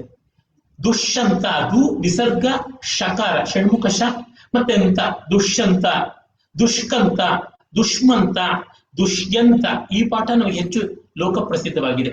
ಈ ತರ ಕೆಲವು ಕಾಣಿಸುತ್ತವೆ, ಈ ತರ ವ್ಯತ್ಯಾಸ ಕಾಣಿಸುತ್ತೆ. ಇಲ್ಲದೆ ಇದ್ರೆ ಉಪಸರ್ಗ ಸಮೇತವಾಗಿ ಲೆಬಂತ ಮಾಡಬೇಕು ಅಂತ ಇದೆ. ಈಗ ಗೃಹ್ಯ ಅಂತ ಬರುತ್ತೆ, ತುಂಬಾ ಕಡೆ ಬರುತ್ತೆ ಮಹಾಭಾರತದಲ್ಲಿ. ಗೃಹ್ಯ ಅಂತ ಅನ್ನೋದಲ್ಲ, ಗೃಹೀತ್ವ ಅಂತ ಆಗ್ಬೇಕು, ತ್ವಾಂತಾವ್ಯಯ ಮಾಡ್ಬೇಕು. ಹೀಗೆ ಮಾಡಿದ್ರೆ ಗೃಹ್ಯ ಅಂತ ಆಗ್ಬೇಕು ಅಂತಂದ್ರೆ ಸಂಗೃಹ್ಯ, ನಿಗೃಹ್ಯ, ಪರಿಗೃಹ್ಯ ಈ ತರ ಆಗ್ಬೇಕು. ಆದ್ರೆ ಮಹಾಭಾರತದ ರಚನೆ ಪಾಣಿನಿ ಪೂರ್ವ ಕಾಲದಲ್ಲಿಯೇ ಆಗಿದ್ರಿಂದ ಈ ರೀತಿಯಾದ ಸ್ವಚ್ಛಂದತೆಗೆ ಅವಕಾಶ ಇತ್ತು ಅಂತ ಗೊತ್ತಾಗುತ್ತೆ. ಮತ್ತೆ ಕರೋಮಿ ಅಂತಕ್ಕಂಥದ್ದು ಕುರ್ಮಿ ಅಂತ ಎಷ್ಟೋ ಕಡೆ ಆಗುತ್ತೆ. ಆಮೇಲೆ ಶತ್ರು ಪ್ರತ್ಯಯ, ಶಾನಚ್ ಪ್ರತ್ಯಯ ಅಂತ ಹೇಳ್ತಾರೆ. ಅಂದ್ರೆ ಕರ್ಮಣಿ ರೂಪ, ಇದು ಆತ್ಮನೇಪದಿ ಪರಸ್ಮೈಪದಿಗಳಿಗೆ ಹಾಕ್ತಕ್ಕಂಥ ಪ್ರೆಸೆಂಟ್ ಕಂಟಿನ್ಯೂಸ್ ಟೆನ್ಸ್ಗೆ ಸಂಬಂಧಪಟ್ಟಿದ್ದು. ಅಲ್ಲಿ ಸ್ವಲ್ಪ ವ್ಯತ್ಯಾಸ ಆಗುತ್ತದೆ. ಅಂದ್ರೆ ಕರ್ಮಣಿ ಇದು ಪರಸ್ಮೈಪದಿ ಧಾತುಗಳನ್ನ ಆತ್ಮನೇಪದಿ ಧಾತುಗಳಂತೆ, ಆತ್ಮನೇಪದಿ ಧಾತುಗಳನ್ನ ಪರಸ್ಮೈಪದಿಯಂತೆ, ಉಭಯಪದಿಯಂತೆ ಎಲ್ಲ ಮಾಡುವಂತದ್ದು ನೋಡ್ತೀವಿ. ಸ್ತ್ರೀಲಿಂಗ ಪ್ರತ್ಯಯಗಳು ಕೆಲವು ಕಡೆ ಪುಲ್ಲಿಂಗ ಪ್ರತ್ಯಯಗಳು ಆಗ್ಬಿಡುತ್ತೆ. ಈಗ ಸಾವಿತ್ರಿಗೆ ಕುರ್ವತಿ ಅಂತ ಅನ್ನೋದು ಎಂತದು ಕುರುವನ್, ಈ ರೀತಿಯಾಗಿ ಹೀಗೆಲ್ಲ ಬಂದ್ಬಿಡುತ್ತೆ. ಸಾವಿತ್ರಿ ಪ್ರಕರಣದಲ್ಲೇ ನೋಡಿದ್ರೆ ಗೊತ್ತಾಗುತ್ತೆ. ಹೀಗೆ ಕೆಲವು ರೂಪಗಳು ವ್ಯತ್ಯಾಸ ಕಾಣಿಸುತ್ತವೆ. ಆದ್ರೆ ಅದರಿಂದ ನಾವು ಭಾಷೆಯಲ್ಲಿ ತುಂಬಾ ವ್ಯತ್ಯಾಸ ಆಗಿತ್ತು ಅಂತ ಹೇಳಕ್ಕಾಗಲ್ಲ. ಮತ್ತೆ ಕೆಲವೊಂದು ಅಪೂರ್ವವಾದ ಶಬ್ದಗಳು ಅಲ್ಲಿ ಇಲ್ಲಿ ಬರ್ತವೆ. ಉದಾಹರಣೆಗೆ ಅಶ್ಲೀಲ ಅಂತ ಒಂದು ಪದ ಬರುತ್ತೆ. ಅಶ್ಲೀಲ ಅಂತಕ್ಕಂಥ ಒಂದು ಪದಕ್ಕೆ ಒಂದು ಗೋಳಾಕಾರದ ಬೀಜ, ಕಲ್ಲು ಹರಳು ಈ ತರದ್ದು ಅರ್ಥ ಇದೆ. ಆದ್ರೆ ತುಂಬಾ ಕಡೆ ಕಾಣಿಸ್ಕೊಳ್ತಕ್ಕಂಥದ್ದಲ್ಲ. ಹೀಗೆ ಈ ತರ ಅಲ್ಲಲ್ಲಿ ಕೆಲವು ಪದಗಳು ಬರುತ್ತೆ. ಅದನ್ನು ಬಿಟ್ರೆ ನಾವು ತುಂಬಾ ದೊಡ್ಡ ವ್ಯತ್ಯಾಸವನ್ನು ನೋಡಕ್ಕಾಗಲ್ಲ. ಇಡೀ ಮಹಾಭಾರತವನ್ನ ಪರಿಷ್ಕೃತ ಆವೃತ್ತಿ, ಕ್ರಿಟಿಕಲ್ ಟೆಕ್ಸ್ಟ್ ವಿತ್ ಆಲ್ ಪಾಠಾಂತರಗಳನ್ನು ಒಂದು ಬಾರಿ ಪೂರ್ತಿಯಾಗಿ ಓದಿದ್ದೀನಿ. ಕ್ರಿಟಿಕಲ್ ಟೆಕ್ಸ್ಟ್ ಅನ್ನ 2-3 ಬಾರಿ ಪೂರ್ತಿಯಾಗಿ ಓದಿದ್ದೀನಿ. ಮತ್ತೆ ಪಾಠಾಂತರಗಳೀಗ ಗೀತಾ ಪ್ರೆಸ್ ಅನ್ನ, ವಾವಿಳ್ಳ ಪ್ರೆಸ್ನವ್ರದನ್ನ, ಕೃಷ್ಣಾಚಾರ್ಯರ ಪ್ರೆಸ್ನವ್ರದನ್ನ ಇವರದೆಲ್ಲ ಗಮನಿಸ್ಕೊಂಡಿದ್ದೀನಿ. ಕುಂಭಕೋಣದ ಆವೃತ್ತಿಯನ್ನ ಎಲ್ಲ ನೋಡಿದಾಗ ಭಾಷೆಯಲ್ಲಿ ತುಂಬಾ ದೊಡ್ಡ ವ್ಯತ್ಯಾಸ ಇಲ್ಲ. ಅರ್ವಾಚೀನ ಪಾಠಗಳಲ್ಲಿ ಸ್ವಲ್ಪ ವ್ಯಾಕರಣ ಶುದ್ಧಿ ಮಾಡೋದಕ್ಕೆ ನೋಡ್ತಾ ಇದ್ದೀನಿ. ಈಗ ಗೃಹ್ಯ ಅಂತ ಇರೋದನ್ನ ಗೃಹೀತ್ವ ಅಂತ ಮಾಡ್ತಾರೆ. ಈಗ ಅದು ಏನ್ ಮಾಡ್ತಾರೆ, 8 ಅಕ್ಷರಗಳಿಗಿಂತ ಅನುಷ್ಟು ಕೆಲವೊಮ್ಮೆ ಹೆಚ್ಚಾಗಿರುತ್ತೆ. ಆಗ ಒಂದು ಅಕ್ಷರ ಕಡಿಮೆ ಮಾಡ್ಕೊಂಡು 8 ಅಕ್ಷರ ತಂದ್ಕೋತಾರೆ. ಇಲ್ಲ ಒಂದು ಅಕ್ಷರ ಲೋಪ ಆಗಿದ್ದಾಗ ಚ, ವೈ, ತು, ಹಿ ಈ ತರ ನಿಪಾತಗಳನ್ನ ಹಾಕಿ ಸೇರಿಸ್ತಾರೆ. ಇಲ್ಲಿ ವ್ಯತ್ಯಾಸ ತುಂಬಾ ಕಾಣಿಸುತ್ತೆ. ಛಂದಸ್ಸಲ್ಲಿ ಕಾಣಿಸುತ್ತೆ. ಛಂದಸ್ಸನ್ನ ರೆಗ್ಯುಲರೈಸ್ ಮಾಡಕ್ ನೋಡ್ತಾರೆ. ಅದು ವಿಪರೀತ ಪೂರ್ಣ ಅಂತ ಹೇಳುವಂತ ತ್ರಿಷ್ಟುಪ್ ಛಂದಸ್ಸಿನ ಪದ್ಯಗಳನ್ನ, ಅಥವಾ ಕೆಲವು ಕಡೆ ಮಾಲಿನಿ ಛಂದಸ್ಸು, ಶಾರ್ದೂಲ ಕ್ರೀಡಿತ, ಮಂದಾಕ್ರಾಂತ ಹೀಗೆಲ್ಲ ಬರುತ್ತೆ. ಆ ರೀತಿ ಕಂಡಾಗ ಛಂದೋ ಬಂಧಗಳಲ್ಲಿ ನಾವು ಈ ತರದ್ದು ಎದ್ದು ಕಾಣುವಂತೆ ವ್ಯತ್ಯಾಸ ನೋಡ್ತೀವಿ. ಅದರಿಂದ ಪ್ರಾಚೀನ ಯಾವುದು, ಅರ್ವಾಚೀನ ಯಾವುದು ನೋಡ್ಬೋದು. ಅಂದ್ರೆ ಭಾಷೆಯ ರಚನೆಯನ್ನು ನೋಡಿದ್ರೆ ಬಲುಮಟ್ಟಿಗೆ ಏಕರೂಪತೆ, 90% ಏಕರೂಪತೆ ನಾವು ನೋಡ್ತೀವಿ. ಕಾರಣ ಇಷ್ಟೇ, ಸಂಸ್ಕೃತ ಭಾಷೆಗೆ ಅದು ಒಂದು ಅಸಾಮಾನ್ಯವಾದ ಶಕ್ತಿ ಅದರ ವ್ಯಾಕರಣ ಪರಂಪರೆಯಿಂದ ಬಂದಿದೆ. ಅದರಿಂದಲೇ ನಮಗೆ ವ್ಯಾಸ ವಾಲ್ಮೀಕಿಗಳಿರಲಿ, ಅವರಿಗಿಂತ ಪ್ರಾಚೀನವಾದಂತ ಉಪನಿಷತ್ತುಗಳು ಬ್ರಾಹ್ಮಣಗಳಿಂದ ಮೊದಲುಗೊಂಡು ಈಗ ಅಥರ್ವ ವೇದ, 4 ವೇದ ಸಂಹಿತೆಗಳಲ್ಲೇ ಒಂದು ಅಥರ್ವ ವೇದದ ಭಾಷೆಯಿಂದ ನೋಡಿದ್ರು ಮಹಾಭಾರತ ತುಂಬಾ ಹತ್ತಿರವಾಗಿ ಕಾಣಿಸುತ್ತೆ. ಅಲ್ಲಿಂದಲೂ ನಮಗೆ ತುಂಬಾ ಸಾಮ್ಯ ಕಾಣಿಸುತ್ತದೆ. ಅದರಿಂದ ಭಾಷಾಶಾಸ್ತ್ರಜ್ಞರ ದೃಷ್ಟಿಯಲ್ಲಿ ನೋಡಿದಾಗ ಇಲ್ಲಿ ಕಾಲದ ಅಂತರ ಕಂಡುಕೊಳ್ಳೋದು ತುಂಬಾ ಕಷ್ಟ, ಬಹಳ ಕಷ್ಟ ಆಗುತ್ತದೆ. ಅಷ್ಟು ಏಕರೂಪತೆ ಇದೆ. ಆದ್ರೆ ಬೇರೆ ಕೆಲವೊಂದು ವಿವರಗಳಲ್ಲಿ, ಈ ಸಣ್ಣ ಪುಟ್ಟ ಶಬ್ದ ರೂಪಗಳಲ್ಲಿ, ಛಂದಸ್ಸಿನಲ್ಲಿ ನೋಡಬಹುದು. ಆದ್ರೆ ಕಾಲ ನಿಶ್ಚಯ ಮಾಡೋದು ಕಷ್ಟ, ತುಂಬಾ ಕಷ್ಟ. ಅದು ಏನಿದ್ರೂ ಅಲ್ಲಿ ಬರುವ ಪ್ರಾಣಿ, ಪಕ್ಷಿ ಈ ರೀತಿಯಾದ ಉಲ್ಲೇಖಗಳು, ಕೆಲವು ದೇಶದ ಉಲ್ಲೇಖಗಳು ಈ ತರದನ್ನು ನೋಡಿಕೊಂಡು ಹೇಳಬಹುದು. ಕೆಲವು ನದಿಗಳ ಕೋರ್ಸ್ ಅಂತೀವಲ್ಲ, ಪ್ರವಾಹ ಗತಿ ಈ ತರದನ್ನು ನೋಡಿಕೊಂಡು ಬಹಳ ಮಲ್ಟಿ ಡಿಸಿಪ್ಲಿನರಿ ಸ್ಟಡಿ ಮಾಡಬೇಕಾಗುತ್ತೆ. ಹಾಗೆ ಹೇಳ್ಬೋದು. ಖಗೋಳ ಶಾಸ್ತ್ರೀಯವಾದದ್ದು ಇದೆ, ಅದು ಹೆಚ್ಚು ನಂಬಲಾರ್ಹವಾದದ್ದು. ಈ ತರದ್ದು ಮಾಡಬಹುದು ಅನ್ಸುತ್ತೆ. ಸರ್, ಈಗ ಅನುವಾದದ ಬಗ್ಗೆ ಅರ್ಜುನ್ ಅವ್ರಿಗೆ ಒಂದು ಪ್ರಶ್ನೆಯನ್ನು ಕೇಳಬಹುದು ಅನ್ಸುತ್ತೆ. ಇತ್ತೀಚೆಗೆ ಹಲವಾರು ಸಂಸ್ಕೃತ ಗ್ರಂಥಗಳಿರಬಹುದು ಅಥವಾ ನಮ್ಮ ದೇಶಿ ಭಾಷೆಗಳ ಹಲವು ಗ್ರಂಥಗಳು ಇಂಗ್ಲಿಷ್ಗೆ ಅನುವಾದವಾಗುವಂತಹ ಒಂದು ಪ್ರಕ್ರಿಯೆ ಈಗ ಹುರುಸಾಗಿ ನಡೀತಾ ಇದೆ. ತುಂಬಾ ಬರೀ ಕರ್ನಾಟಕದಲ್ಲಿ ಅಷ್ಟೇ ಅಲ್ಲ, ದೇಶದ ಉದ್ದಗಲಕ್ಕೂ ಕೂಡ ಈ ಪ್ರಕ್ರಿಯೆ ಹೆಚ್ಚಾಗ್ತಾ ಇದೆ. ಒಂದು ಸಮಸ್ಯೆ ಬರುತ್ತೆ, ನಮ್ಮ ಭಾರತೀಯ ಭಾಷೆಗಳನ್ನ, ಅದರಲ್ಲೂ ಸಂಸ್ಕೃತದಂತ ಭಾಷೆಯನ್ನ ಅನುವಾದ ಮಾಡೋದಿಕ್ಕೆ ಬಹಳ ಕಷ್ಟವಾಗತ್ತೆ ಇಂಗ್ಲಿಷ್ಗೆ ಅನ್ನುವಂಥ ಹಿನ್ನೆಲೆಯಲ್ಲಿ ಈ ಕೃತಿ ಸಂಸ್ಕೃತವೂ ಇದೆ, ಇದರಲ್ಲಿ ಕನ್ನಡವೂ ಇದೆ ಒಂದ್ ರೀತಿ, ಮಹಾಭಾರತ ಬೆಳೆದ ಬಗೆ ಅಂತ. ನಿಮಗೆ ಎದುರಾದಂತ ಸಮಸ್ಯೆಗಳೇನು, ಅದನ್ನ ಹೇಗೆ ಪರಿಹಾರ ಮಾಡ್ಕೋಬಹುದು ಅನ್ನೋದನ್ನ ಹೇಳಿದ್ರೆ ಅನುವಾದ ಮಾಡ್ತಿರುವಂತವ್ರಿಗೂ ಒಂದು ಮಾಹಿತಿ ಕೊಟ್ಟಾಗ ಆಗತ್ತೆ. ಏನಂದ್ರೆ ತುಂಬಾ ಕಷ್ಟ, ಯಾಕೆಂದ್ರೆ ಸಾಂಸ್ಕೃತಿಕ ಒಂದು ದೇಶದ ಸಂಸ್ಕೃತಿಗೆ ಸಂಬಂಧಪಟ್ಟಂತಹ ಎಷ್ಟೊಂದು ಪಾರಿಭಾಷಿಕ ಶಬ್ದಗಳನ್ನ ಬೇರೊಂದು ವಿಜಾತೀಯವಾದ ಯಾವುದೋ ಒಂದು ಸಂಸ್ಕೃತಿಯಿಂದ ಉದ್ಭವವಾದ ಒಂದು ಭಾಷೆಗೆ ಅದನ್ನ ಭಾಷಾಂತರ ಮಾಡೋದು ತುಂಬಾ ಕಷ್ಟದ್ದು ಕೆಲಸ. ಇವಾಗ ನೋಡಿ, ಪುರೋಹಿತ ಅನ್ನೋದನ್ನ ಪ್ರೀಸ್ಟ್ ಅಂತ ಅನುವಾದ ಮಾಡ್ಬಿಟ್ರೆ, ಆ ಪುರೋಹಿತ ಅನ್ನೋ ಶಬ್ದಕ್ಕೆ ಇರುವಂತಹ ತಾತ್ವಿಕ ಹಿನ್ನೆಲೆ ಯಾವ ಮಟ್ಟದಿದೆ, ಆಧ್ಯಾತ್ಮಿಕ ಮೌಲ್ಯ ಎಷ್ಟಿದೆ ಆ ಪದದಲ್ಲಿ, ಅದು ಪ್ರೀಸ್ಟ್ ಅನ್ನೋ ಪದದಿಂದ ಆಗೋದಿಲ್ಲ. ಇವಾಗ ಮಹಾಕಾವ್ಯ ಅನ್ನೋದೇನೆ ಪೊಯೆಟ್ರಿ ಅಂತ ಮಾಡ್ಬೋದು, ಒಂದ್ ಮಟ್ಟಕ್ಕೆ ಸಮೀಕರಣ ಮಾಡಿ ಹೇಳ್ಬೋದಾದ್ರೂ ನಮ್ಮಲ್ಲಿ ಕಾವ್ಯ ಅಂದ್ರೆ ಬೇರೆ ಬೇರೆ ಲೇಯರ್ಸ್ ಆಫ್ ಇದು ಡೆಫಿನೇಷನ್ಸ್ ಎಲ್ಲ ಕೊಡ್ಬೋದಾಗುತ್ತೆ. ಸೊ ಹಾಗಾಗಿ ನಾವು ಒಂದು ಮಟ್ಟದ್ದು ಒಂದು ಗೋಲ್ಡನ್ ಮೀನ್ ಅಂತ, ಸುವರ್ಣ ಮಧ್ಯಮ ಮಾರ್ಗವನ್ನ ಅನುಸರಿಸಬೇಕಾಗುತ್ತೆ. ಆದಷ್ಟು ನಾವು ಸಂಸ್ಕೃತ ಪದಗಳನ್ನೇ ನಾವು ಆಂಗ್ಲಾನುವಾದದಲ್ಲೂ ನಾವು ರಿಟೈನ್ ಮಾಡ್ಕೊಂಡಿದೀವಿ, ಅದನ್ನ ಉಳಿಸ್ಕೊಂಡಿದೀವಿ. ಯಾಕೆಂದ್ರೆ ನಾವು ಹೆಚ್ಚು ಅದನ್ನ ಎಲ್ಲದನ್ನು ಬೇರೆ ಆಂಗ್ಲ ಪದಗಳಾಗೇನೆ ನಾವು ಅನುವಾದ ಮಾಡ್ತಾ ಹೋದ್ರೆ ನಮ್ ಮೂಲದ್ದು ಆ ಫ್ಲೇವರೇ ಹೊಟ್ಟೋಗುತ್ತೆ, ಆ ಮೂಲ ದೃಷ್ಟಿಕೋನನೇ ನಮ್ಗೆ ಹೋದಾಗೆ ನಷ್ಟವಾದಾಗೆ ಆಗುತ್ತೆ. ಹಾಗಾಗಿ ಆದಷ್ಟು ನಾವು ಮೂಲ ಸಂಸ್ಕೃತ ಪದಗಳನ್ನ ಮತ್ತೆ ದೇಶ ಭಾಷೆಗಳ ಪದಗಳು ಎಲ್ಲಾದ್ರೂ ಬಂದಿದ್ರೆ ಪ್ರಾಕೃತ ಪದಗಳು, ಅದನ್ನ ಉಳಿಸ್ಕೊಂಡೇ ನಾವು ಆಂಗ್ಲಾನುವಾದ ಮಾಡ್ಬೇಕು ಅಂತ ಅನ್ಸುತ್ತೆ. ತೀರಾ ಏನಂದ್ರೆ ಆ ಭಾಷೆಗಳಲ್ಲೂ ಈ ಪದಗಳ ಪರಿಚಯವನ್ನ ಮಾಡ್ದಾಗುತ್ತೆ. ಇಲ್ಲದ್ರೆ ತುಂಬಾ ವಿಜಾತೀಯವಾದದ್ದು ಆಂಗ್ಲ ಭಾಷೆ ನಮ್ಮ ದೇಶದ ಸಂಸ್ಕೃತಿಗೆ ಕಷ್ಟವಿರುವಂತಹ ಕೆಲಸನೇ ಇದು. ಒಂದು ಈ ಪುಸ್ತಕಕ್ಕೆ ಸಂಬಂಧಪಟ್ಟಂತೆ ಅವ್ರಿಗಷ್ಟು ಕಷ್ಟ ಆಗಿರ್ಲಾರ್ದು ಅನ್ಸುತ್ತೆ. ಯಾಕೆಂದ್ರೆ ಒಂದು ಶಾಸ್ತ್ರ ಗ್ರಂಥದಂತೆ ಬರೆದಿರ್ತಕ್ಕಂಥದ್ದು, ಅಲ್ಲಿ ಧ್ವನಿಗಳಿಗೆ ಕಲ್ಪನೆಗಳಿಗೆ ಅವಕಾಶವಿಲ್ಲ, ಫ್ಯಾಕ್ಟ್ಸ್ ಅನ್ನು ಸ್ಟೇಟ್ ಮಾಡುವಂಥದ್ದಾಗಿದೆ. ಮತ್ತೆ ಪ್ರಲೋಭಮೆನಾದ ಹೆಚ್ಚಿನ ವಿಚಾರಗಳಿರೋದ್ರಿಂದ ಅಲ್ಲಿಯೂ ಅದು ಹೇಗೆ ನಡೆದಿದೆ ಅಂತ ಅನ್ನೋದು ಗೊತ್ತಾಗುತ್ತದೆ. ಈ ಪುಸ್ತಕದ ಮಟ್ಟಿಗೆ ಅಷ್ಟು ಕಷ್ಟ ಆಗಿರಲಾರದು ಅಂತ ಅನ್ಸುತ್ತೆ. ಆದ್ರೆ ಈಗ ಒಂದು ಇಂಡಿಪೆಂಡೆಂಟ್ ಒಂದು ಕಾವ್ಯವನ್ನು ಶಾಸ್ತ್ರವನ್ನು ಮಾಡುವಾಗ ನೋಡಿದ್ರೆ ಶಾಸ್ತ್ರಾನುವಾದಕ್ಕೆ ಅಷ್ಟು ಕಷ್ಟ ಆಗಲಾರದು. ಯಾಕೆಂದ್ರೆ ಶಾಸ್ತ್ರದ ಸ್ವರೂಪವೇ ತಟಸ್ಥವಾದ ಭಾಷೆ. ಆದ್ರೆ ಕಾವ್ಯ ಏನಾಗುತ್ತೆ, ಅದು ಲಕ್ಷಣಾವೃತ್ತಿ ವ್ಯಂಜನಾವೃತ್ತಿ ಎರಡನ್ನೂ ತುಂಬಾ ಮೈದುಂಬಿಕೊಂಡಿರುತ್ತೆ. ಶಾಸ್ತ್ರ ಹೆಚ್ಚಾಗಿ ಅಭಿಧಾವೃತ್ತಿ. ಈ ಲಕ್ಷಣಾವೃತ್ತಿ ಅಂದ್ರೆ ಲೋಕಲ್ ಈಡಿಯಂ ಅಂತೀವಲ್ಲ, ನುಡಿಗಟ್ಟು, ಅದು ಹೆಚ್ಚಾಗಿ ಬರುತ್ತೆ. ಇನ್ನು ವ್ಯಂಜನಾವೃತ್ತಿ ಅಂದ್ರೆ ಧ್ವನಿ, ಅದು ಶಬ್ದಶಕ್ತಿ ಮೂಲ ಧ್ವನಿ ಆಗಿದ್ರಂತೂ ಪೂರ್ತಿ ಕಳೆದು ಹೋಗ್ಬಿಡುತ್ತೆ. ಇನ್ನ ಶಬ್ದಾಲಂಕಾರಗಳು ಪೂರ್ತಿಯಾಗಿ ಹೊರಟೋಗುತ್ತೆ. ಛಂದಸ್ಸು ಒಂದು ದೊಡ್ಡ ಶಬ್ದಾಲಂಕಾರ, ಅದು ಮೊದಲು ಹೊರಟೋಗುತ್ತೆ. ಸಂಸ್ಕೃತದ ಛಂದಸ್ಸುಗಳನ್ನ ಕನ್ನಡ, ತೆಲುಗು, ಈ ತರ ಕೆಲವು ಭಾರತೀಯ ಭಾಷೆಗಳು ಹಳಗನ್ನಡ ಎಲ್ಲ ಬಳಸ್ಕೊಂಡ್ರೆ ಅನುವಾದ ಮಾಡುತ್ತೆ. ಇಲ್ಲಿಯೇ ಆಗೋದು ಕಷ್ಟ ಇದೆ. ಇನ್ನು ಇಂಗ್ಲಿಷ್ ಭಾಷೆ ಅಂತದ್ರೊಳಗೆ ತುಂಬಾ ಕಷ್ಟ.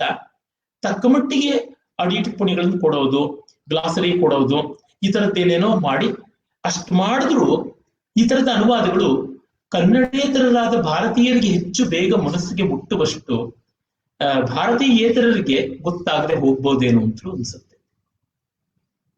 ಮತ್ತೆ ಇನ್ನೊಂದೇನಂದ್ರೆ ಎಲ್ಲಾ ನಮ್ಮ ಭಾರತೀಯ ಗ್ರಂಥಗಳನ್ನು ಇಂಗ್ಲಿಷ್ಗೆ ಅನುವಾದ ಮಾಡ್ಲೇಬೇಕು ಅನ್ನೋ ಅನಿವಾರ್ಯತೆಯನ್ನ ನಾವು ಆದಷ್ಟು ಬೇಗ ಮೀರಬೇಕು ಅನ್ಸುತ್ತೆ. ನಾವು ಆದಷ್ಟು ದೇಶ ಭಾಷೆಗಳಲ್ಲೇ ಅಥವಾ ಸಂಸ್ಕೃತ ಮೂಲದಲ್ಲೇ ನಾವು ಓದಕ್ಕೆ ಪ್ರಯತ್ನ ಪಟ್ರೆ ಇವಾಗ ಒಂದ್ ರೀತಿ ಬೇಸಿಕ್ ಅಪ್ರೋಚ್ ಹೇಗೆ ಅದನ್ನ ಮಾಡೋದು ಅಂತ ಗೈಡ್ಲೈನ್ಸ್ ಆಗಿ ಈ ಪುಸ್ತಕಗಳು, ಇಂಗ್ಲಿಷ್ ಅನುವಾದಗಳು ಪ್ರಯೋಜನಕಾರಿಯಾಗಬಹುದು.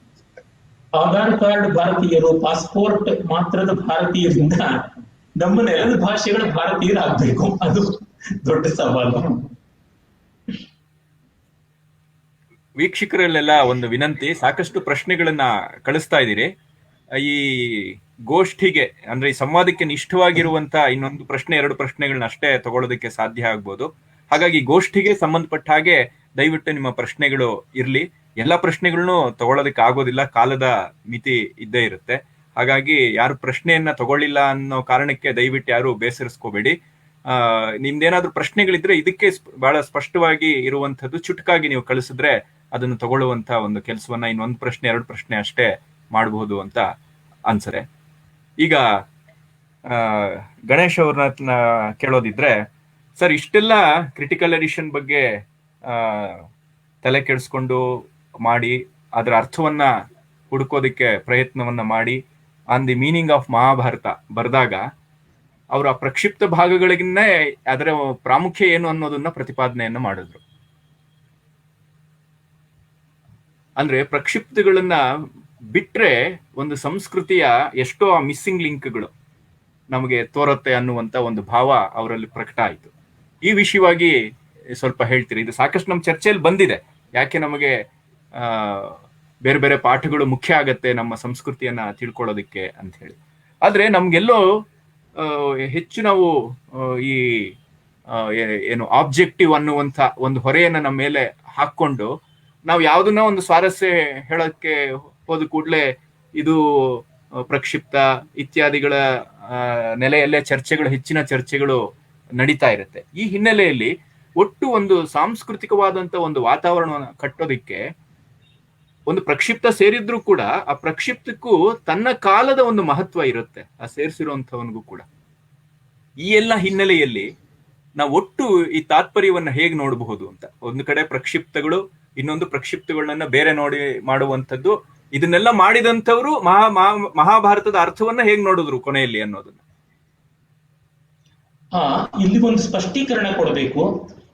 ಅವರು ಸುಕ್ತನ್ಕರ್ ಅವರು on the meaning of the ಮಹಾಭಾರತದಲ್ಲಿ ಪ್ರಕ್ಷಿಪ್ತ ಭಾಗಗಳು ಅಂತೆಲ್ಲ ತಗೊಂಡಿದ್ದು ವಲ್ಗೇಟೆಡ್ ಎಡಿಷನ್ ಅಂತ ಏನ್ ಹೇಳ್ತಾರೆ, ಆ ನೀಲಕಂಠೀಯವನ್ನು ಒಳಗೊಂಡಂತ ಆ ಆವೃತ್ತಿಯ ಶ್ಲೋಕಗಳನ್ನ ಹಾಕಿದ್ದು. ಅದಕ್ಕೆ ಹಲವು ಕಾರಣಗಳಿವೆ. ಒಂದು, ಆ ಹೊತ್ತಿಗೆ ಇಡೀ ಕ್ರಿಟಿಕಲ್ ಎಡಿಷನ್ ಸಿದ್ಧವಾಗಿರ್ಲಿಲ್ಲ. ಒಂದು, ಲೋಕಕ್ಕೆಲ್ಲ ಎಟಕತಕ್ಕಂತ ಒಂದು ಆವೃತ್ತಿಯಿಂದ ಉದಾಹರಣೆ ಕೊಡಬೇಕಾಗಿತ್ತು ಅಂತ.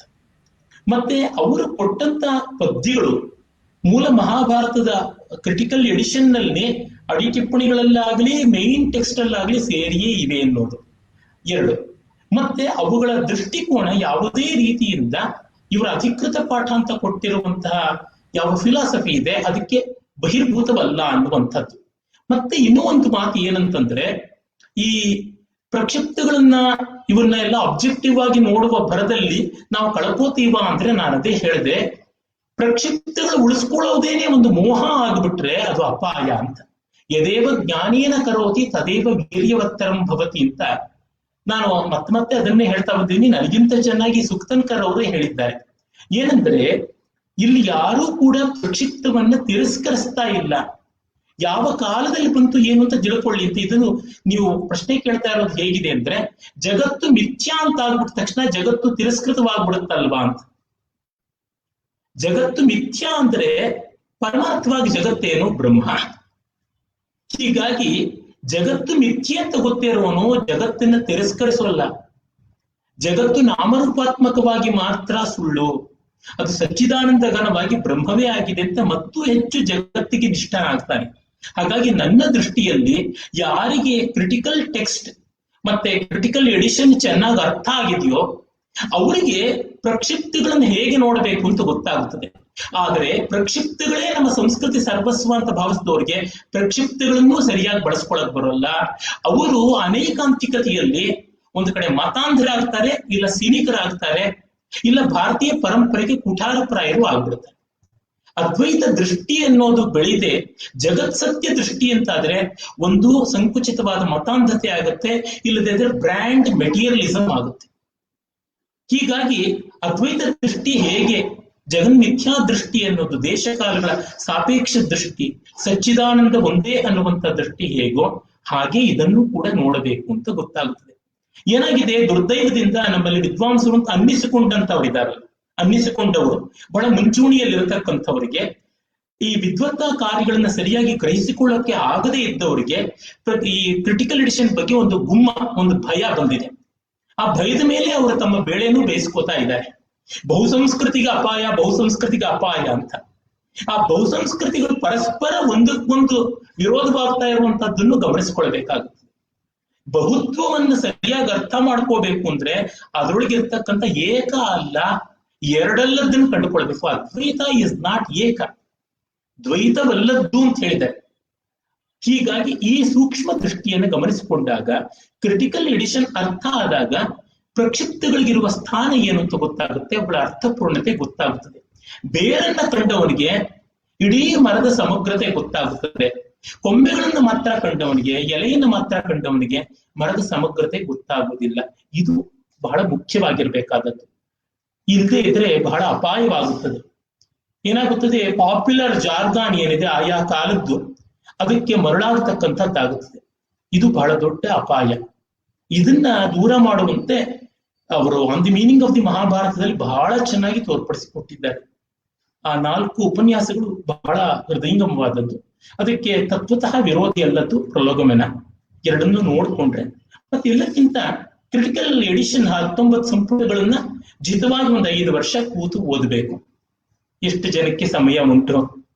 50 ವರ್ಷಗಳ ಕೆಲಸಕ್ಕೆ 5 ವರ್ಷ ಮೀಸಲಿಡುವುದು ಬಹಳ ಜನ ಕಷ್ಟವಾಗಿದೆ. ಏನು ಮಾಡೋದು, ಹಾಗಿದೆ ಪರಿಸ್ಥಿತಿ. ಇನ್ನೊಂದು ಪ್ರಶ್ನೆ ತಗೋಬೋದಾ? ಖಂಡಿತ. ಪ್ರಶ್ನೆಗಳು ಬರ್ತಾ ಇವೆ, ಖಂಡಿತ ತಗೋಬೋದಾ?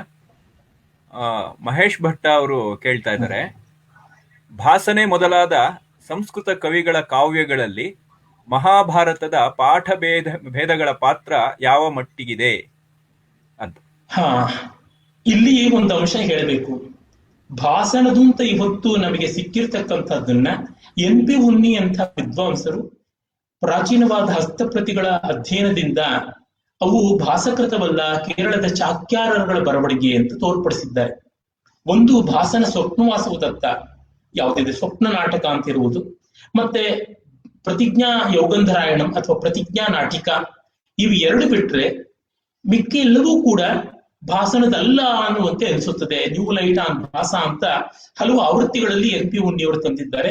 ತುಂಬಾ ನಿಸ್ಸಂದಿಗ್ಧವಾದ ರೀತಿಯಲ್ಲಿ ಮಾಡಿದ್ದಾರೆ. ದುರ್ದೈವ ನಮ್ಮ ಶಾಲಾ ಕಾಲೇಜುಗಳಲ್ಲಿ ಇನ್ನೂ ಇದೇ ತರವೇ ಮಾಡ್ತಾ ಇದ್ದಾರೆ. ಇಲ್ಲಿ ಒಂದು ಅಂಶ ಗಮನಿಸಬೇಕು, ಭಾಸನದು ಹೌದೋ ಅಲ್ಲವೋ ಬೇರೆ, ಆ ಕೃತಿಗಳು ತುಂಬಾ ಚೆನ್ನಾಗಿವೆ. ಅವನ್ನ ಈಗಲೂ ನಾನು ಮತ್ತೆ ಓದ್ತಾ ಇರ್ತೀನಿ. ಆದ್ರೆ ಭಾಸನದು ಅಂತ ಆ ದೃಷ್ಟಿ ಇಟ್ಕೊಂಡು ಓದಿದಾಗ ಈ ತರದ ಅಪಾಯಗಳು ಬರ್ತವೆ.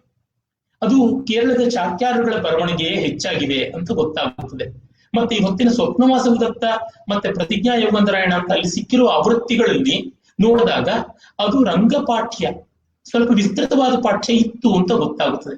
ಅದರ ಬಗ್ಗೆ ಸಂಶೋಧನೆಗಳನ್ನು ಬಹಳ ಹಿಂದೆಯೇ ಮಾಡಿದ್ದಾರೆ. ಸುಮಾರು 1 ಶತಮಾನದಷ್ಟು ಕಾಲದ ಚರ್ಚೆ ಇದರ ಹಿಂದೆ ನಡೆದಿದೆ. ಹೀಗಾಗಿ ಭಾಷಾ ಮತ್ತೆ ಮೂಲ ಮಹಾಭಾರತ ಇದು ಸ್ವಲ್ಪ ಪ್ರಶ್ನಾರ್ಥಕವಾಗುತ್ತದೆ. ನಮಗೆ ಭಾಷಾ ಬರದಂತ ಮಹಾಭಾರತದ ಆಧಾರದ ಮೇಲೆ ಇರುವಂತ ನಾಟಕಗಳು ಇನ್ನೂ ಸಿಕ್ಕಿಲ್ಲ, ಪ್ರಾಯಶಃ ಸಿಕ್ಕದೇನೆ ಹೋಗ್ಬಿಡುತ್ತೇನೋ ಅನ್ಸುತ್ತೆ. ಅದೇ ಕಾಳಿದಾಸ ಮತ್ತೆ ಭಟ್ಟನಾರಾಯಣ ಇಂಥವರ ಬರವಣಿಗೆಗಳು, ಮತ್ತೆ ತಪತಿ ಸಂವರಣ ಅಂತ ಕುಲಶೇಖರ ಆಳ್ವಾರ್ ಬರೆದಿರ್ತಕ್ಕಂಥ ಮತ್ತೊಂದು, ಇವೆಲ್ಲ ಪ್ರಾಚೀನವಾದ ಮಹಾಭಾರತ ಮೇಲೆ ಬಂದಿರುವಂತಹ ರೂಪಕಗಳು. ಅಲ್ಲಿ ಸಾಕಷ್ಟು ತಮ್ಮ ಕಲ್ಪನೆಯಿಂದ ಮಾರ್ಪಾಡುಗಳನ್ನು ಮಾಡಿಕೊಂಡಿದ್ದಾರೆ ಅಂತ ಗೊತ್ತಾಗುತ್ತದೆ. ತುಂಬಾ ವಿಸ್ತೃತವಾಗಿ ಚರ್ಚೆ ಮಾಡಬೇಕಾದಂತ ಅಂಶ ಇಲ್ಲಿದೆ. ಆದ್ರೆ ಭಾಸನದು ಅಂತ ಇವತ್ತು ಗೃಹೀತವಾದದ್ದು ಗಣಪತಿ ಶಾಸ್ತ್ರಿಗಳು ಹೇಳಿದ ರೀತಿಯಲ್ಲಿ ಇಲ್ಲ. ಆ ಕಾಲದಲ್ಲೇ ಬೇಕಾದಷ್ಟು ವ್ಯತ್ಯಾಸಗಳಿತ್ತು. ಕೇರಳದ ರಂಗ ಪರಂಪರೆಯನ್ನ, ಅಲ್ಲಿರುವ ಹಸ್ತಪ್ರತಿಗಳನ್ನ ನೋಡಿದ್ರೆ ಗೊತ್ತಾಗುತ್ತದೆ. ಇನ್ನೊಂದು ಪ್ರಶ್ನೆ ತಗೊಂಡು ಆಮೇಲೆ ನಂದೊಂದು ಪ್ರಶ್ನೆ ತಗೊಂಡು ಆಮೇಲೆ ಮುಂದೆ ಮುಗಿಸ್ಬೋದೇನೋ ಅನ್ಸತ್ತೆ. ತುಂಬಾ ಪ್ರಶ್ನೆಗಳಂತೂ ಬರ್ತಾ ಇದೆ, ಅಷ್ಟು ಸಮಯ ನಮ್ಗೆ ಇರೋದಿಲ್ಲ. ಇಲ್ಲೊಂದು ಸ್ವಾರಸ್ಯಕರ ಅಂದ್ರೆ ಪದೇ ಪದೇ ಮಹಾಭಾರತ ರಾಮಾಯಣಗಳ ಬಗ್ಗೆ ಬರುವಂತ ಒಂದು ಪ್ರಶ್ನೆ ಇದಾಗಿರೋದ್ರಿಂದ ತಗೋಬಹುದು ಅಂತ ಅನ್ನಿಸ್ತು. ಮೂಲ ಭಾರತದ ಕಥಾ ಹಂದರ ಅಥವಾ ಸ್ವರೂಪ ಏನು? ಅವ್ರು ಹೇಳೋದು ಏನು ಅಂತ ಹೇಳಿದ್ರೆ, ಇದೊಂದು ಆದಿವಾಸಿಗಳ ಕದನ ಅನ್ನುವಂತ ಒಂದು ಹೇಳಿಕೆಗಳು ಇರ್ತಾ ಇರುತ್ತೆ. ಇದ್ರ ಬಗ್ಗೆ ತಾವೇನ್ ಹೇಳ್ತೀರಿ ಅಂತ ಕೇಳ್ತಾರೆ ನವೀನ್ ಅವರು, ಕಲ್ಗುಂಡಿ ನವೀನ್ ಅವರು. ಒಳ್ಳೇದು. ಇದಕ್ಕೆ ತುಂಬಾ ಚೆನ್ನಾದ ಉತ್ತರವನ್ನ on the meaning of the ಮಹಾಭಾರತದಲ್ಲಿ, Mahabharata the epic and its critics ಅಂತ ಫಸ್ಟ್ ಮೊದಲನೇ ಲೇಖನದಲ್ಲೇನೆ ತುಂಬಾ ಚೆನ್ನಾಗಿ ತೋರಿಸಿದ್ದಾರೆ. ಅವರು ಅಲ್ಲಿ ಒಂದು ಮಾತು ಹೇಳ್ತಾರೆ, ಈ ಪ್ರೋಟೋ ಆರ್ಯನ್ ಫೈಟ್ ಅಂತ ಏನಿದೆ, ಪ್ರೋಟೋ ಆರ್ಯನ್ ಕನ್ಫ್ಯೂಷನ್ ಅಥವಾ ಕನ್ಫ್ರಂಟೇಷನ್ ಅನ್ನುವಂತ ಕಲ್ಪನೆಯಿಂದ ಆಚೆ ಬಂದಷ್ಟು ಒಳ್ಳೆಯದು ಅಂತ ಹೇಳಿ, ಒಬ್ಬ ಸಾಮಾನ್ಯ ಭಾರತೀಯ ರೈತನಿಗೆ ಅರ್ಥವಾಗುವುದು ಈ ಮಹಾಕಾವ್ಯದ ಹೃದಯ, ಪಾಶ್ಚಾತ್ಯ ವಿದ್ವಾಂಸರಿಗೆ ಅಲ್ಲ. ಎಲ್ಲಿವರೆಗೆ ಅಂದ್ರೆ ಅವ್ರ ಪಾಲಿಗೆ ಇದೊಂದು ಕೇಯಾಸ್ ಆಗಿ ಕಾಣಿಸುತ್ತೆ, ಆದ್ರೆ ವಸ್ತುತಃ ಇದೊಂದು ಕಾಸ್ಮಾಸ್ ಅಂತ ಅನ್ನುವ ಮಾತನ್ನ ಅವ್ರು ಹೇಳ್ತಾರೆ. ಬಹಳ ಭವ್ಯವಾಗಿ ಬರೆದಿದ್ದಾರೆ. ಅದರಿಂದ ಈ ರೀತಿಯಾದ ಕಲ್ಪನೆಗಳಿಗೆ ಮಹಾಭಾರತದಲ್ಲಿ ಅವಕಾಶವೇ ಇಲ್ಲ ಅಂತ ಗೊತ್ತಾಗುತ್ತದೆ. ನಾನು ನವೀನ್ ಅವರಿಗೆ ನಿವೇದನೆ ಮಾಡಿಕೊಳ್ಳೋದು ಮುಂದೆ, ದಯವಿಟ್ಟು ಮೂಲವನ್ನ ಯಾವ ಅನುವಾದಗಳ ಅಪೇಕ್ಷೆ ಇಲ್ಲದೆ ಓದಿಕೊಳ್ಳುವಷ್ಟು ಸಂಸ್ಕೃತ ಕಲಿಯಿರಿ. ತುಂಬಾ ಒಳ್ಳೆಯದು. ಅದು ಒಂದು ಜೀವಮಾನದ ಧನ್ಯತೆಯ ಅನುಭವ ಅನ್ಸುತ್ತೆ. ನಾನು ನನ್ನ ಅನುಭವವನ್ನೇ ಹೇಳ್ಕೊಳ್ಳೋದಿದ್ರೆ, ನಾನು ರಾಮಾಯಣ ಮಹಾಭಾರತಗಳನ್ನ ಯಾವುದೇ ವ್ಯಾಖ್ಯಾನಗಳ ಸಹಾಯವಿಲ್ಲದೆ ಓದ್ಕೊಂಡು ಆಸ್ವಾದ ಮಾಡೋಕ್ಕಾಯ್ತು. ಅದು ನನ್ನ ಬದುಕಿನ ಭಾಗ್ಯ. ಅದಕ್ಕಿಂತ ಮಿಗಿಲಾಗಿ ನನ್ನ ಬದುಕಿನಲ್ಲಿ ಇನ್ನೇನು ದೊಡ್ಡದು ಕಾಣಿಸಿಲ್ಲ ಅಂತ ಹೇಳಬಲ್ಲೆ. ಇಷ್ಟನ್ನು ನಾನು ತಿಳಿಸಬಲ್ಲೆ. ಆದ್ರೆ ಈ ತರದಕ್ಕೆ ಏನು ಅವಕಾಶ ಇಲ್ಲ ಅಲ್ಲಿ. ಆಮೇಲೆ ಮೂಲದಲ್ಲಿ ಅದು 8,800 ಶ್ಲೋಕಗಳಾಗಿತ್ತು, 24,000 ಶ್ಲೋಕಗಳಾಗಿತ್ತು, ಈ ತರ ಹಿಂಗೆ ಬೆಳೆದು ಬಂತು. ಆ ತರದಕ್ಕೆಲ್ಲ ಅವಕಾಶಗಳು ಕಾಣಿಸೋದಿಲ್ಲ. ಈ ಮೂಲ ದರ್ಶನ ಏನಿದೆ ಅದು ತನ್ನ ಸೃಷ್ಟಿಕಾಲದಿಂದಲೂ ಇದೆ ಅಂತ ಅನ್ನೋದು ಗೊತ್ತಾಗ್ತದೆ. ಇದನ್ನ ತುಂಬಾ ಸ್ಪಷ್ಟವಾಗಿ ತೋರ್ಪಡಿಸಿದ್ದಾರೆ. ನಮಗೀಗ ಸಿಗುವ ಅತ್ಯಂತ ಪ್ರಾಚೀನವಾದ ಪಾಠ ಅಂತ ಏನು ಅವ್ರು ನಿರ್ಮಾಣ ಮಾಡಿದ್ದಾರೆ, ಅಲ್ಲಿಯೂ ಈ ದರ್ಶನಕ್ಕೆ ವಿರೋಧ ಇಲ್ಲ. ಹಾಗಿದ್ದಿರಬಹುದಲ್ವಾ, ಇನ್ನೊಂದೇನೋ ಪ್ರಾಚೀನವಾದದ್ದು ಪ್ರಿಮಿಟಿವ್ ಆಗಿದ್ದಿರಬಹುದಲ್ವಾ ಅಂತನ್ನೋರಿಗೆ ನಾನು ಬಹಳ ಕಟುವಾಗಿ ಎಷ್ಟೋ ಕಡೆ ಹೇಳಿದ್ದೀನಿ. ಹಾಗಿದ್ರೆ ನಿಮ್ಮ ಚಾರಿತ್ರ್ಯವೂ ಕೂಡ ಇನ್ನೇನೋ ಆಗಿದ್ದಿರಬಹುದಲ್ವಾ, ನೀವಿವತ್ತು ಲೋಕದಲ್ಲಿ ತೋರ್ಪಡಿಸ್ಕೊಳ್ಳೋಕ್ಕಿಂತ ಭಿನ್ನವಾಗಿದ್ದಿರಬಹುದಲ್ವಾ, ನಿಮ್ಮ ಹುಟ್ಟಿನ ಹಿನ್ನೆಲೆ ಏನೋ ಅನೈತಿಕವಾಗಿರ್ಬಹುದಲ್ವಾ ಅಂತ ಯಾರಾದ್ರೂ ಊಹೆಗಳು ಮಾಡಿದ್ರೆ ನಮಗೆ ಹೇಗೆ ಇರಿಸುಮುರುಸ ಆಗುತ್ತೋ, ಆಧಾರವಿಲ್ಲದ ಊಹೆ ಏನು ಮಾಡಬಹುದು. ನೀವು ನನಗೆ ಶತಕೋಟಿ ಲಕ್ಷ ರೂಪಾಯಿಗಳಷ್ಟು ಸಾಲ ಕೊಡಬೇಕಾಗಿತ್ತು ಅಂತ ನಾನು ಊಹೆ ಮಾಡ್ಕೊಳ್ಬಹುದಲ್ವೇ? ಈ ತರ ಎಲ್ಲ ಕೇಳ್ತಾ ಹೋದ್ರೆ ನಮ್ಮ ರಂಗನಾಥ್ ಶರ್ಮರು ಒಂದ್ ಕಡೆ ಹೇಳ್ತಾರೆ, ವಿವೇಕಕ್ಕೆ ಒಂದು ಎಲ್ಲೆ ಇದೆ, ವಿವೇಕಕ್ಕೆ ಎಲ್ಲೇ ಇಲ್ಲ ಅಂತ. ಊಹೆಗಳ ಮೇಲೆ ಏನನ್ನೂ ಮಾಡಬಹುದು. ಆ ಊಹಾಪೋಹಗಳಿಗೆ ಕೊನೆ ಮೊದಲಿಲ್ಲವಾದ ಕಾರಣ ಇರುವುದನ್ನ ಇಟ್ಕೊಂಡು ನೋಡ್ಬೇಕು. ವಿಜ್ಞಾನ ಯಾವತ್ತೂ ದ ಆಬ್ಸೆನ್ಸ್ ಆಫ್ ಎವಿಡೆನ್ಸ್ ಅನ್ನ ತುಂಬಾ ದೊಡ್ಡ ವಿಷಯವಾಗಿ ತಗೊಂಡು ಹೋಗೋದಿಲ್ಲ. ಎವಿಡೆನ್ಸ್ ಕೊಡಬೇಕು, ಆಬ್ಸೆನ್ಸ್ ಆಫ್ ಎವಿಡೆನ್ಸ್ ಅಲ್ಲ ಅಂತ ಅನ್ನತ್ತಲ್ಲ. ಇದನ್ನು ಗಮನದಲ್ಲಿ ಇಟ್ಕೊಳ್ಬೇಕು ಅಂತ ನಂಗೆ ಅನ್ಸುತ್ತೆ.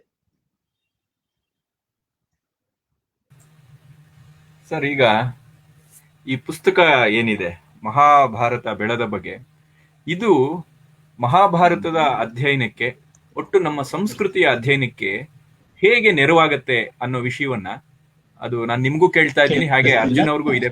ಹೇಳಿದ್ಮೇಲೆ ಅವರು ಕೂಡ ಅದನ್ನ ತಗೋಬಹುದು ಅಂತ ಅನ್ಸುತ್ತೆ. ಕೇಳ್ತಾ ಇಲ್ವಾ?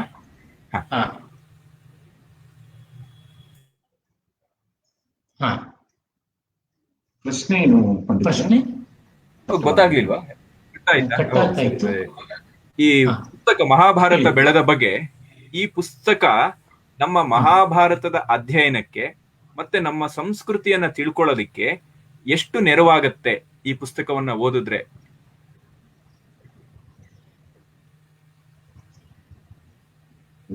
ಪ್ರಾಮುಖ್ಯತೆ ಕೇಳಿಸ್ತಾ ಇಲ್ವಾ?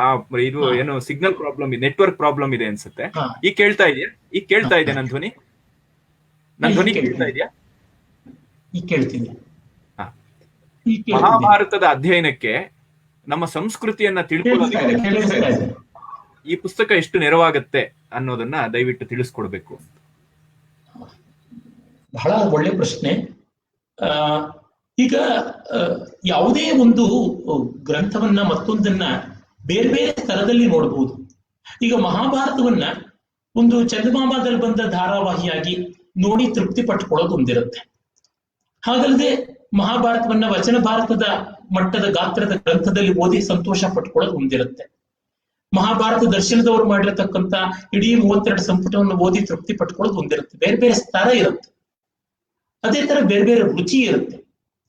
ಈಗ ಕೆಲವರಿಗೆ ಸಿನಿಮಾ ನೋಡಿ ಸಂತೋಷ ಪಡ್ತಾರೆ. ಈಗ ಫಾರ್ ಎಕ್ಸಾಂಪಲ್ 10 ಕಮ್ಯಾಂಡ್ಮೆಂಟ್ಸ್ ಸಿನಿಮಾ ನೋಡಿ ಸಂತೋಷ ಪಡ್ತಾರೆ. ಅವರಿಗೆ ಮೇಕಿಂಗ್ ಆಫ್ 10 ಕಮ್ಯಾಂಡ್ಮೆಂಟ್ಸ್ ಅಂತ ಅನ್ನುವಂತ ಒಂದು ಚಿತ್ರ 1.5 ಗಂಟೆ ಹೊತ್ತೆಂದು ಯೂಟ್ಯೂಬ್ ನಲ್ಲಿ ಇದೆ. ಅದನ್ನ ನೋಡೋದಕ್ಕೆ ಇಷ್ಟವಾಗಬಹುದು, ಇಷ್ಟವಾಗದೇನೂ ಇರಬಹುದು. ಈಗ ಭೈರಪ್ಪನವರು ಪರ್ವ ಬರೆದಿದ್ದನ್ನು ಎಷ್ಟೋ ಜನ ಓದಿ ಸಂತೋಷ ಪಟ್ಟಿರ್ಬೋದು. ಅರೆ ಅವ್ರ ಪರ್ವ ಬರೆದದ್ದು ಅಂತ ಒಂದು ಲೇಖನ ಬರೆದಿದ್ದಾರಲ್ಲ, ಅದನ್ನು ಓದಿ ಸಂತೋಷ ಪಡೋದು ತುಂಬಾ ಜನಕ್ಕೆ ಆಗದೇನೂ ಇರಬಹುದು, ಬೇಕಾಗದೇನೂ ಇರಬಹುದು. ಹೀಗೆ ಮಹಾಭಾರತ ಒಂದು ಗ್ರಂಥ ಇದೆ. ಆ ಗ್ರಂಥ ಈ ಸಂಪಾದಿತ ರೂಪದಲ್ಲಿ ಹೇಗೆ ಬಂತು? ಎಲ್ಲರೂ ಸೆಲ್ ಫೋನ್ ಇಟ್ಕೊಂಡು ಬಳಸ್ತಾರೆ. ಸೆಲ್ ಫೋನ್ ಹೇಗೆ ವರ್ಕ್ ಮಾಡುತ್ತೆ ಅಂತ ನೋಡೋದಕ್ಕೆ ಒಂದು ಕುತೂಹಲ ಇದ್ದರೆ ಆ ರೀತಿಯಾದ ಮನಸ್ಸಿದ್ದವರಿಗೆ ಪ್ರಯೋಜನವಾಗುತ್ತೆ. ಆ ಕಾರಣದಿಂದ ಇಂಥ ಯಾವುದೇ ಒಂದು ಎಲ್ಲರಿಗೂ ಬೇಕಾಗದೇ ಇರಬಹುದು. ಆದ್ರೆ ಬೇಕಾದವರಿಗೆ ತುಂಬಾ ದೊಡ್ಡದು ಅಂತ ಅನಿಸಬಹುದು. ಮತ್ತೊಂದು ಹೇಳ್ತೀನಿ, ಇದು ಕಷ್ಟವಲ್ಲದ ಸರಳವಾದ ಗ್ರಂಥ, ತಿಳಿಯಾದ ಭಾಷೆಯಲ್ಲಿರೋದು. ಈ ಆವೃತ್ತಿಯಂತೂ ತುಂಬಾ ಸೊಗಸಾದ ಪ್ರಿಂಟ್, ತುಂಬಾ ಸೊಗಸಾದ ಪುಟ, ತುಂಬಾ ಚೆನ್ನಾಗಿದೆ, ಕೈಯಲ್ಲಿ ಹಿಡ್ಕೊಳ್ಳೋದಕ್ಕೆ ಸಂತೋಷವಾಗುತ್ತೆ, ಒಳ್ಳೆ ಅಡಕವಾದಂತ ಒಂದು ಆಕಾರ ಕೂಡ ಇದೆ. ಹಾಗಾಗಿ ಕೂತಲ್ಲೇನೆ ಒಂದು ಹೊತ್ತಲ್ಲಿ ಓದ್ ಮುಗಿಸ್ಬಹುದು, ಮತ್ತೆ ಆಲೋಚಿಸ್ಬೋದು. ನೋಡಿ, ಇದರ ದೃಷ್ಟಿ ಹೇಗೆ, ಬೇರೆ ಬೇರೆಯವರು ಪಾಶ್ಚಾತ್ಯರು ಇದನ್ನ ಹೇಗೆ ಕಂಡ್ರು, ಯಾವ್ಯಾವ್ದೆಲ್ಲ ತೀರಿ ಹಾಕಿದ್ರು, ಹೇಗೆ ಅವ್ರು ತೀರಿ ಹಾಕೋದಕ್ಕೆ ಕಾರಣ ಏನು, ಈ ತರದ್ದೆಲ್ಲ ಕುತೂಹಲ ಇದ್ದವರಿಗೆ ತಣಿಸುತ್ತದೆ. ಅದು ನೀಲಕಂಠ ದೀಕ್ಷಿತ ಹೇಳಿದಂತೆ ಅಜ್ಞಾನಿಗಳಿಗೆ ಯಾವುದೂ ಕುತೂಹಲಕಾರಿಯಲ್ಲ, ಜ್ಞಾನಿಗಳಿಗೆ ಸುಮಾರು ಕುತೂಹಲಗಳು ಹುಟ್ಟತ್ವೆ ಅಂತ. ಹಣ್ಣು ಬೀಳುತ್ತೆ ಅಂತ ಎಲ್ಲರೂ ಅಂದ್ಕೋತಾರೆ, ಬಿದ್ದಿದ್ ಯಾಕೆ ಅಂತ ಅಂದ್ಕೊಂಡು ನ್ಯೂಟನ್ ಅಲ್ವಾ, ಹಾಗಿರುತ್ತೆ. ಅದರಿಂದ ಇದು ಅವರ ರುಚಿಗೆ ತಕ್ಕಂತೆ. ಅರೆ, ಒಬ್ಬ ಸಾಮಾನ್ಯನಾದ ಸಾಹಿತ್ಯಾಸಕ್ತನಿಗೆ ಮತ್ತೆ ಸಾಮಾನ್ಯನಾದ ಮಹಾಭಾರತ ಆಸಕ್ತನಿಗೆ ಕೂಡ ಪ್ರಯೋಜನ ಬರುತ್ತೆ, ಅದರೊಳಗೆ ಯಾವ ಸಂದೇಹವೂ ಇಲ್ಲ. ಅದಕ್ಕೆ ನಾನೇ ಸಾಕ್ಷಿಯಾಗಿದ್ದೀನಿ. ನಾನು ತುಂಬಾ ಹಿಂದೆ ಪುಸ್ತಕವನ್ನು ಓದಿ ಬಹಳ ಆಕರ್ಷಿತನಾದೆ. ಇದನ್ನು ಓದಿದ ಮೇಲೆ ನನಗೆ ಕ್ರಿಟಿಕಲ್ ಎಡಿಷನ್ ಮೂಲಕ ಮಹಾಭಾರತ ಓದಬೇಕು ಅಂತ ಅನಿಸ್ತು. ಅಷ್ಟು ಅದನ್ನ ಹೇಳ್ಬೋದು. ಮತ್ತೆ ಈವರೆಗೂ ಅಂದ್ರೆ ಅವರು 1968 ಆವರೆಗೂ ಬಂದಿದ್ದಂತಹ ಮಹಾಭಾರತಕ್ಕೆ ಸಂಬಂಧಪಟ್ಟಂತಹ ಎಲ್ಲ ಸಂಶೋಧನೆ ಕೂಡ ಇಲ್ಲಿ ಒಳಗೊಂಡಿದೆ. ಮತ್ತೆ ತುಂಬಾ ತಿಳಿಯಾದ ಭಾಷೆಯಲ್ಲಿ ಎಲ್ರಿಗೂ ಅರ್ಥವಾಗುವಂತೆ ಅದನ್ನ ಪ್ರೆಸೆಂಟ್ ಮಾಡಿದ್ದಾರೆ. ಅದಕ್ಕೆ ಆ ರುಚಿ ಇರ್ಬೇಕು, ಸಂಶೋಧನಾ ದೃಷ್ಟಿ ಇರ್ಬೇಕು, ಮತ್ತೆ ವಸ್ತುನಿಷ್ಠ ದೃಷ್ಟಿ ಕೂಡ ಇರ್ಬೇಕು. ಅಷ್ಟಿದ್ರೆ ತುಂಬಾ ರುಚಿಸುತ್ತದೆ ಅಂತ ಅನ್ಸುತ್ತೆ. ಚರ್ಚೆ ತುಂಬಾ ಚೆನ್ನಾಗಿ ಸಾಕ್ತಾ ಇದೆ, ಜನನು ಚೆನ್ನಾಗಿ ಸ್ಪಂದಿಸ್ತಾ ಇದ್ದಾರೆ. ಆದ್ರೆ ಸಮಯ ಮೀರ್ತಾ ಇರೋದ್ರಿಂದ ಎಲ್ಲೋ ಒಂದ್ ಜಾಗದಲ್ಲಿ ನಾವು ನಿಲ್ಲಿಸ್ಬೇಕಾಗತ್ತೆ. ಇಷ್ಟೊಂದು ಸಾಕಷ್ಟು ವಿಷಯಗಳನ್ನ ನಾವು ತಿಳ್ಕೊಳ್ಳೋ ತರ ಆಗಿದೆ. ಮತ್ತೆ ಆ ಮಹಾಭಾರತದ ಪರಂಪರೆ ನಿರಂತರವಾಗಿ ಸಾಗೋದಿಕ್ಕೆ ಇದೊಂದು ನಮ್ಮ ಸಣ್ಣ ಪ್ರಯತ್ನ. ಇದಕ್ಕೆ ನೀವಿಬ್ಬರು ಕೂಡ ಜೊತೆಯಾಗಿ ಈ ಗ್ರಂಥದ ಬಗ್ಗೆ ಸಾಕಷ್ಟು ಸಂಗತಿಗಳನ್ನ ತಿಳಿಸ್ಕೊಟ್ಟಿದ್ದೀರಿ.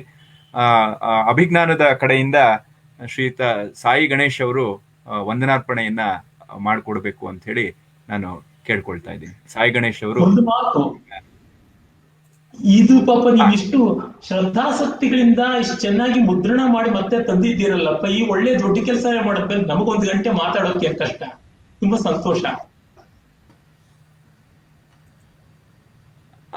ಅಲ್ಲ, ಅದು ನಮ್ಮ ಅಭಿಜ್ಞಾನದ ಒಂದು ಸೀರೀಸ್ ಬಗ್ಗೆ ತಮ್ಗೆ ಗೊತ್ತಿರ್ಬೇಕು. ಅದು ಭಾರತ ತೀರ್ಥ ಅಂತಾನೆ ಒಂದು ಮಾಲಿಕೆಯಾಗಿ ಮಾಡ್ತಾ ಇದೀವಿ. ಭಾರತೀಯ ಸಂಸ್ಕೃತಿಯ ಬಗ್ಗೆ ಮೂಲವನ್ನ ತಿಳ್ಕೊಳ್ಳೋದಿಕ್ಕೆ ನೆರವಾಗುವಂತ ಗ್ರಂಥಗಳನ್ನ ಪ್ರಕಟ ಮಾಡ್ಬೇಕು ಅಂತ ಹೇಳಿ ಈ ಗ್ರಂಥವನ್ನ ಅದರಲ್ಲಿ ಪ್ರಕಟ ಮಾಡೋದಿಕ್ಕೆ ಅವಕಾಶ ನೀಡಿದಂತ ನನ್ನ ಪತ್ರಿಕೋದ್ಯಮದ ಗುರುಗಳಾದಂತ ಎಸ್.ಆರ್. ರಾಮಸ್ವಾಮಿ ಅವರಿಗೆ ಮೊದಲನೇದಾಗಿ ನಾನು ಕೃತಜ್ಞತೆಗಳು.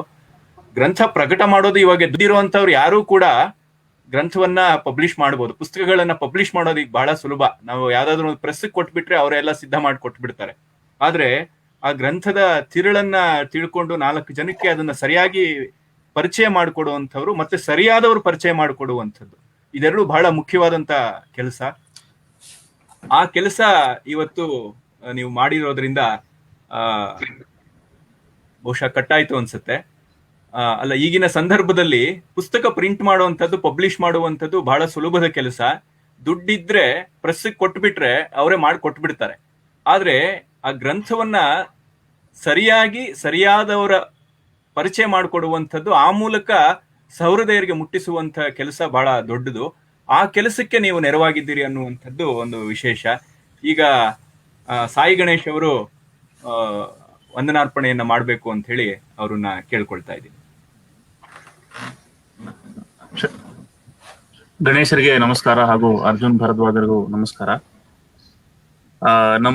ನಾನು ಮಾತಾಡೋದು ಕೇಳಿಸ್ತಾ ಇದೆ? ಕೇಳಿಸ್ತಾ ಇದೆ. ನಮ್ಮ ಗೋಷ್ಠಿಗಳಲ್ಲಿ ಯಾವುದೇ ವಿಚಾರ ಬಂದ್ರೂ, ಒಂದು ಸಂದೇಹ ಬಂದ್ರೆ ಅಥವಾ ಯಾವ್ದಾದ್ರು ವಿಚಾರದ ಬಗ್ಗೆ ನಮಗೆ ವಾದ ವಿವಾದಗಳಿದ್ರೆ ನಮ್ಮಲ್ಲಿ ಮೊದಲು ನೆನಪಿಸ್ಕೊಳ್ಳುವಂಥದ್ದು ಗಣೇಶ್ ಸರ್ ಅವರ ಹೆಸರನ್ನ. ಕಾರಣ ಇಷ್ಟೇ, ಅವ್ರು ಎಲ್ಲವನ್ನೂ ನಮ್ಮ ಮನಸ್ಸಿಗೆ ಒಪ್ಪುವ ಹಾಗೆ ಹೇಳ್ತಾರೆ ಅನ್ನೋದಂಥದ್ದಲ್ಲ, ಯಾವುದೇ ಪ್ರಶ್ನೆಯನ್ನು ಅವ್ರ ಬಳಿ ಕೇಳಬಹುದು ಅನ್ನುವಂಥದ್ದು ನಮ್ಮ ಒಂದು ಗ್ರಹಿಕೆ. ಆ ಪ್ರಶ್ನೆಗಳಿಗೆ ಬರುವಂತ ಉತ್ತರ ನಮಗ ಒಪ್ಪಿಗೆ ಆಗದೆ ಇರಬಹುದು, ಆದ್ರೆ ಅವ್ರ ಹತ್ರ ಯಾವುದೇ ಪ್ರಶ್ನೆ ವರ್ಜ್ಯ ಅಲ್ಲ ಅನ್ನೋದು ಬಹಳ ಮುಖ್ಯ. ಯಾವುದೇ ವಿಷಯದ ಕುರಿತು ಆಗ್ಲಿ ಕೂಡ ಅವ್ರನ್ನ ಏನೂ ತಿಳಿದೇ ಇರೋರು ಅಥವಾ ದೊಡ್ಡ ವಿದ್ವಾಂಸರು ಯಾರು ಕೂಡ ಅಪ್ರೋಚ್ ಮಾಡಬಹುದು. ಈಗ ವಿಶೇಷವಾಗಿ ನಮಗೆ ದೊಡ್ಡ ಸಮಸ್ಯೆ ಇರುವಂತದ್ದು, ಬಲ್ಲವರನ್ನ ಅಪ್ರೋಚ್ ಮಾಡೋದೇ ದೊಡ್ಡ ಸಮಸ್ಯೆ. ಸ್ವಲ್ಪ ತಿಳಿದ್ರು ಕೂಡ ಅಂಥವ್ರು ನಮ್ಮ ಕೈಗೆ ಎಟ್ಕೋದೇ ಇಲ್ಲ. ಜಿಜ್ಞಾಸುಗಳಿಗೆ ಇದೊಂದು ದೊಡ್ಡ ಸಮಸ್ಯೆ ಆಗುತ್ತೆ. ಆದ್ರೆ ನಮ್ಮ ಒಂದು ಕರ್ನಾಟಕದ ಒಂದು ದೊಡ್ಡ ವಿಶೇಷ ಅಂತ ಹೇಳಿದ್ರೆ ಗಣೇಶರಂಥವ್ರು ನಮ್ಮ ಜೊತೆಗೆ ಇರುವಂತದ್ದು. ಅವ್ರು ಯಾವಾಗ್ಲೂ ಕೂಡ ನಮ್ಗೆ ಅಪ್ರೋಚಬಲ್. ಅದು ಬಹಳ ದೊಡ್ಡ ವಿಶೇಷ ಅಂತ ಅನ್ಸುತ್ತೆ. ಅಭಿಜ್ಞಾನದ ಜೊತೆಗೆ ಅವರಿಗೆ ಇರುವಂತಹ ಒಂದು ಸಾವಯವ ಸಂಬಂಧದ ಬಗ್ಗೆ ನಮಗೆ ಪಂಡಿತರ ಮೂಲಕ ಕೇಳಿ ಗೊತ್ತು. ಅದು ನಮ್ಗೆ ಪ್ರತ್ಯಕ್ಷವಾಗಿ ಇವತ್ತು ಒಂದು ರೀತಿಯ ನಿದರ್ಶನವಾಗಿ ಕಾಣಿಸ್ಕೊಂಡಿದೆ. ಭಾರತೀಯ ವಿದ್ಯೆ ಎಂಬುದಾಗಿ ಯಾವುದೇ ಶಾಖೆ ಇದ್ರೂ ಕೂಡ ಯಾವುದೇ ಕುತೂಹಲಿಗೆ ಒಂದು ರೀತಿ ಪಥದರ್ಶಕನ ಸ್ಥಾನದಲ್ಲಿ, ಆಚಾರ್ಯ ಸ್ಥಾನದಲ್ಲಿ ಇರುವಂತವರು ಶ್ರೀಯುತ ಗಣೇಶ್ ಅವರು ನಮ್ಮ ಜೊತೆ ಇವತ್ತು ಸಂವಾದದಲ್ಲಿ ಭಾಗಿಯಾಗಿ ಮಹಾಭಾರತ ಬೆಳೆದು ಬಂದ ಬಗೆ, ಅದರ ಗರಿಮೆ, ಅದರ ನಮ್ಮ ಸಂಸ್ಕೃತಿಯಲ್ಲದಕ್ಕಿರುವಂತಹ ಸ್ಥಾನ, ಇವೆಲ್ಲದರ ಬಗ್ಗೆ ಆಮೂಲಾಗ್ರವಾಗಿ ಒಂದು ರೀತಿಯ ಒಂದು ಓಪನ್ನೆಸ್, ಒಂದು ಮುಕ್ತವಾದಂತಹ ಸಂವಾದ ನಡೆಸಿಕೊಟ್ಟಿದ್ದಕ್ಕೆ ಮೊದಲಿಗೆ ಅವರಿಗೆ ಒಂದು ಧನ್ಯವಾದಗಳನ್ನ ತಿಳಿಸ್ತಾ ಇದ್ದೀನಿ. ಇನ್ನೊಂದು ಬಹಳ ವಿಶೇಷ ಅಂತ ಹೇಳಿದ್ರೆ ಯುವ ಪೀಳಿಗೆಯನ್ನ ಅವರು ಬೆಳೆಸಿರುವಂತ ರೀತಿ. ಪಂಡಿತರು ಯಾವಾಗ್ಲೂ ಹೇಳ್ತಾ ಇರ್ತಾರೆ, ನಾವು ಮೊದಲನೇ ಸಾಲಿನವರು, ಆದ್ರೆ ಅದಾದ್ಮೇಲೆ ನಂತರದ ಸಾಲಿನವರು 2-3 ಪೀಳಿಗೆ ಈಗಾಗಲೇ ಬಂದಿದೆ ಗಣೇಶರ ಜೊತೆ ಅಂತ. ಅವರೊಂದು ಆ ಒಂದು ರೀತಿಯ ಒಂದು ಕಮಿಟ್ಮೆಂಟ್, ಅದು ಕೂಡ ಬಹಳ ವಿಶೇಷ ಅಂತ ಅನ್ಸುತ್ತೆ. ಅರ್ಜುನ್ ಭಾರದ್ವಾಜರಂತ ಒಬ್ಬ ಸಮರ್ಥ ವಿದ್ವಾಂಸರು ಅವರ ಜೊತೆಯಲ್ಲೇ ಕೂತು ಅವ್ರ ಜೊತೆ ಮಾತಾಡೋದು ನೋಡಿದ್ರೆ ಒಂದು ರೀತಿ ಅದು ವಿಶೇಷ. ಎಲ್ಲಾ ಗುರುಗಳು ಅಂತ ಒಪ್ಪೋದಿಲ್ಲ. ಎಷ್ಟೋ ಸರ್ತಿ ನಾನು ಕೇಳಿದ್ದೀನಿ ಶಶಿಕಿರಣ್ ಆಗ್ಲಿ, ಅರ್ಜುನ್ ಆಗ್ಲಿ, ಎಲ್ಲರನ್ನೂ ಸಹ ಅವರು ಶಂಕಾಚಾರ್ಯ ತಗೊಂಡು ಹೇಳ್ತಾ ಇದ್ದೀನಿ, ಅವರು ರೂಪುಗೊಂಡ್ರೆ ಹೊರತು ನಾನ್ ರೂಪುಗೊಂಡಿದ್ದಲ್ಲ. ಏನಂದ್ರೆ ಹರಕು ಮುರುಕು ಕೆಲಸ ಮಾಡ್ಕೊಡ್ಬೋದು, ಒಂದ್ ನೆರವು ಕೊಡ್ಬೋದು. ಅಂದ್ರೆ ಗೋಯಿಂಗ್ ಟುಗೆದರ್, ಜೊತೆಲಿ ಓಡಾಡೋದಿಕ್ಕೆ, ಜೊತೆಲಿ ಕೂತ್ಕೊಂಡು ಪುಸ್ತಕ ಓದೋಣ, ಜೊತೆಲಿ ಕೂತ್ಕೊಂಡು ಮಾತಾಡೋಣ ಅಂತಲೇ ಹೊರತು ಕಲಿಸಿದ್ ಏನೂ ಇಲ್ಲ. ಇದನಾಣೆ, ನನ್ನಾಣೆ, ನಿಮ್ಮಾಣೆ ಹೇಳ್ತಾ ಇದ್ದೀನಿ. ಸೊ ಇದ್ರ ಮೇಲೆ ಹೇಳೋಕೆ ಏನೂ ಇಲ್ಲ. ಬಹಳ ಧನ್ಯವಾದ ಸರ್. ನಮ್ಮ ಮನಸ್ಸಿನಲ್ಲೇ ಆ ಮಾತುಗಳಿದೆ, ಆದ್ರೆ ಆಡಿದ್ರೆ ಅದು ಮೌಲ್ಯವನ್ನು ಕಳ್ಕೊಳ್ಳುತ್ತೆ ಅಂತ ಭಾವಿಸ್ತಾ ಈ ವಿದ್ವಾಂಸ ದ್ವಯರಿಗೆ ಈ ಸಂವಾದದಲ್ಲಿ ಭಾಗಿಯಾಗಿದ್ದಕ್ಕೆ ನಮ್ಮ ಅಭಿಜ್ಞಾನದ ಸಂಸ್ಥೆಯ ವತಿಯಿಂದ ಬಹಳ ಧನ್ಯವಾದಗಳನ್ನು ತಿಳಿಸ್ತಾ ಈ ಮಾತುಗಳನ್ನ ಮುಗಿಸ್ತಾ ಇದ್ದೀನಿ. ನಮಸ್ತೆ ಸರ್. ಧನ್ಯವಾದ. ಹಾಗೆ ಭಾಗವಹಿಸಿದ ಎಲ್ಲರಿಗೂ ಕೂಡ ಧನ್ಯವಾದಗಳು. 100 ಜನ ನೋಡಿದ್ದಾರೆ, ಪ್ರಶ್ನೆ ಕೇಳಿದವರಿಗೆ 100 ಜನ ತಾದಾತ್ಮ್ಯದಲ್ಲಿ ಅವರು ಸುಮಾರು 1.5 ಗಂಟೆ, ಹತ್ರ 2 ಗಂಟೆ ಹೊತ್ತೆ ಕೇಳಿದ್ದಾರೆ. ಅವರಿಗೂ ಕೂಡ ಧನ್ಯವಾದಗಳು. ನಮಸ್ಕಾರ. ಎಲ್ರಿಗೂ ನಮಸ್ಕಾರ. ಮತ್ತೊಮ್ಮೆ ಎಲ್ರಿಗೂ ನಮಸ್ಕಾರ.